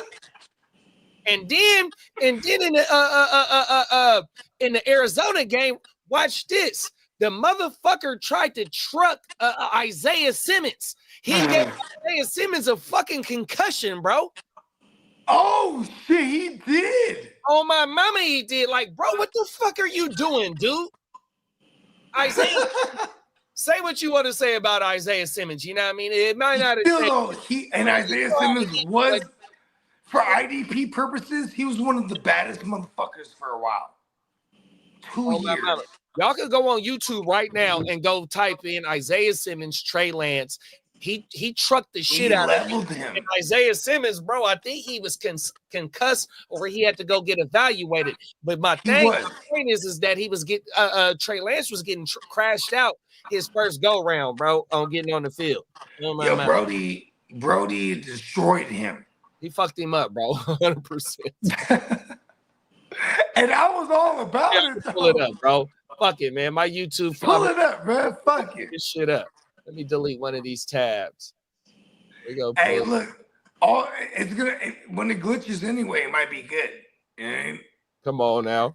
No, I'm serious though. Oh, man, you already know what you know what I bro. You know what I know. Because the pause and go thing is how there's one of the cheat codes too, though. So if it glitches, it should work for us. Come on now. A real reaction. Yeah. Lance. And what's Isaiah Simmons? You know what? Actually, we shouldn't do it. Don't do it? No, because we have to put it on mute too, actually, now that I think about it.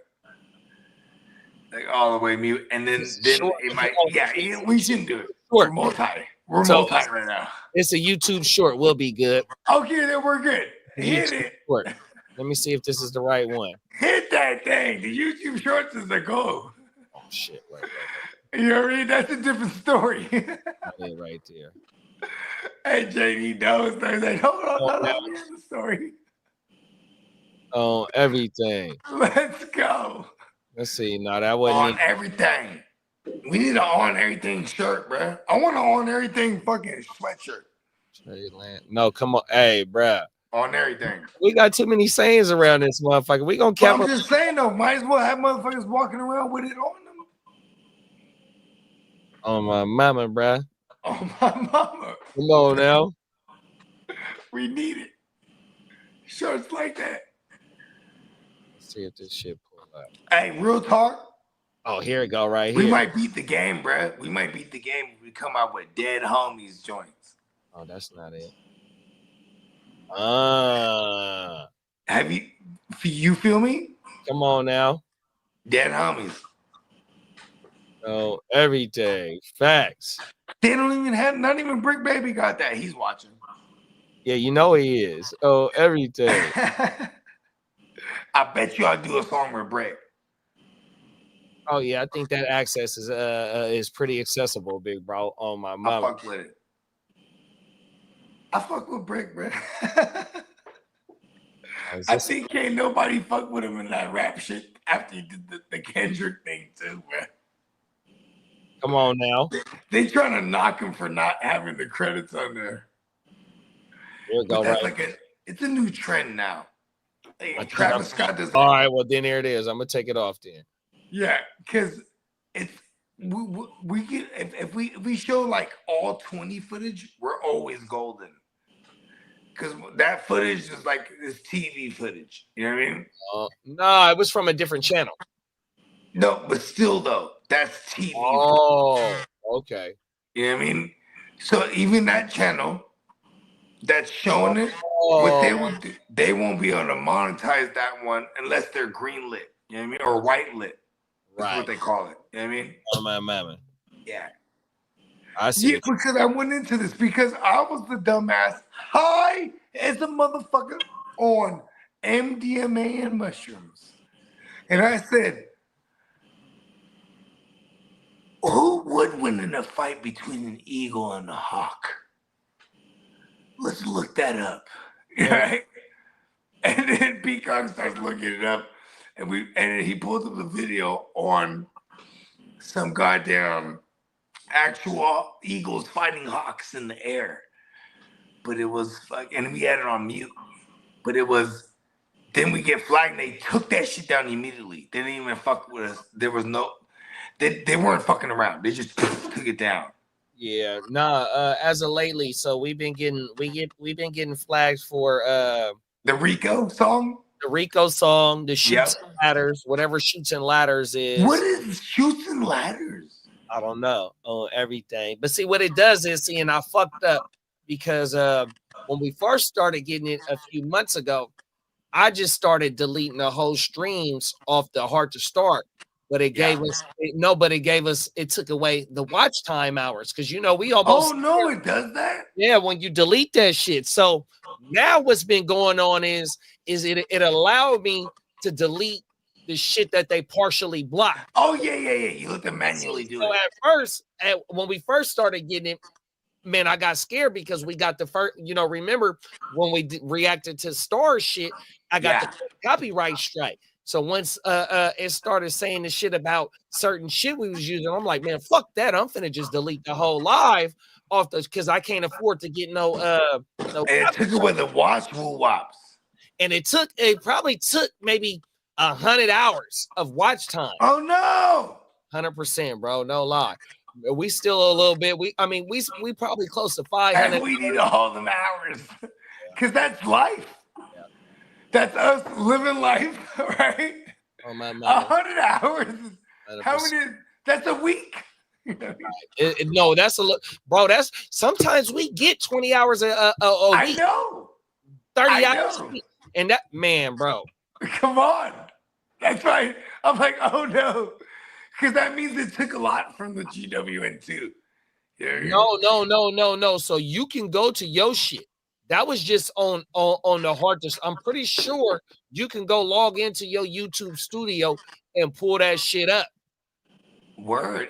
Oh no, I did pull up some of the ones we were getting flagged on, but I never went and let them go and scrub all the shit out because even with the what I'm GMM, saying is that I end up deleting some of the motherfucking lies from our channel when I first got scared after we word. Okay, from the OJs. Yeah, so we got the copyright strike from the OJ shit, but once we were starting getting flagged on the lies for the fantasy football shit for certain shit that we was using, like I said, I deleted those streams because I didn't know if we was gonna end up getting flagged. But now here it is. No, those are slapped. The music joints, like you know how we played the Rico drop, it'll flag us. It's a slap on the wrist. Yeah, no, it's been other shit though. It's been other shit. Yeah, but the other shit is different. Yeah, no, 100%. but it describes to you in depth of what's being going on. So now it allows you to go ahead. The shit that's partially blocked, you can just press a button and it removes it. It'll scrub it. At first, it wasn't giving me that option. That's why I deleted the word from the page. They should always give the option. No, at first it wasn't given the option. Oh, that's some bullshit. On everything. So, like I said, I didn't want to get I don't want the shit to get flagged like that. You know what I mean?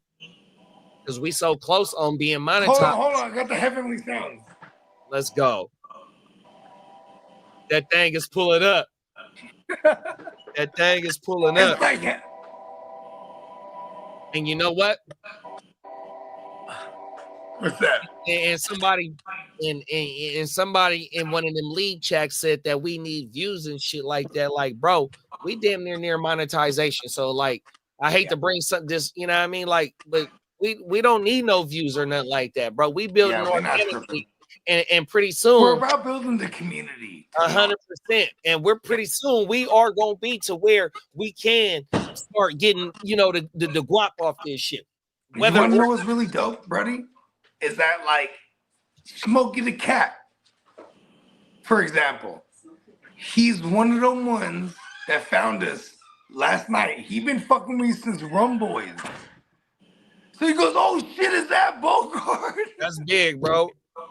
And because he found us, I said, "Put it in the chat, bro. How'd you find us?" He said, "From the fucking recommended Woo Box." And Let's you know, fucking go. And we got multiple shows that also intertwine with the channel. You know what I mean? And it's gonna be more shows coming. It's gonna be more shows coming. That's just not fantasy football. Or just sports in general. It might just be a sports show, or it might be like how we do the Saturday show, or it might be whatever it is, bro. The shit is growing, bro. We only 5 months in, but yet we got depth on our channel 100%, bro. We're 6 months in, but yes, there it is. Half a year, and we're closing the year out extra strong. Like we are them. And listen, here's the thing: it's only the beginning. Just like Spencer would say, and just like Bogey would say, it only gets better. And you gotta have the heart to start. Chances make champions, and the ones that took a chance on our channels, that's the ones that are in this chippers right now.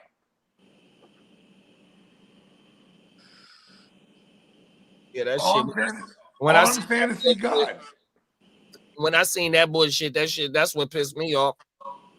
You ain't lying. There's one more thing that was said that really took me over the top, but like, bro, we don't even, you know what I mean? We don't even talk about that bullshit 100%, you know what I mean? And that really fucking pissed me off, but it's all good though. You know what I mean? That really did too, man. Because I wouldn't even want, like, see, this is the type of human being I am.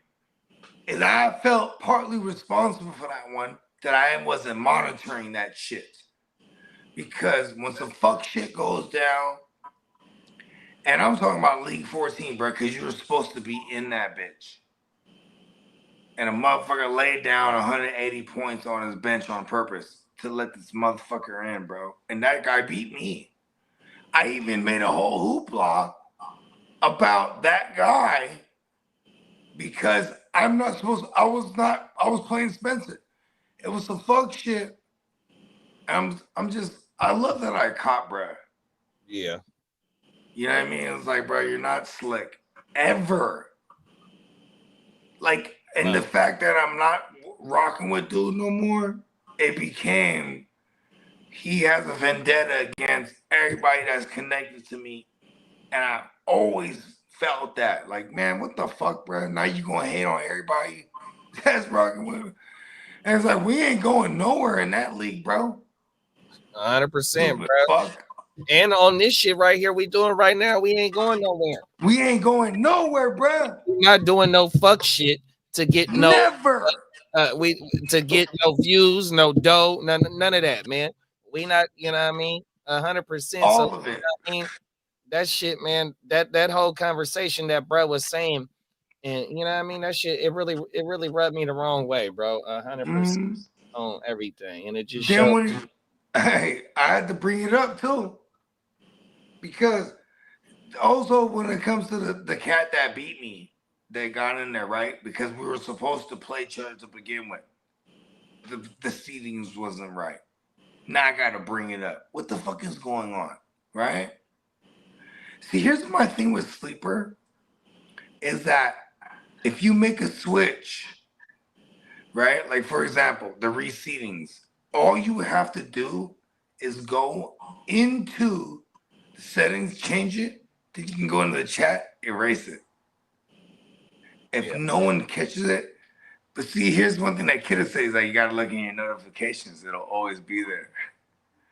Oh, right? wow. Right? As long as you don't turn it off, caught his ass. I don't like it. Yeah, I went to war. Here's the thing. I'm in multiple, this is in real time when it was happening. I'm in multiple leagues for a chance to go in his leagues, the struggler leagues. Right? And what's funny is like I'm trying to keep it 100 because I'm just like for fantasy karma, all this shit. But that other one in 14 where it's all of us, yeah. Like I'm like, nah, fuck that, bro. What the fuck are you doing? Yeah, that shit was like weak. you choose to not have integrity because I'm not around anymore. Like, bro, I was the integrity of that.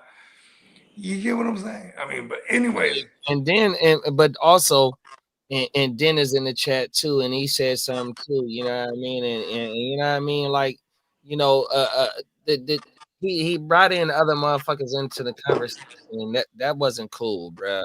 Exactly. But like Dennis, he brings in Dennis, not even in that league. And like, then, first of all, he brings up his own shit, his own fucking flaws in life. No one's talking about that shit but him. That was crazy to me. So I had it out with him after the fact. I said, yo, take that out of the chat, bro. What's wrong with you? Oh, now. You know what I mean? Like, I know who you are, and you and I both know what happened. Oh, now. Fuck is wrong with people? Don't lie. We need more people. Lying is work, bro. Yeah, that shit was bullshit, bro. I hate that shit. So yeah. Oh, my mouth. Yeah, and we ain't going nowhere or cough up the dough. No, 100%, bro. Off top. You know what I mean? Because otherwise, like, see, this is what I even told Uncle Buck in that league, because you know he was playing Woo Wop, and I was playing Spencer, and I was supposed to play Uncle Buck, and Uncle Buck was mentioning he was leaving it alone. I say, hey, yo, what the fuck? You know what I mean? Make it right. Makes it right. It didn't matter too, because I would have lost regardless of who I played. It wasn't even about that. It was just about being legit. Yeah, because I was mad because when I look back at it, that matchup, I think I would have beat them too. You would have been in there, bro. Yeah, I would have beat them too. Oh, everything. His 2 QB, this struggler sat Aaron Rodgers and Tua in a Superflex dynasty. Them two in week 14 combined in our format for over 110 plus. He lost by less than 100 that week. It was just like, what the fuck, bro? Like, he put in Josh Reynolds in a Superflex. I didn't see this because no stunt. I was on a bye week, and it was Spencer who was telling me, and I didn't see it till like hella a week later. I was like, what were you talking about? I saw you text Hustlers tanking. He's like, no, bro, look at it. Look at the history. I was like, oh shit. Yeah. Fuck. Because Spencer was on, because these things you have to get on it right when it happens. Yeah. And this is a guy who would tag my opponents. I'm in several other leagues, like over a dozen, 13 to be exact. So I just over a dozen sounds more dramatic, right? So I'm over a dozen. This motherfucker would tag my opponents who's playing me to make sure they start lineups against me, to the effect that even like he'll go in there and set their lineup, and then it would say commissioner duties, all that shit. He'll just leave it. He's just like, because that's another thing too. You can erase those in Sleeper. You can go there and just leave it. Like, yeah, I did that. With the settings during mid-season, that's bullshit. Fuck him. And it was. Oh, you got a guy in a bye week. It's like week 4. The fuck you telling my opponent? You know what I mean? Yeah, you can go in the chat, and I told Candlestick, I don't know if it was a Thursday game or it was a Sunday slate, but Candlestick hadn't checked his lineup, and I'm like, bro, check your lineup. You know what I mean? I don't want no win like that. As an opponent, if I see it, I'm gonna tap in. We ain't on no punk shit. Bro, I think 100%. Here's there's something dripping from the bottom. hold on one second. It might be just the coolant. It's just AC. Relax. Yeah, but why is it on both sides? The both sides is different. It's dripping on the left and the right. Look, Mom. My daughter just pulled up in her car. She's like, "Oh my god, my car's dripping. It's leaking." She probably running the heater. You running the heater? Or the defrost? You guys running the heater? Yeah, I don't have her heater on. The condensation. All right, you all right? You all right? Stop tripping, by the way. It's a brand new car. It's like, I'm about to get mad at Honda for a second. I'm like, what? Anyways, I totally hear what you're saying, bro. Like, just let it. Like, see, there's my thing. The moment I wasn't around, he stops being integral, bro. You know what I mean? That's not good. Like, he won't last. You know what's so funny too is like the migration of just, you know what I mean? Like, when it comes to what you're looking for in content, you're looking for, you know, whether it's not being a part of a community, if you're just paying attention to content, you need someone who's going to help you win. It's always us. 100%, bro. That's it. That's just it. Because this is what that's about when it comes to fantasy. How are you going to win? Them is facts, bro. This ain't no penny pitching type shit right over here. We play, when we're in joints, it should be legit. When there's some fuck shit going on, motherfuckers gonna call it out. It's almost, it sucks that there's no dictatorship. Everything got to be run by the family. Even if there's a commissioner, I mean, not even if there's always the commissioner. That motherfucker's not a dictator. He's a member. If it's a 12 team, 14 team, 10 team, 8 team, no matter what, everybody input matters. What? Period. Come on now. You know what I mean? You can't just like dictate. Like, see, that's the thing though. Dictators, they get fucked up, bro. Dictators get fucked up, bro. Don't try to be Hitler around me. I'll fuck you up. I swear to God. Don't try to be. Listen, bro. Don't try to be none of them motherfuckers around me, bro. Because I am Genghis Khan. You know what I mean? Now we take down. I'm that motherfucker. I'm a world ruler. You know what I mean? I'm not a section ruler. Fuck that. Bake said, "You guys starting any more $200 leagues?" 100%. 100%. Those are the Gen Wealth leagues. We have part 2 and part 3, and Bakes, you are in. I can assure you. And congratulations, Bakes. Go on and win it all. Peacock probably doesn't pop up another. Fuck that. Cap said, "You're damn right, fellas. Fantasy Bowl on 7 straight wins in a row. Time to finish and get this $1,000, man. Let's get that staquito. We got Antonio in the building. What's up, twin? 100%. Big bro said he got harassed about the 14 and he ain't even in the 14. Oh my mama, man, that shit is bullshit. Shit's crazy, bro. What's wrong with people? Antonio said he just chilling at home, just got off work. Yes, sir. Derek, yo, bro, happy holidays to you, brother. Happy holidays. That's my Italian. That's the Italian stallion birthday twin of Bogart Godfrey right there. That's the motherfucking Antonio. And you know what's dope? Is Antonio, he was not with the fuck shit a long time ago. And I kept him in the mix. I'm sorry, Antonio. And matter of fact, every league that he left, I said, hey, struggler, get Dennis in those leagues. Get Dennis. So Dennis adopted a lot of Antonio's abandoned orphans, and Dennis is in League 13. Let's go, Denny. Let's go. Let's go. And he morphed that team into a whole nother monster too. Shout out to Dennis. Oh my mama. He said Dennis said he chilling, getting ready for these chips I'm in right now. 100%. Go. Chippers. And I got your old team in the 13. That's what he said. See, there it is. I just said it. Nice. I'm sadly didn't make any, but I'm playing for third in the only money league I'm in. That was Antonio. Let's go, Antonio. Fucking get that money back. Let's go. Next year, come back strong. Facts. Antonio about to be in a bunch of our dynasties. I swear to God, bro. Watch. Big bro Derek said, Antonio, you got it next time, bro. Them facts. And I'm telling people not to trade with any of us.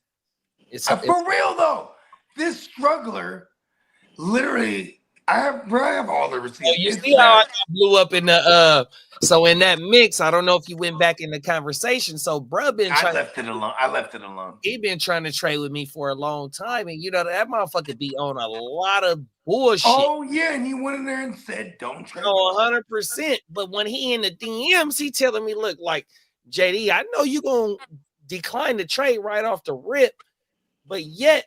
When I counter, I'm like, okay, well, fuck it. If you think that I'm going to decline off the rip, well, let me counter with some shit that you going to decline off the rip and quickly run to the shit.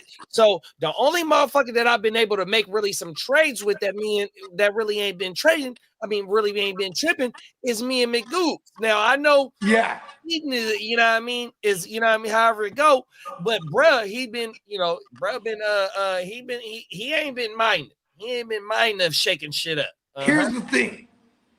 It's like in the past 6 weeks in that particular league, I got all the receipts, bro. Motherfuckers was telling me, hey, bro, I was told we can't make trades with you or the rest of y'all. Wow. And the list goes on. You know, me, you, Peacock, Spencer, fucking Candlestick. And I'm like, even my brother, what the fuck? Like, what does he have to do? And I'm like, bro, we're in this thing. And you know what's so funny? It's the passive aggressive nature of it. It's like, you gotta tell all these other motherfuckers. Then when I bring it to him, he's a pussy immediately. Fuck. I'm like, bro, we've been doing this shit. I didn't know it was a do not trade list. Bruh. That's crazy. Shout out to Titans. He's one of the ones that the most traded motherfucker ever. He was like, bro, this guy, he sent me a screenshot. I'm like, bro, I love you, Titans. Thank you for that. You know what I mean? That's crazy. This is just the other day, too. Because whenever Titans putting everybody on the block, wow. Damn. See, I don't fuck with that, bro. This shit get deep, boy. Pause. Yeah, and you know what, too? Don't want to go to war with me and mine.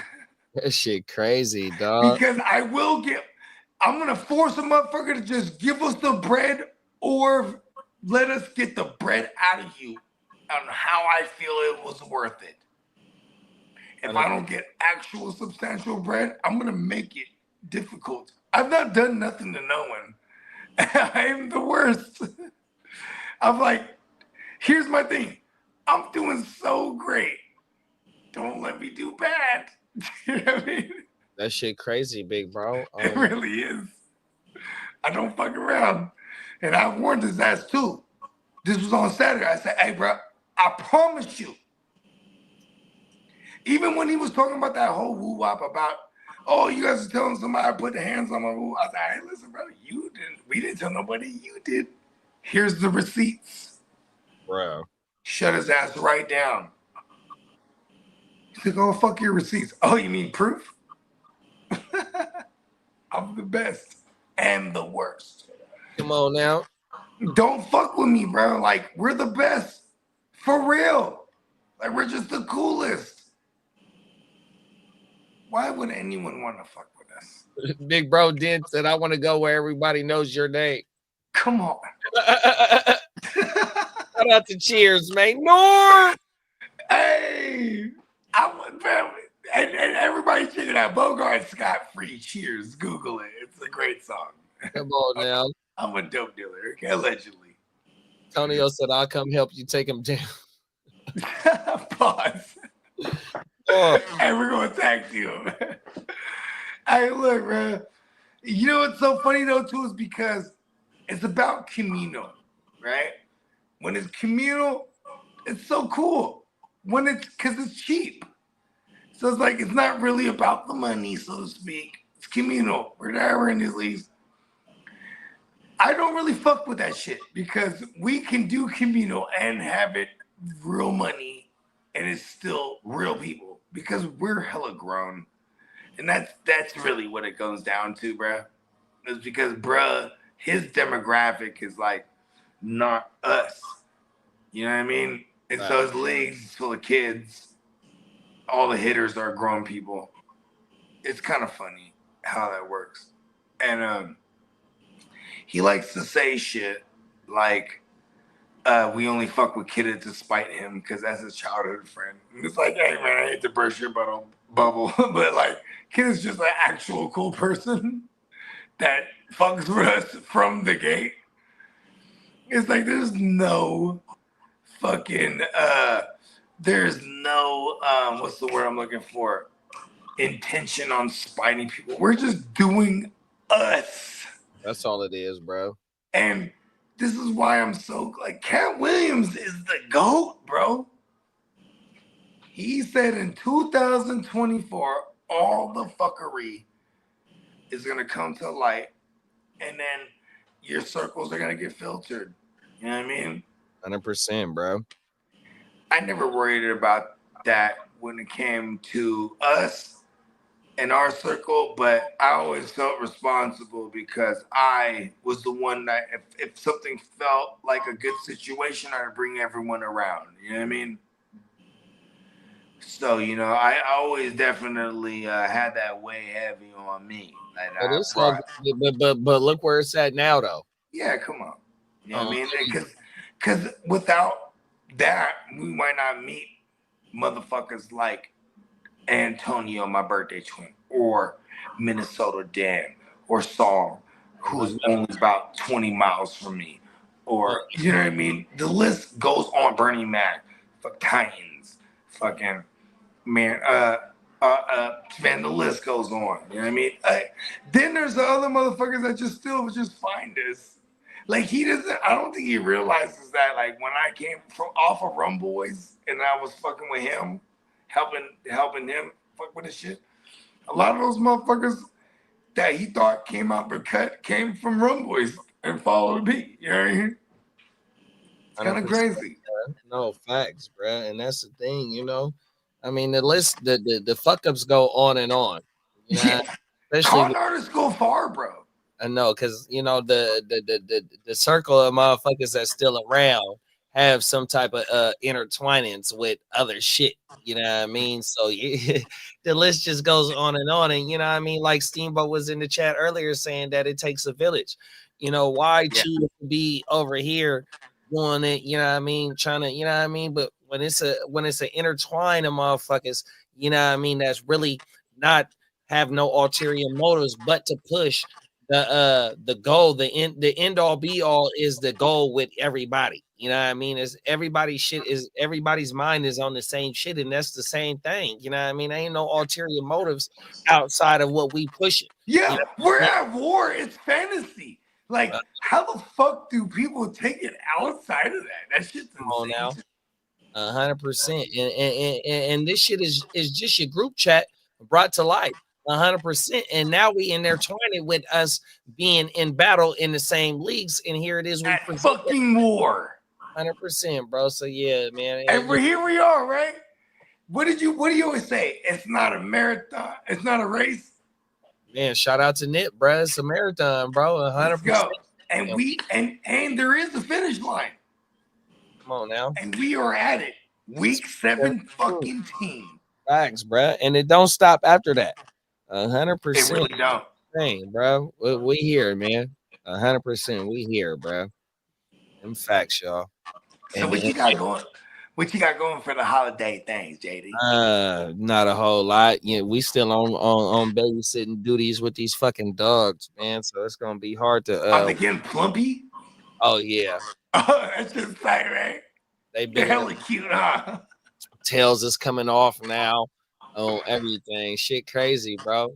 Facts. So we awesome. Yeah, we kind of. Is there any show of dominance from the litter? Well, yeah. So the bigger. Have you named any of them? Like, so you have favorites? Like, is that's my name right there? Yeah. So we was gonna keep one of them, but she ended up passing away yesterday. Oh no. Yeah, it was one of the runts, and we were when I had took baby girl. Road trip, yeah, little baby girl. She when I took that little road trip over the weekend, wifey was trying to bring her back because she called the fucking vet, and they was like, well, either it could be her kidneys or her blood sugar low. So wifey was giving her honey to help her blood sugar. But long story short, we had her under the heating lamp and all that because she was cold, and so she was coming back for a minute. But she might have like poor development in organs. Yeah, that's what it was. I put her on the nipple yesterday, so she was or the day before yesterday, and she was eating all day and shit. And then I woke up late night, and she was by herself. And when I grabbed her, she was cold, so I ended up bringing her back into the room, putting her under a heat lamp. When I woke up yesterday morning, unfortunately, she ended up having, and that was the one we was gonna keep. Everything. Everything been all right though. They bigger than a motherfucker. Fuck, them motherfuckers bigger than shit, bro. Yeah, you got a lot on your hands. Them motherfuckers. Oh, my mama. And then the mom, and the mom is an outside dog, so she's over with of just being in the house. She's ready to go back outside. So yeah, it's fucking crazy, bro. What you got going on though, big bro? Shit, you know what I'm saying? I'm real big post-style. You know what I mean? I mean, maybe post-style is the bad word to use because you know what that means. Like when you go post-style, when you go postal, I'm big post-style. You know what I mean? Yeah. I'm just lamping. It's we got the in-law joints. I'm about to whip up some jambalaya. Let's go. I mean? That's been the hype the last couple of weeks. And like, here's the thing. I ain't whipped up the jambalaya in many moons. And then I whipped it up. My girl, she tried throwing her little 2 cents. She's like 10 cups of rice. I'm like, yeah, that's what I always do, right? Like the fact that she had like acknowledged it wrong, and it made me think wrong. Then so the jambalaya was okay, but I was like, man, it was like mushy, and I was like, oh no, because I was supposed to do 10 cups. Then I killed it, like absolutely slaughtered it. A fan favorite. Yeah, I absolutely slaughtered it last Saturday, which is the second time I've cooked it in this last week. Then my girl's like, oh my God, you have to cook it again exactly like that for Christmas Eve. I'm like, got it.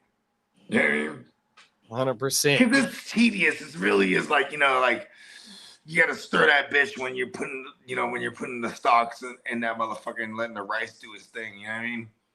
Because it's not like regular rice where you just put the thing, you know what I mean? So it doesn't stick to the bottom and everything cooks evenly, it's one of those things. No, trust me, I make the gumbo, so I know the Yeah, you a gumbo. Bro, you'll be on your feet for a long time. Hey, look, I ain't gonna lie. Everything. We the fantasy gumbo for real. Fantasy gumbo, fantasy unks, all types of shit, man. We the fantasy gumbo, the fantasy unks, the fantasy murderers, hitman, allegedly. Come on now. We killing shit out here, B. We're in chippers, bro. You know what I mean? Whether it's one or hella, one is better than none. And this is what we talking about. You know what I mean? Facts, bro. Oh, my mama. Damn. In this bitch, bro. 100%. Happy holidays, bro. Oh, Happy holidays, you ready? Let's get it, man. Oh, my Yeah. mama. And I think that's him too, right? Let's go ahead and remind everybody holiday. What did my man Peacock talking about? He was at holiday. The first of all, neonpeacockmerch.com, but it was holiday 10. Holiday Tees 10. I forget what the promo code is. Fuck, I'm fucking it up. Let's see If you go back to the beginning of the show, y'all, you'll see it. Let's see if Or I hear it. see if I can pull it up real fast. Yeah, holiday 10s. But yeah, we got the ill sale on all the t-shirts. Get your allegedlys. Get your Guccini Simpsons joint. Holiday Joy 10. Holiday Joy 10. There it is there, man. Right Let me there. take this off the screen. Let me see if they can see. There it is there, man. You can find the whole cast of the Jim Wealth come to life as Simpson characters. Man. Yes. Right there, man. 100%. Oh, my mama. Look at that right there. That's us. Come on now on everything. Let's go. Not only can you get that, you can get anything that you want, man. Make sure you just tap in with Big Bro Peacock, man, and he gonna cook that shit up for you. Before we end the stream, I'm gonna make sure I run the motherfucking promo again. I'm gonna make sure I run a motherfucking song again, and then we gonna end the stream, man, and hopefully we see y'all tomorrow, man. Fucking for the Texans versus the we got some games tomorrow. Just stay tapped in. You know what I mean? You know what I mean? You know what I'm saying? And hit that notification. Be sure to like and subscribe, all that shit. I feel like a YouTuber. I gotta say shit like that, right? Them facts, man. We here, y'all. We appreciate y'all, man. 100%. Like Big Bro said, like and subscribe, man, and just stay locked in, man. Hit that fucking bell. And happy holidays. Be safe on the road. Everybody be safe. Please just be careful. 100%, man. My mama, we gone.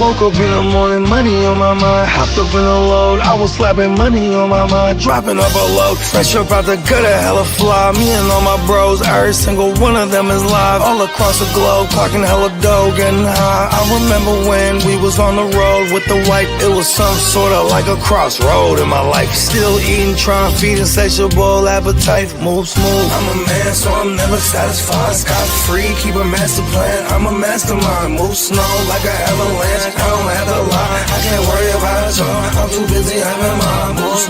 I'm a man, so I'm never satisfied. Scot free, keep a master plan. I'm a master.